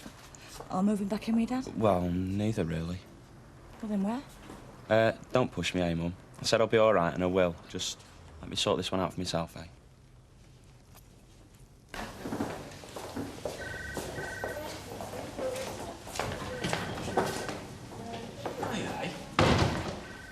What are you doing here? All right. So they give you a uniform then, do they? Yeah, even fits me sometimes. No, I'm waiting for somebody, actually. A nurse. All right. You might know her, in fact. Alice... Oh, Flick, what's her second name? Oh, I see. It's one of them serious relationships, is it? Rathbone. Alison Rathbone. Oh, no. What ward's she on? Male surgical, so she's got to come through here, hasn't she? Oh, yeah, she probably will. Why? Does she not know you're waiting for her? Oh, right, well, best of luck then. Cheers. See you. And I need a look after today. Aye, come in. Cheers, mate. I'm just going down the Rovers for a pint, if you fancy it. Well, not just now, no, thanks. You've not come to hand your resignation in, have you? Because if you have, it means I've got to put my suit on again for that. No, not at all. Well, I wouldn't mind sticking out for a bit, if that's all right. Yeah, great, yeah. Tell me, was it my advice that made you change your mind? Well, yours and a couple of other people's, yeah. Right, I'm glad to hear it. I mean, you should never let a woman get in the way of your career, and I never have. No. I mean, that's why the Catholic Church is so successful. Celibate clergy. Yeah, right. Anyway, there was another reason why I came, actually. Yeah? Well, if the offer's still open, I wouldn't mind lodging here for a bit, if that's all right. Yeah, sure. Yeah, that's great. Brilliant. All pals again, then, are we? Well, you've got to feel sorry for somebody who dresses like she's a colour-blind stick insect. You know, you've got a refreshing honesty about you, Tanya. Only if I ever hear you using it about me, you're sacked. Hi, Bet. Hi, Bet. So, who's babysitting tonight, then? Well, Emily. Oh, well, that's nice. He lets you go out. Yeah, enjoy my freedom while I can, eh? Don't even joke about it, Ken. You ain't got to joke about it, have you, eh? I'm sorry, ever said something I shouldn't? Well, just about getting out. You know, like you can't do when you're in prison. I said don't. Oh, what sort of things? Well, now it's serious. Phone ringing and then there's nobody there. Stuff I haven't sent for arriving through post. But neither of you have had out similar. No, not that I can think of. Well, aren't I the lucky one? And you've no idea who's behind it? None. Do you know it'll be somebody you don't even know? They'll have taken your name out at phone book or an advert you've put somewhere. Pity, I wouldn't mind meeting them so I could tell them what I think of them. You're better off doing nothing. Yes. Don't even lose your temper on the phone. No reaction at all. And they might just get fed up and go away. 2 pints, please. Right. So you're going to be my best man again, are you? Yeah. Right, well, I'll invite Miss Fennick then. Might be just a thing you need to get her going. They do have an effect on women, you know, the weddings. Cool. They won't mind if Friday was going to be the end of it. All they're going to do is listen to us plead guilty and then adjourn it for social reports. What, on me and Rosie? Yeah. So if anyone comes round asking questions, make sure you say nice things. I'll say the most wonderful man in the world, Ken. If that's the case, how come I've got us in this mess, eh? You didn't, Steve did. Give him his due, he did keep saying it was all his fault. And then after the social reports? Wait 3 weeks, find out what they'd give us.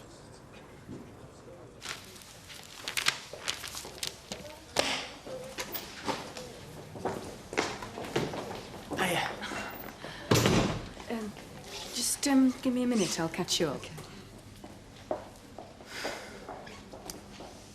You don't give up easily. Nope. Well, you're wasting your time because I'm off out with my mates. All right. So what time do you finish tomorrow? Oh, Steve, look. I've had a really bad day. In fact, I've been having a bit of a bad life, actually. Apart from one thing, and that was meeting you, so... I've got to go. Sorry. So what time do you finish tomorrow?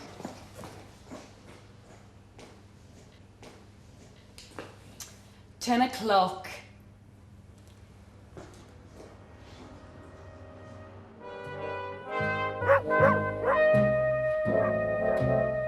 No signs of Tracy returning to the fold? I'm not nosing. This is neighbourly interest. Why is it nosing when I do it? Neighbourly interest when she does. Well, either way, ladies, the answer is no. She's still declaring her independence. But at least we know where she is and how she is, which is more than most parents do. Yeah. Bye. Bye. Bye, Raquel. See ya. You know, I It's Deirdre I feel sorry for. I mean, she's all on her own, not even a man in her life, as far as I know. Well, she should have snapped Reg Holdsworth up before we took off the market. Another couple of weeks, he might be back on it again. Oh, don't say that, girls. Not just when I'm wondering whether it's safe to splash out on a new tip for a knot. Ooh, what's the occasion? Oh, Reg and Maureen's wedding's on again. Ah, but for how long, that's the question. Splash out, I say. Always good for the morale. And if they cancel, it'll come in for one of you two. Ah, well, the thing is, you see, I'm having a summer wedding, me. With all the ladies in floaty frocks and big straw cartwheels like you see on the telly at Ascot. So winter hat won't be suitable, I'm afraid. Well, I should just have to grit my teeth and buy two then. One for each head. Hey, watch it, Wilton. I'm the comic round here. Well, the only bloke I'm likely to shack up with in the immediate future is a big burly bodyguard. They've not been bothering you again, have they? Who? Oh, just some idiot trying to make a nuisance of themselves. Kids, most likely. I'll have a box of tissues, please, and pick up my magazines. Right. Pick myself out a floaty frock. Then all we're short of is for you to find yourself a fiancé. No. Oh, Miss Fenwick, is it all right if I put in for next year's holidays? I've got a note of the dates. You're a bit previous, aren't you? Well, I'm getting married in January. 26. 9 weeks from today, I shall be walking down that aisle. Really? Who with? Mr. Holdsworth, of course. We had a bit of a misunderstanding, but it's all cleared up now. Congratulations. I'm afraid you'll have to see Mr. Watts about any time off. I thought you did the holiday rosters. Well, when it comes to something as important as the area manager's honeymoon, I think it should be referred to a higher authority, don't you? Yes, maybe. How are we doing for time? Oh, Alf knows to expect me when he sees me. I've put enough hours in overtime since he moved back in there. Well, shall we do something dazzlingly different then? Oh, who am I going to dazzle? Percy Sugden. We're a right pair, thee and me. We should join forces and have a night out sometime. A night out now? What's that? Denise Salam. Hello? Is there anybody there? Just slam it down. Oh, hello, Mrs. Owen. Did he? Oh, it's lucky you spotted him. I'll cut and blow at 3. Yeah, that's fine. All right, then. Bye. Just left the front door open. Toddler ran out into the street. All right. What's up? Nothing I can't handle. Listen, this orgy of ours, how are you fixed up for tonight? Bye, eh? You don't waste any time, do you? It's not there to waste, Petal. Not the rate me wrinkles are clocking up. Well, I'll have had my hair done. All I'll have to do is slap a bit of polyfiller on my face and iron my frock. Oh, go on then, you're on. Oh. Be better than stopping in on me Todd, hoping the phone will ring. Or hoping it won't. Miss Fenwick, is it all right if I take me half day tomorrow rather than Friday? You'll have to ask Mr. Watts. Well, can't you say? I mean, I've got quite a lot of personal stuff to get sorted. Andy, I know your life's a bit of a mess at the moment, and if there's anything I can do to help on a personal level, I'll be glad to. But where work procedures are concerned, I'm afraid you'll have to ask the manager. Yeah, right. Andy? Glad to see you two lads going in for a bit of class today. Yeah, well, thought we'd have a change, eh? Oh, very wise. I mean, we may not serve ale here, but my little friend over there fries the best chip in Weatherford. You know, what she's doing married to a scumbag like that, I'll never know. Hey, that scumbag is a scumbag who pays our wages. Yeah? Well, I've got a good amount of time to stuff it, mate. Get this not over with and jack it only. And do what? Well, I don't know. Bum around the world, I suppose. Anything's better than this, isn't it? This? You've got a job, you've got a car, you've got a cracking little girlfriend. Okay. Give me a break. She's only a kid. Since when? Oh, come on. 16? Yeah, well, she was even younger when you started going out with her. Didn't bother you then, did it? Yeah, but times change. Anyway, this lot be all down the pan if we get carted off to the clink. Better chuck in, mate. Don't get food like this down in strange way. Well, didn't take Hercule Poirot to work out what's with them two. Well, according to my caring, compassionate husband, they brought it on themselves. Well, Steve, maybe. Kevin just got sucked in out of loyalties. Yeah, that's fine. Curly bedroom's fine, mate. Yeah. Well, at least it hasn't got a snoring brother in it. So you always shared then, you and Steve? Well, yeah. Not by choice, like, don't get me wrong. I used to wish I had a brother. You know, when I was younger. Well, you didn't miss much. You still get on, though, don't you? You and Steve underneath. Yeah, I suppose so. More so now. With us both jumping through hoops, like, you know what I mean? Mind you, blow all them astrologers out the water. If one of us was doing great, the other was slitting his wrists. I've more time for astronomy than astrology myself. I mean, when you look at that night sky, all your problems are put into perspective. You'll have to come up and see me observatory sometime. And there's some books there that you might want to read. Yeah, well, I might not be in that much, but... Oh, whatever. As for house rules, there's just a few practical ones that me and Angie dreamed up, you know, cleaning rotors, that sort of thing. Whatever, anything you say. But generally, it's consideration and common sense. It's a bit like being married, really. I'm sorry, mate. Listen, Curly, this is only going to work if you stop pussyfooting around me like I'm some sort of casualty. My mum and dad do it, Gail and Alma do it. They're all very well-meaning, but, well, I could do without it at the moment. So you mean if I want to tell you to get off your bum and stop feeling sorry for yourself, I can? Yeah, if you want. Right. Life's got to go on, hasn't it, for some reason? Well, all that remains is for us to go to the pub and drink a toast to a happy household. You're not as pretty as my last lodger, but no doubt you're not as temperamental. Well, thanks, Curly, but, well, I could do without any more pitying looks today, all right? Come on. A quick half, then back to work. Life has to go on. All right, you're the boss. Right. Oh, one more thing. Within these four walls, we never, ever mention the word better buys. I'm going to like it here, mate. Come on, then. Are you having a batch at our competition, Reed? Listen, I know as much about poetry as Raquel here knows about nuclear physics. Well, I know it's to do with the atomic bomb. Not just a pretty face. I mean, why do men have to invent things like that anyway? I bet it wasn't a woman, you know, who invented all them horrible cruising missiles and exercise missiles neither. Flipping heck. I only asked if Madam here had come up with a mucky limerick. How did you manage to drag me into Star Wars? Well, it just annoys me when folk go on like I've never had a serious thought in my head. Do you know, it's same here, Flower. People seem to think that beauty and brains can't go together. Did you used to be good looking then? There once was a girl called Raquel. They called her the barmaid from hell. Oh, well, bet you fellas. What can I get you? It's all right, I'll get them. Tell you what, I wish my boss had bought me a few drinks. Yeah.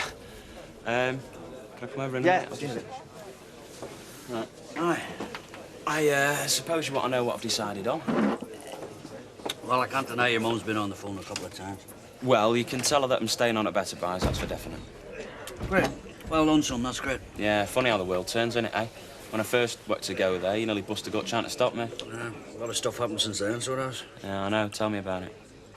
So, what about the flat? You keeping her on, then? No, gave Alma my notice this morning. Oh, well, so who gets the pleasure of your company, then? Your mother or me? Neither, actually. I'm moving in with Curly. With Curly? Oh, well, right, that's fair play. I mean, two young fellas about the town. Well, I don't think we'll be holding too many parties, but, yeah, it'll work out, I think, yeah. Well, I wish you the best of luck, son. I mean that. Cheers. I'll get back to him, all right? Oh, aye. You can't turn down a drink from your new landlord, can you? Cheers. Cheers.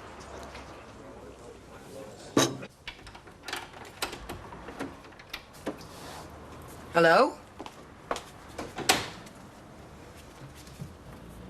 Tracy. This is a nice surprise. Don't worry, it's not me dirty washing. Mum, is it all right if I come home?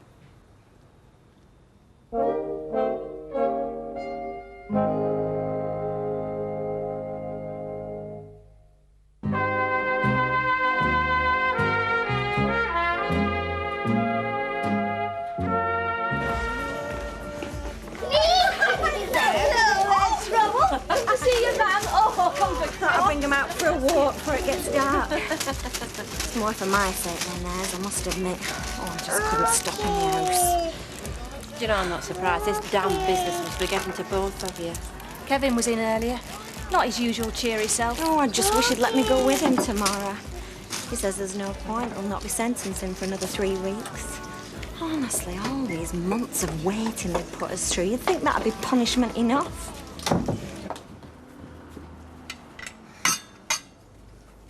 Them look nice. Well, I thought you might have to dash straight back to work. Oh, No, Maggie's giving me the rest of the day off. Oh, you've told Maggie you're coming home then? Well, if it was all right with you. She might look a bit prune-faced, but she's all right, is Maggie. I can talk to her about anything. Oh, that's nice. Anyway, how's your room? Mum, it's not a flipping hotel. I've dusted, of course, and left all your stuff up there for you to sort, and I've left your posters up on the wall. Thanks. Although why you want them up there, I don't know. Most of those bands look as if they've never seen a bar of soap. You can rip them up if you like. Craig says that they're rubbish. Well, except he didn't say rubbish. Oh, he's still around then, is he, Craig? His landlord wanted the flat back, miserable creep, so we had to get out sharpish. We've not split up, if that's what you're hoping. No. I was just wondering. So where's he gone then, Craig?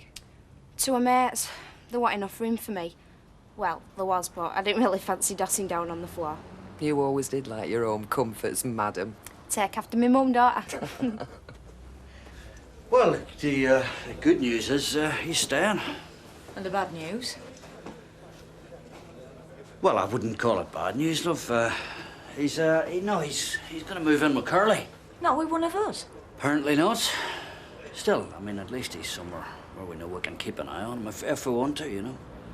Why the hell did it have to happen? Why did he have to go through this? Well, I suppose me ma used to say the same about me, and yours about you. We're not very good role models for our kids, are we? Hey, this wasn't our fault what happened with Amy, you know. No? Maybe she took one look at the state of our marriage and said, no way. Rubbish. Look, Amy's shacked up with another fella, you know. Well, in a way, I suppose he's the better off of the two. At least you can mend a broken heart. Criminal record you're stuck with for life. It's a mess. It is.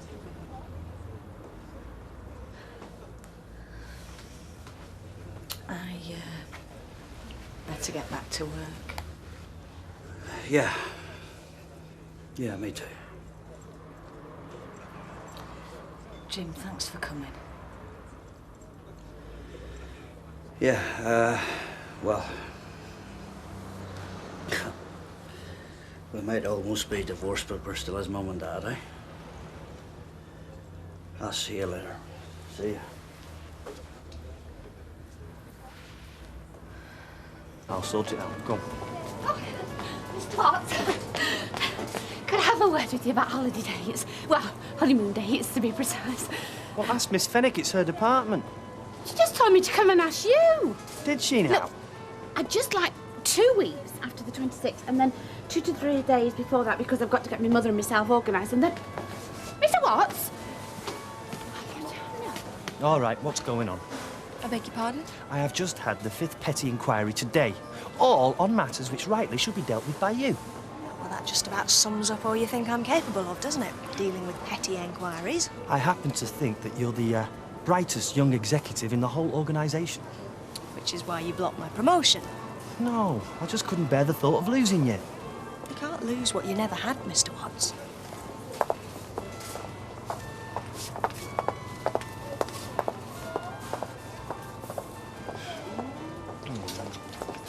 Right. Foot in mouth time again, Norman. Get lost, Reg. Oh, no, I've not come to mock Norman. Am I too not a man who has suffered the slings and arrows of outrageous fortune, particularly where the opposite members of the gender are concerned, eh? But true love conquers all, as Maureen and I are living testimony, I'm happy to say. Oh, yeah? You see how long it's taken you? If I have to wait until I'm bald and pot-bellied to crack it, I might as well go and join a monastery now. So, you going somewhere special? No, it's just that my husband always likes me to look well groomed. You're lucky. Most of them wouldn't notice if you shaved yourself bald. No, I am very fortunate. Mr. Wilson takes a keen interest in my appearance. Because that's what keeps romance alive in a marriage, you know. Thank you. Thanks. Not taking one another for granted. Bye-bye, then. Bye. Oh, you can just sit in, can't you? Oh, no, dear, I think the yellow rubber gloves suit you much better than the red ones. Right, that's it for today, thank God. Denise, you're a bag of nerves. Nothing a couple of stiff drinks won't cure. Well, it's a good job you're going out then, isn't it? Well, it's got to be better than sitting and waiting for Mr. Heavy Breather.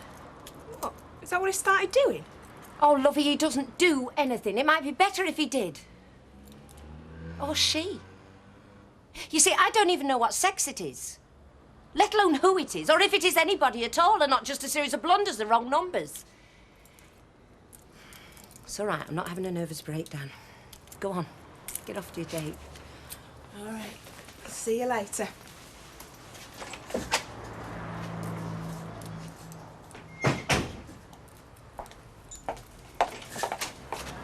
Oh, heck, what time is it? I thought we said 7:30. Denise, I'm sorry, but would you mind very much if we called it off? Look, if you don't fancy going out, we could always get a takeaway, buy a bottle of plonk. No, it's not that. Tracy's back. Has she took the boyfriend? Well, not yet, but I live in hopes. At least she's home. And you want to be with her, of course you do. Oh, I knew you'd understand. We do it another time, eh? Bye. Another time. Sure. Look, just leave it, Rich. Don't interfere. I only want to tell him we were best out of it. Laying Fenwick's all wrong for him anyway. Why is she? Because I know Norman. He might think he's attracted to strong women, but what he really needs is somebody who will make him feel superior. Which is why he always beds ladies of the same type, isn't it? And what type is that? The Kimberley type. Brainless. Hey. Oh! Well, I hope I can count on you to have a bash at this poetry competition, Kenneth. Oh, I doubt it. I'm not feeling very inspired these days. It seems to come and go.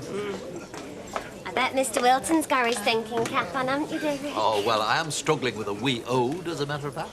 It will be a poor thing, but mine own. It's very creative, you know. You can tell a lot about a person from the spinal alignment. It's a bit like reflexology, only without you twiddle the toes. And you've twiddled Derek's bony bits, have you, Cox? Well, only in what you might call a semi-professional way. I think she's referring to the remedial massage she gave him when he had a strained back. You've heard about the magic sponge. Well, this girl's got magic hands. Yes, I keep getting a twitch in the lower lumbar region. Can we have a drink or what? Oh, Here. yeah. Tell me, why is it every time I try and drum up a bit of flipping interest in this flaming competition, everybody changes the subject? Is nobody interested? There was a landlady called Bet who piled on the pounds when she ate. They gave her a diet. She said, right, cock, I'll try it. And ended up falling down plug hole. Oh, right, lady. I know it. I knew I shouldn't have worn these earrings. Oh, no, Denise, it's not you. It's Mrs. Wordsworth here. All right. What do you think of your wife's hairdo? Have you had it done? I'm in the chair. What can I get you? Gin and tonic would be most welcome, thanks. Hey, are you celebrating your daughter's homecoming? My what? Oh, heck. What, they've probably been that busy gassing they've not had time to let you know. Well, if it's true, I couldn't be more pleased. Oh, it's true, all right. She moved her stuff back in this afternoon. Oh, I think that's lovely. Mother and daughter reunited. I expect you want to rush around there. Well, as Tracy would no doubt put it, I think they need a bit of space. There'll be plenty of time tomorrow to say welcome back. Now, gin and tonic.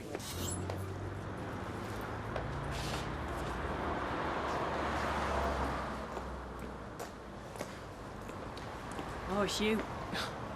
Well, it's not exactly how wonderful of you to come and pick me up, Steve, but it's a start, I suppose. Well, it's not on your bike either. Have you nothing better to do with your evenings at hang round here? No. You're a nutcase. You know that? Yeah, so keep saying. Well, in that case, you could always plead temporary insanity tomorrow. Yeah.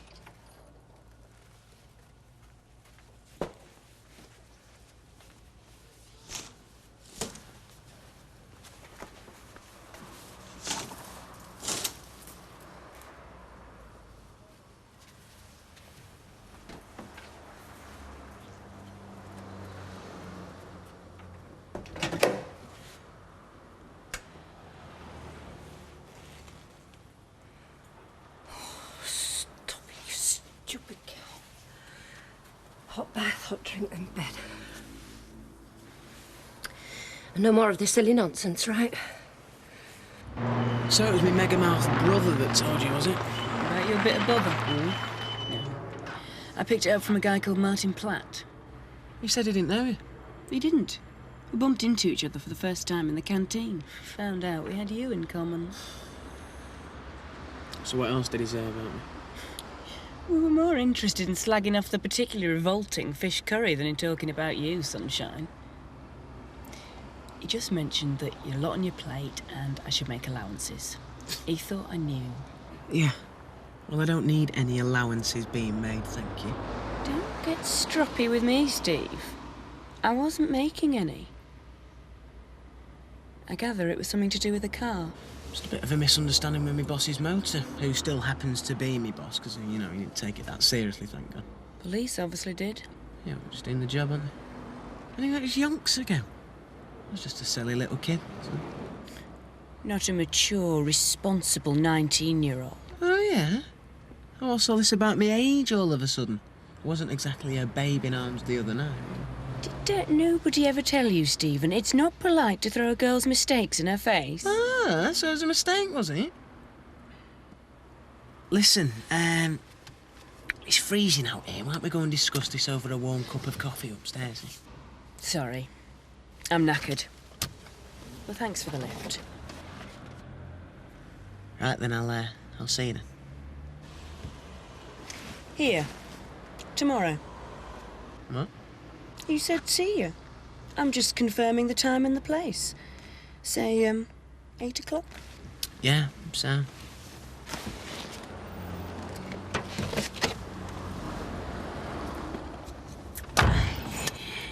Rock on.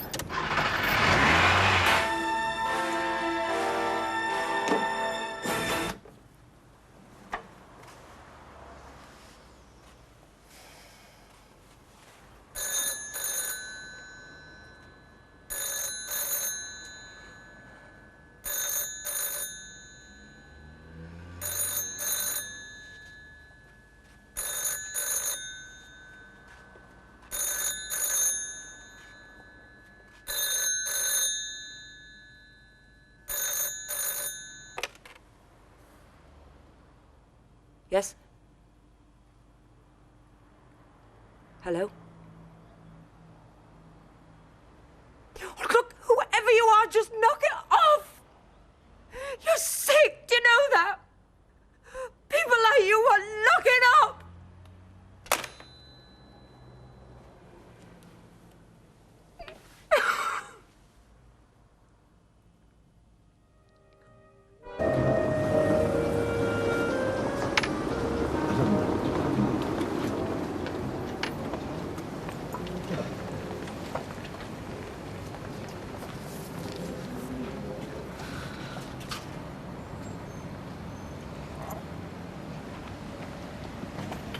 Morning, Sally. Oh, yeah. Hi, Ben.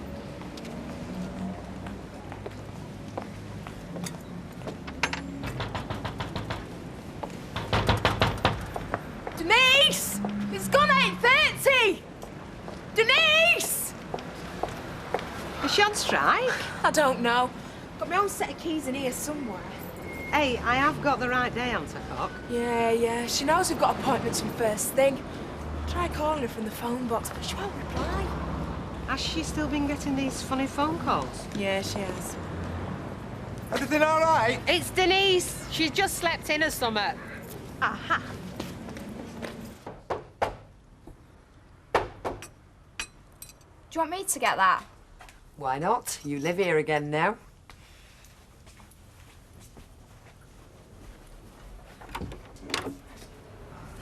Did I have to find out from the neighbours that the prodigal daughter had returned? Hiya, Dad. Hello then. Are you welcome to come in these days? I think so. It's only Dad, Mum. Hello, only you. Oh, I come here to be mocked. No, you came here to see if everything was back to normal again, didn't you? True enough. Need a lift? Yeah, OK. I'll just go and get my stuff. Give you two a chance to talk about me. Well, do as you're told. Tell all, is Craig someone never to be mentioned again? Ah, we mention him frequently. He still exists, unfortunately, on some mate's floor. Who is it? I'm sorry. I'm late. Mrs. Gilroy's downstairs. Oh, you give her a coffee. Tell her I'll be 2 ticks. Denise, are you all right? Well, I've tried phoning you. The phone, yeah, the phone. I took the phone out the wall. More calls? Only all night. Now, quick. Clear out of here so I can get a move on. Go, go. What time do you say we have to be there? Not very sudden. Yeah, well, get yourself in the bath. Get dressed, come on! There's plenty of time, yeah. And what time did you roll in last night? I don't know, like 1, 2. Yeah, well, you look wrecked, Steve. I thought you were going to have an early night. It's no big deal, is it? I mean, we walk in, plead guilty, and walk out again. Oh, yeah, nothing to it. Well, listen, promise you. Look, the day of sentencing, then you'd be running after me with a bucket. Yeah, well, I feel like that now. There's no point getting wound up about it now, is there? Yeah? Hello, the Queens? Oh, hiya. No, we ain't left yet. Well, we don't have to be there till 11, do we? Is it Vicky? Listen, you're not crying off here. Good. No, I'm sure I can amuse myself for another couple of hours. But don't go out leaving me hanging, eh? Yeah, I can do with a bit of nursing after today. Yeah. All right. See you, Ellie. How does it feel after that treatment? Hair's lovely. It's the person underneath that could do with more attention. How much do I owe you, Cop? Well, since you've had to wait, I'll throw the treatment in free.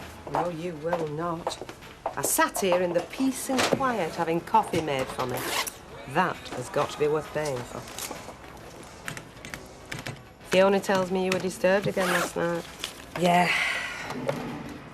Why don't you get onto the phone, people? Get your number changed, maybe. Oh, it's such a hassle. It's the same as my business number. I just switch it over when I'm upstairs. Hang on in there, kid. They might get bored soon enough. I hope so. Oh, thanks. See you, girls. We've only got a couple of cut and blows in before lunch. One sec. Go put your head down for an hour or so. I'm not making it up, you know. Somebody's definitely playing games. Everyone will think I'm going mad. Denise, make the most of it while I'm here to hold the fort. Lie down for half an hour or so. Start the day again. Thanks. I might just take you up on that.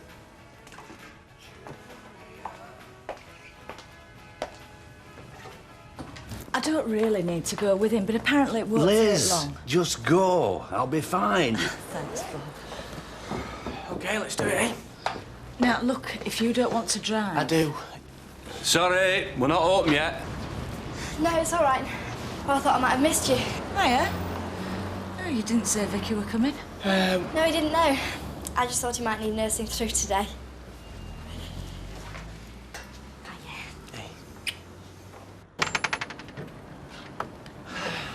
Well, here we go again. Becoming part of the routine, this, isn't it? You got any idea how long you're gonna be? Yeah. However long it takes to say guilty. Bye. Yeah.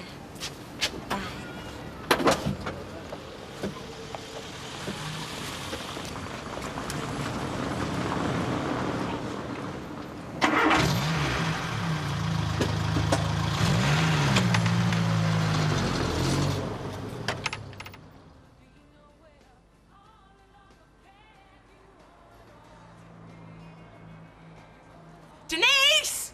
Can you come down now? I'll be right there.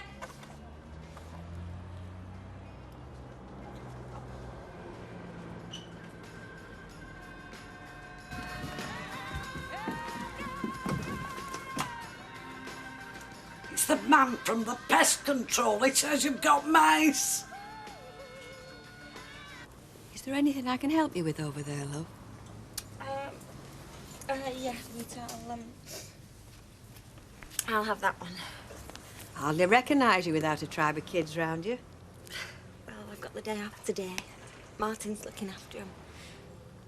It's funny, once I came back from taking Rosie over, I didn't know what to do with myself. I didn't want her to see me like this.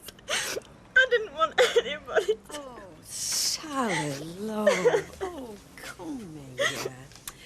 Oh, dear. I take it Kevin was going to court earlier. Well, he was hardly going to a posh lunch. I mean, Kevin steps outside the door in a suit these days, and everybody knows where he's going. Just like you did. Did you not want to go with him? You didn't want me to. I'm sorry. Oh, now, come on, come on. Listen, you come through to back with me and I'll make us a brew. No, you've got customers. You're too busy. Come on. I've always time for a cup of tea. Now, this is my little hideaway. You sit yourself down there. You know, Kevin's a very proud young man. He was most probably embarrassed about it all. Yeah. I thought we'd been so careful in front of Rosie, you know, not mentioning it. And then when Kevin went, she said, has Daddy been taken away by a policeman again? Oh, Sally. Oh, Lord. Here. Oh. Come on. Oh, Rita. You know, every day I read the kids some story where a villain goes up in smoke and a nice guy wins. Kevin's a nice guy and he's not gonna win. It might not turn out as bad as what you think, love. After all he's been through. Yeah. After all we've been through.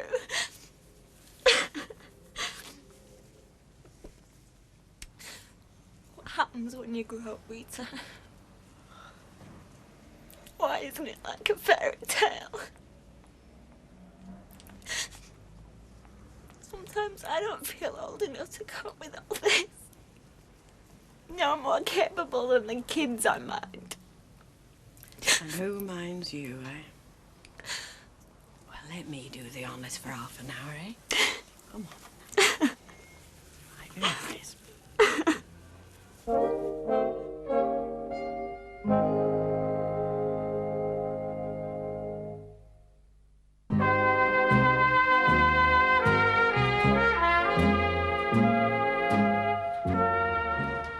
From the pest control? Pranksters. The phone calls, the pizzas, my supposed mouse plague, they're all connected. Kids. What kids? All right, and boyfriends. What boyfriends? Old ones, new ones. Ex-husbands. How about Neely? We're a bit manic, if you don't mind me saying. A bit? Yeah, but this was never his style. I haven't heard from him in months. I don't even know where he is. Well, can you think of anyone who would? Oh, what am I supposed to do? Ring round his mates and ask if he's turned into a psycho?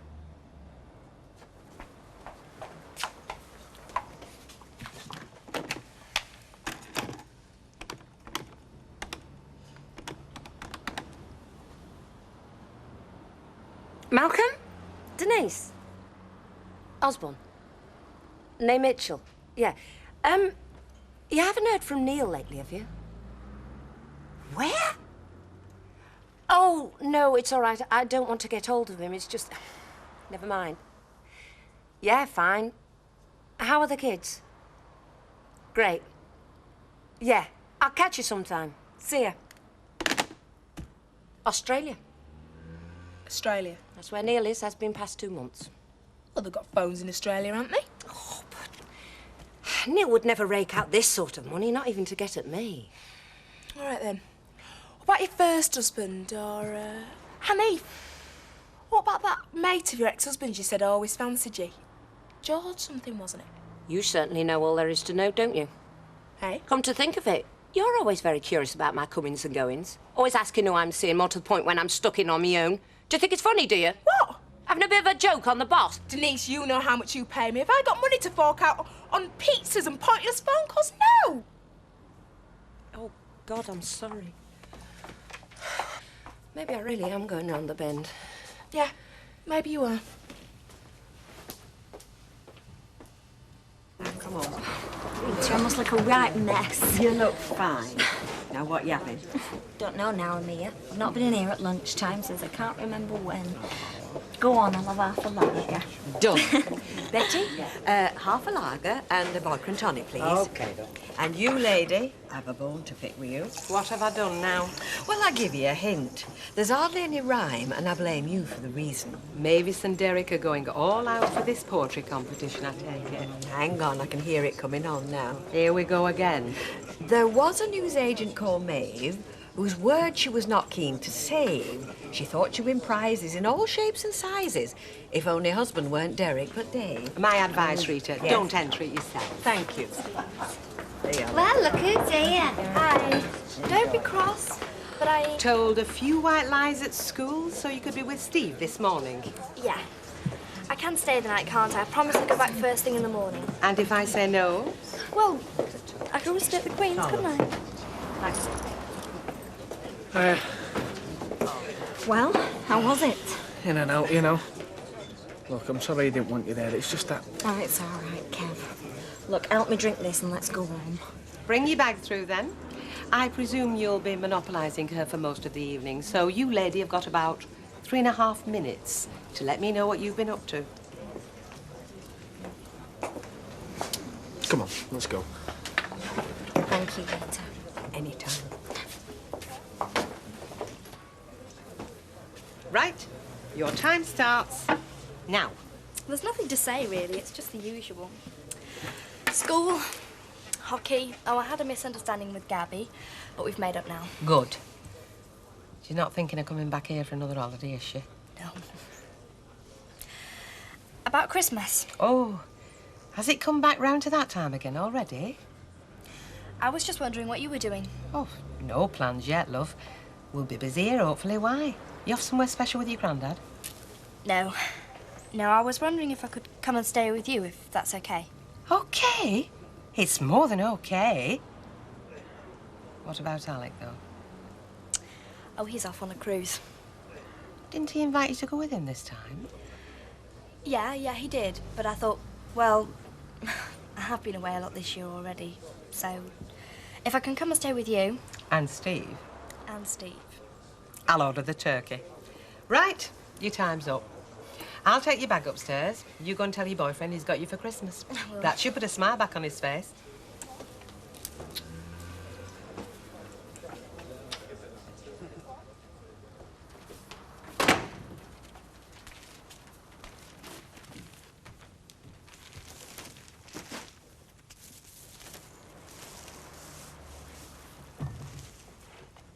Oh! Craig, it's you. Got more frightening or less. Tracy lent me a key, so you don't mind, do you? I was just going to take that lot up. Oh, where? Tracy's room. Oh, is she storing it for you or something? No. You haven't talked to her about me staying for a few days. The lad who's putting me up's got relatives around. Hold it, hold it. You are not stopping here. I don't care what Tracy's told you, it's not on. You've cooked this up between you, haven't you?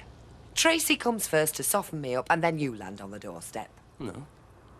Honestly, look, I wouldn't impose on you like this, Mrs. Barlow, if I had anywhere else to go. Like I said, I'd still be at my mates. Yeah, but all right, all right. Enough about these invisible mates. Haven't you got anywhere else to go? Well, I'll have to do some more ringing round. Mind if I use your phone? You two have got no right presuming on me like this. Look, it really is a last resort. I don't like to take advantage of you all, Tracy. If I was to let you stay for a few days, there's no way you're sharing a bed. Not under any circumstances, not under my roof. Tracy sleeps in her own bed and you sleep in the front room. Understood? Yeah, I can respect that. Look, I really appreciate you letting me stay in that. And you get yourself sorted out with somewhere else to go. Pronto.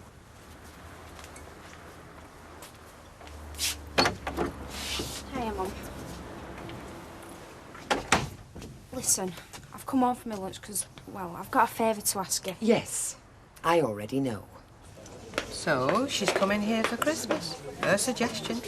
Well, that's a turn-up for the books. I know. My company's not that marvellous. But then there's always Steve. Neither is his. I know she thinks she's in love with him, Reek, but giving up a cruise? Well, she is well-travelled for a kid of her age. That's what she said. But Steve thinks I should go back this evening. He does? Well, he's exhausted after today. I mean, I reckon if we went out tonight, I'd just fall asleep. Well, Vicky's done enough by being in court today, and I don't want to get her in trouble at school or anything. Oh, no, we could never have that. No. And if I get her on the next train, well, she can be back by dinner. I'll see you.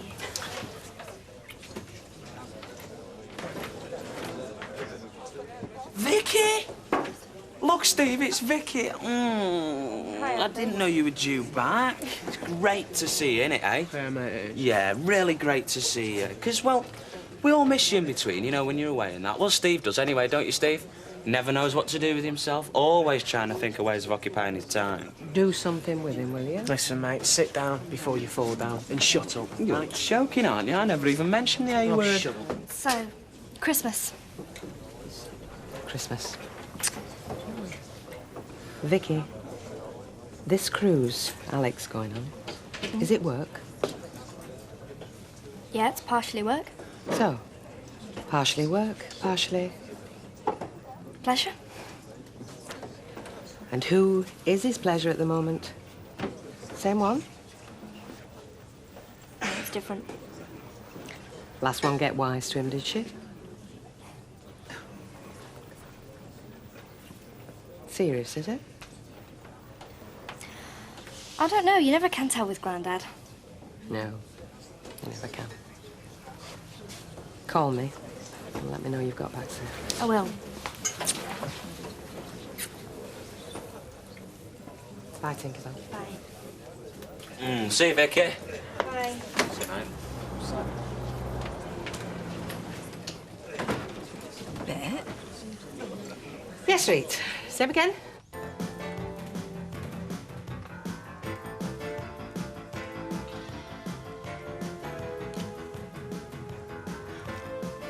I might go to bed. I've got work in the morning. Oh, right, love. Night.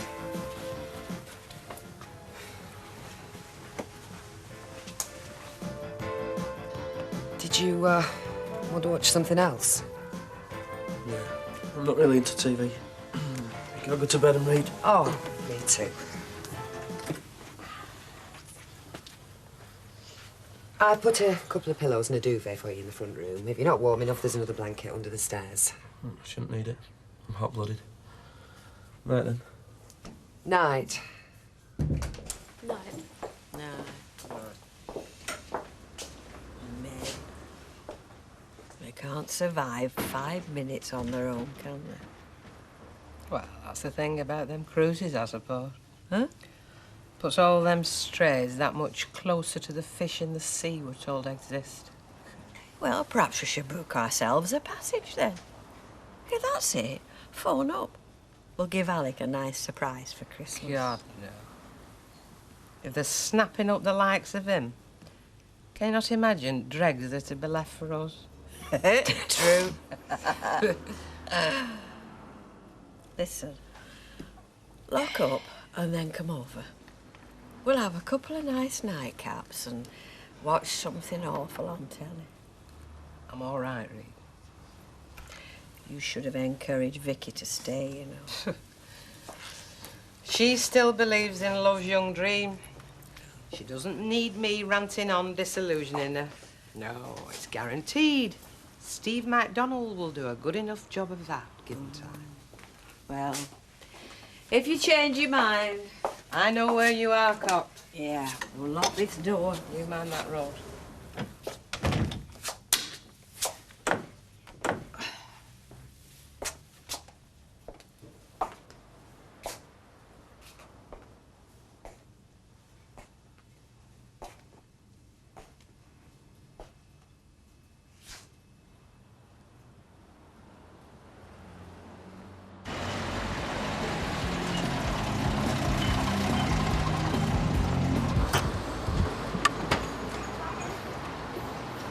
I'm not late, am I? No.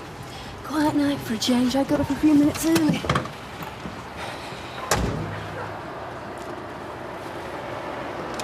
Where to then? Right.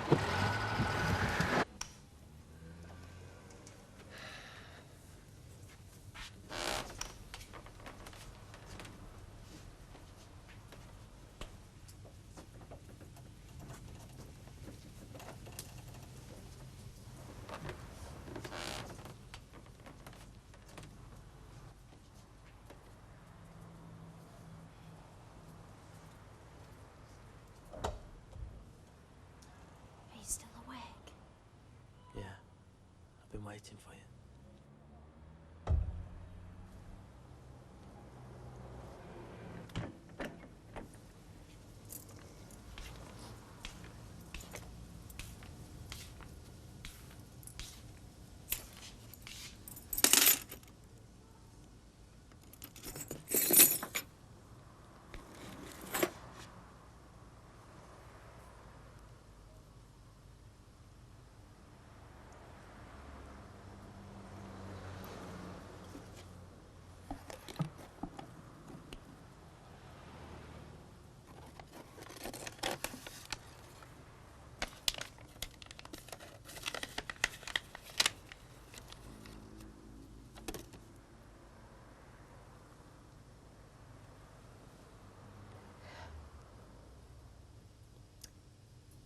For better or for worse, for richer or for poorer, for whoever happens along at the time. Hey, Alec?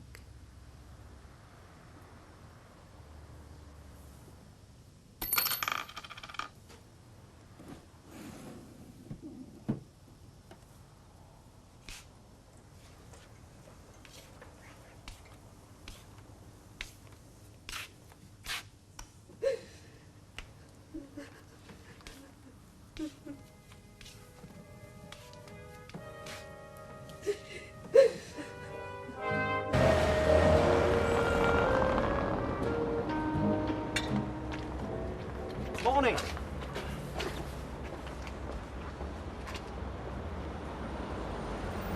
Jack, it's from Queen!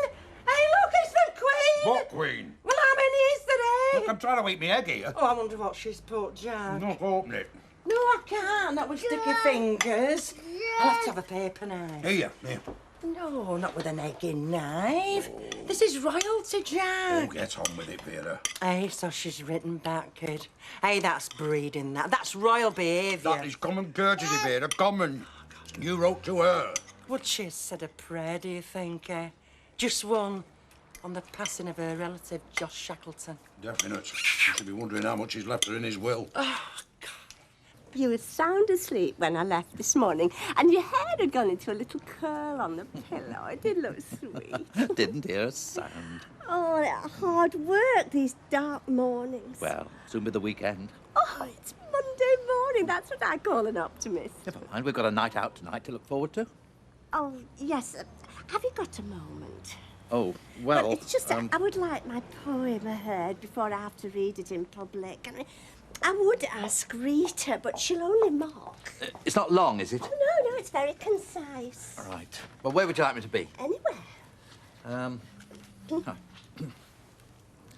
Far away. Right. Our Friend the Fox by Mavis Wilton. There crouches he, frightened yet reviled. There crouches he. What?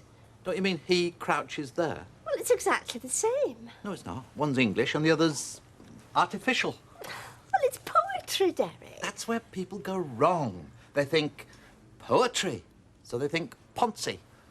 If you said he crouches there, frightened yet reviled, the scan's the same, but it's easier to understand. Shall we pass on to line 2?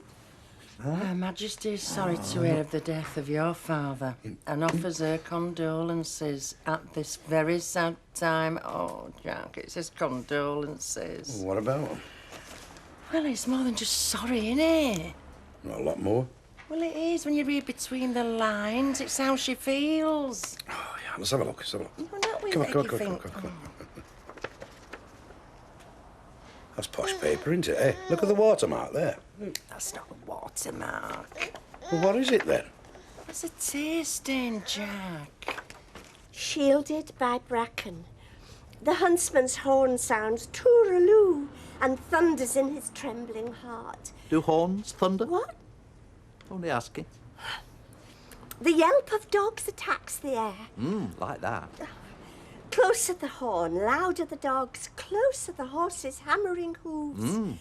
Louder the clamour in poor Reynard's heart, till from his hide in terror starts he out. You've done it again. What? Starts he out. What's the line again? till from his hide in terror starts he out. It's poetic again.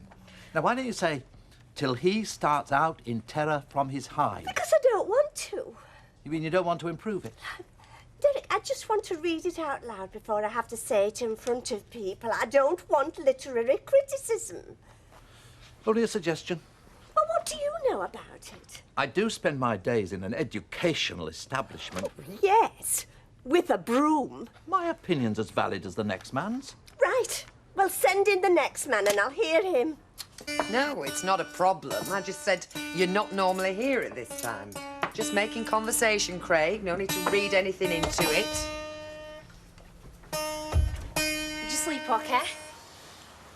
Okay. I didn't. I was awake half the night. Tracy, what are you having for your breakfast? Nothing, thanks. Craig? You have muesli, am I right? I have what I feel like having. I'm asking you what you have.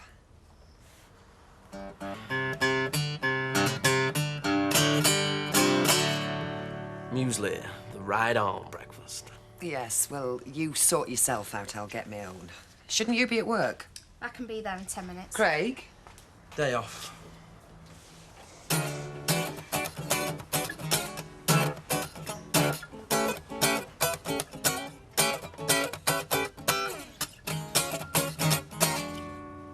That's very good, Craig. It's not your kind of song, though, Mum. No, but it's obviously well played. You sound surprised. Oh, forget I spoke. I'll keep my mouth shut in future. Mum hasn't really got past the Beatles. Oh, no. Elkie Brooks. You like her, don't you? Excuse me, Fiona. This book. I know I've got Mrs. Austin at past, and I know I've got a friend at 10. Where are they? There's no mention. Oh, didn't I put them in? You did not. Oh, sorry. It's not good enough, Fiona. I said I'm sorry. Well, get on, and when you finish that, clean the sink. You just can't get the staff. Well, it's not all her fault. I yelled them at her when she was hair washing. Should have ended them myself. Still, it don't hurt to let her know who's boss, does it? See you dinner time then. 1? Say 1:15. And Wednesday night, how are you fixed? 9 o'clock onwards, upstairs, my party. And don't be too flattered I have to invite everyone I've so much as spoken to round here, or I'll be hard put to fill a tandem. Can you make it? Well, I'd like to. Good. No fuss, no presents. I just want a house full. Would you get that for me, please? Me? Oh, God, I'm sorry. Dinner time then. Hello? Oh, yes, of course. Well, it'll have to be this afternoon now.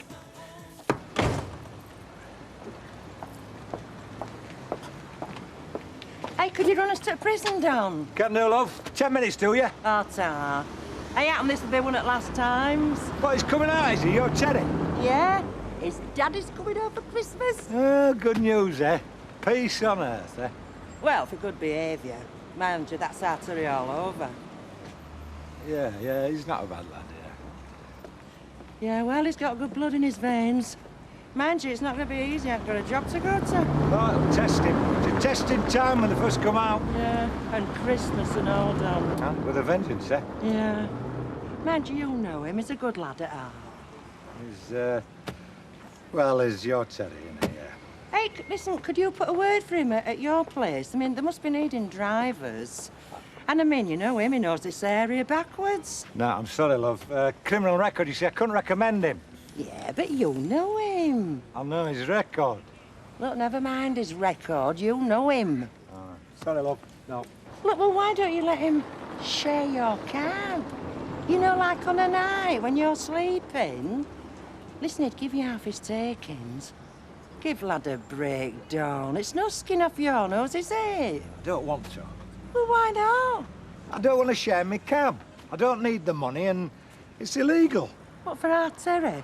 And this baby for Christmas? No, I'm sorry, love. Don? For our Terry? Well, you've just lost yourself a fare, you. I'd rather go on the bus. I'd rather walk. Poetry's had it. It's all been said, it's all been done. Kipling. What? That's the next word on your lips. Well, how would you know that? Oh, guesswork. Oh, come on, you don't guess about a thing like that. Why did you think I'd be talking about Kipling?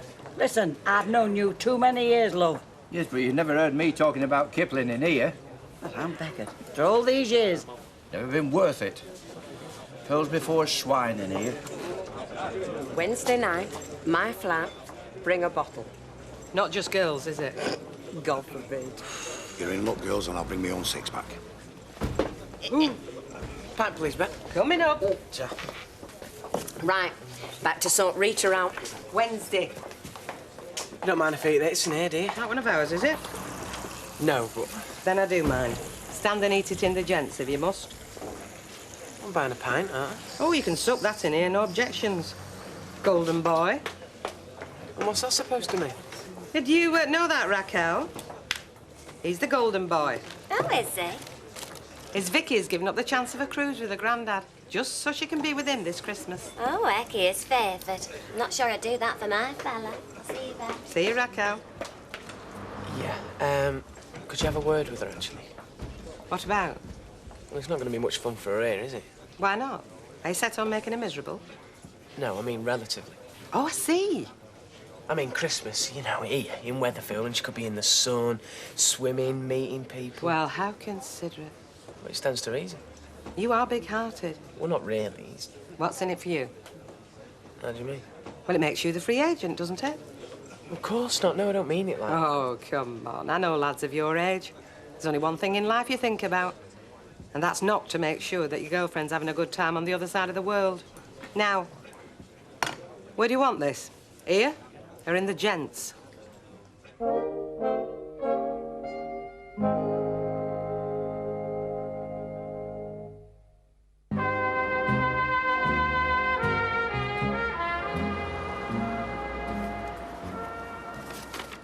Sends her condolences. Oh, Barney. She does. I can see she does.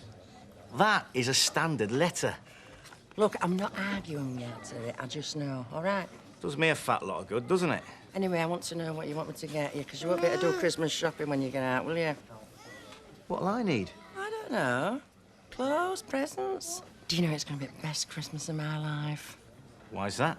Well, you, me, and our Tommy. Just sat quietly round the telly, you know, and your dad, he'll be sat there quietly. All his troubles behind us.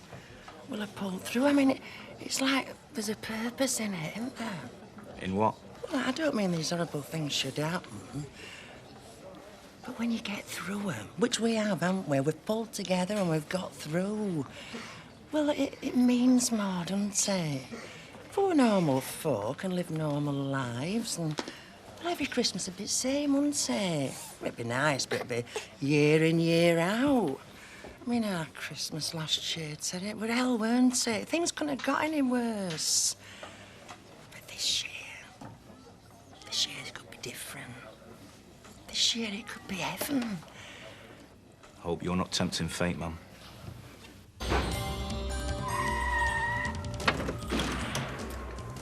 Oh, yes, I thought so. Checking up on me. Yes, as a matter of fact.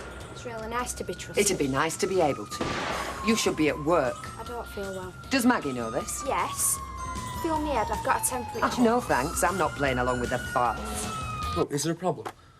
This is my house, Craig. That's the problem. If you're in it on my terms. I've spelt that out. I am not having you two... What? Look, get dressed. Just get dressed. I don't feel well. Then get to bed. Alone. It's really nice to be trusted. How can I trust you? Look at you. We've lived together already, This Mum. is my house. You're not living together now. It's only a problem if you perceive it as one. Oh, is that right? Yeah, look, can we do anything for you? A cup of tea? Bowl of muesli? I am getting very close to asking you to go, Craig. Why? For watching a video? Look, I can go if that's what you really want. I didn't say that. I just said I was getting close to it. So what do you want us to do, I want you to get upstairs, and I want you, Craig, to get in the front room. I'm going to work now. I should be back about 6 o'clock, and I want no evidence that you two have even seen each other in the meantime. Whether you have or not, I don't want to know about it. This is very confusing. It needn't be. It's just me playing along with the farce.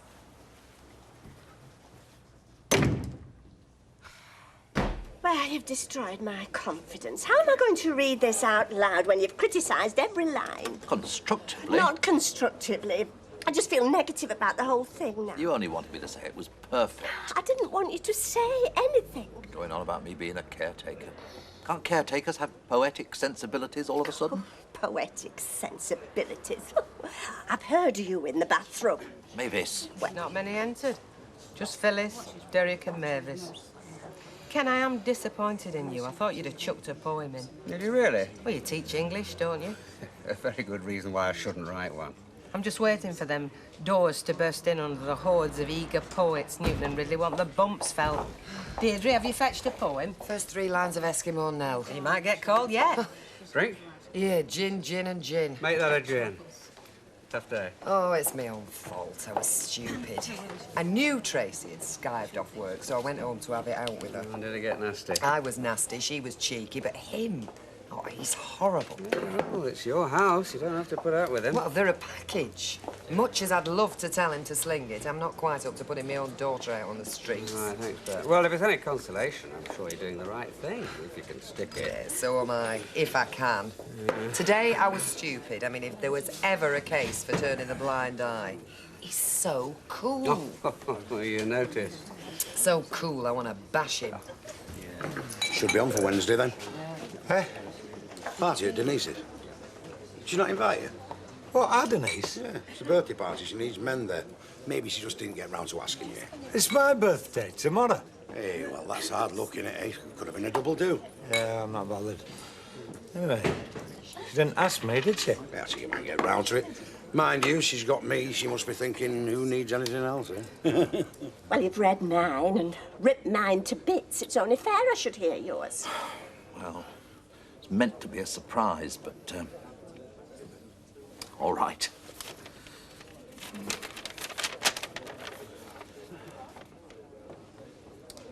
Mavis, my Marilyn. Oh, Derek. She was a legend of her time. Nations applauded. Whole continents were in her thrall. The world resounded with the name Monroe. There was another goddess, of flesh, not celluloid, in Weatherfield, not Hollywood.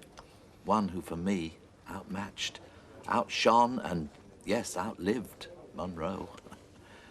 Who needs the silver screen when I've the silver in her hair? Who needs the wind-blown skirt when I can nightly gaze upon the lifting hem of my own personal Monroe? Her breasts are downy. I beg your pardon. Mavis, I know what you're going to say. But this is adult company. This is 1993, and I can mention the word breasts for heaven's sake. Yes, but you're talking about me, mine? Of course. It's all about you. Well, if you think I'm going to sit here while you go on in public... I am not going on about them, Mavis. I'm merely mentioning them and passing on. Her breasts are downy, like the peach. Peaches are hairy. They are downy. They've got little soft, thick hairs all over them. How dare you? Mavis, for God's sake. Oh, I'm not listening to this. You'll have to when I'm reading it. I won't. Mavis, for goodness sake, grow up. Derek, if you read that out loud, I shall shout, I shall heckle, I shall throw something. Mavis, this is the most flattering, most tender love poem anyone has ever had written about them. It's all so damn good. And anyone who wasn't a total moron could see that. Oh, so I'm a total moron now. Yes, you are as far as poetry's concerned. You've admirably proved that with your Mr. Fox. How dare you? Well, it's true. Mr. Fox comes out to play, the moon, it shines as bright as day. Mockery. That's one of the lowest forms of wit. But all I should expect from you. Pornographer. Harry's here came for you this morning. Probably not important, but I just brought them round anyway. Oh, it'll just be junk mail, this. Yeah, it is just junk mail. Do you want a coffee? Yeah, why not? So, where's your man? Oh, he's at work. He won't be back until, what, 9 at the earliest? So it's kind of like the odd couple in here, is it, eh? Well, something like that, yeah. Uh-huh. You get down his shirts for him, do you? Cook his tea for him, is that all part of the deal? Sorry, how is he anyway, all right? Well, no, I wouldn't go that far, but... Well, rather you than me. I mean, what's the attraction? It's cheap, I'm independent, I'm away from my parents, all right. Very nice. Here's me going to ask if you want to go for a beer. Well, you can still do that. That's big of you. As long as you pay for it. Aye, no. It's that poetry night, isn't it? The last place I want to be is the Rovers. Yeah, all right. Well, Queen's then. Sorry. Well, look, why don't I go out and get some beer? Bring them back here, eh? Unless you're already fixed up. No, yeah, that's fine. Right, well, I'll go and get some cans then. Well, I'll tell you what, you finish making your coffee, and I'll go and get them. I've got to get a takeaway anyway, so... Oh, have you eaten? Yes, I have, but listen, beer's on me, and your tea if you want. Lovely. Hi, love. Fine, Don. How are you? Not so bad. I'd be a lot better if it weren't my birthday tomorrow. Hard luck, love. I know how it feels. See ya. In life's strange, Rick. In a moment, I'll be stood here saying, read out your poems. Try bring out your dead, see what that does. It'd sell more pints. Right, I'm off. See ya. You have somewhere nice? Well, I doubt it, but his poem's in here. Can't argue with that, son. He's up to something. What? Car radios or something? He's got a girl somewhere. Ah, well, we can't say we're surprised, can we? I just feel for Vicky so much, Rick. Well, she has it to go through, like we've all done. Time and again if she's out like us. And it's first love. It's a miracle it's lasted this long. But it doesn't stop me looking at her and thinking, why does it have to happen? Why the pain? Why don't you write a poem about it? I will. Right. It's that moment you've all been waiting for. Come on. Shut it, Jack. It is poetry night at the Rovers. Don? Work calls. Bolt the doors, somebody. Now then, there's 3 entered. Phyllis and the Wiltons. Who's going to go first? Come on, Phyllis. Come on, girl. Where are you? Hey, stay where you are. What are you doing, woman? Shut up. Listen. Ode to Percy. Oh, I'm not stopping here. Percy, don't you dare. I'm not being made a fool of. I'm not making a fool of you. It's a love poem. Stand there and take it like a man. When God made Percy, he was smiling. He took 2 lusty arms and 2 sturdy legs, and he stuck them on the body of my darling. But I think God was balmy. He had made him join the army, where he cooked the meals for soldiers, and nobody was bolder. He cooked curry under fire and became my heart's desire. Oh. He's got a bird called Randy, and he's not the only one. He's always got a smile. He hasn't, you know. He has. It's only a poem. And if he wants to, I'll run a mile. And if he wants to buy me flowers, he can do it any day. And if he wants to misbehave with me, I won't stand in his way. Doggerel, silly doggerel. Hey, I love it. Mavis, Derek, follow that. No. Derek? No, I'm not entering. Oh, come on, you can't let us down. We're still living in an age of censorship. My poem hasn't passed the Lord Chamberlain. Whatever is he talking about? Mavis, come on. No, mine isn't good enough. We'll be the judge of that. It offends poetic sensibilities. Anyway, if that's the kind of poem you want, I'm afraid mine isn't in the same league. Oh, have a go, love. You can only do your best. No, thank you. It isn't up to it. Well, is that it then? Is that everybody? Yeah, seems like. Oh, I needn't have bothered washing my hair. Well, it's not so bad after all, poetry night. I won't mind another of them. Shut up, Raquel. There you are then, Phyllis. 25 in used notes. Oh, lovely. I'll have a Napoleon brandy and whatever he wants, my inspiration. Tell her I'll accept a drink of her by her way of apologising. Don't you just love him when he's coy?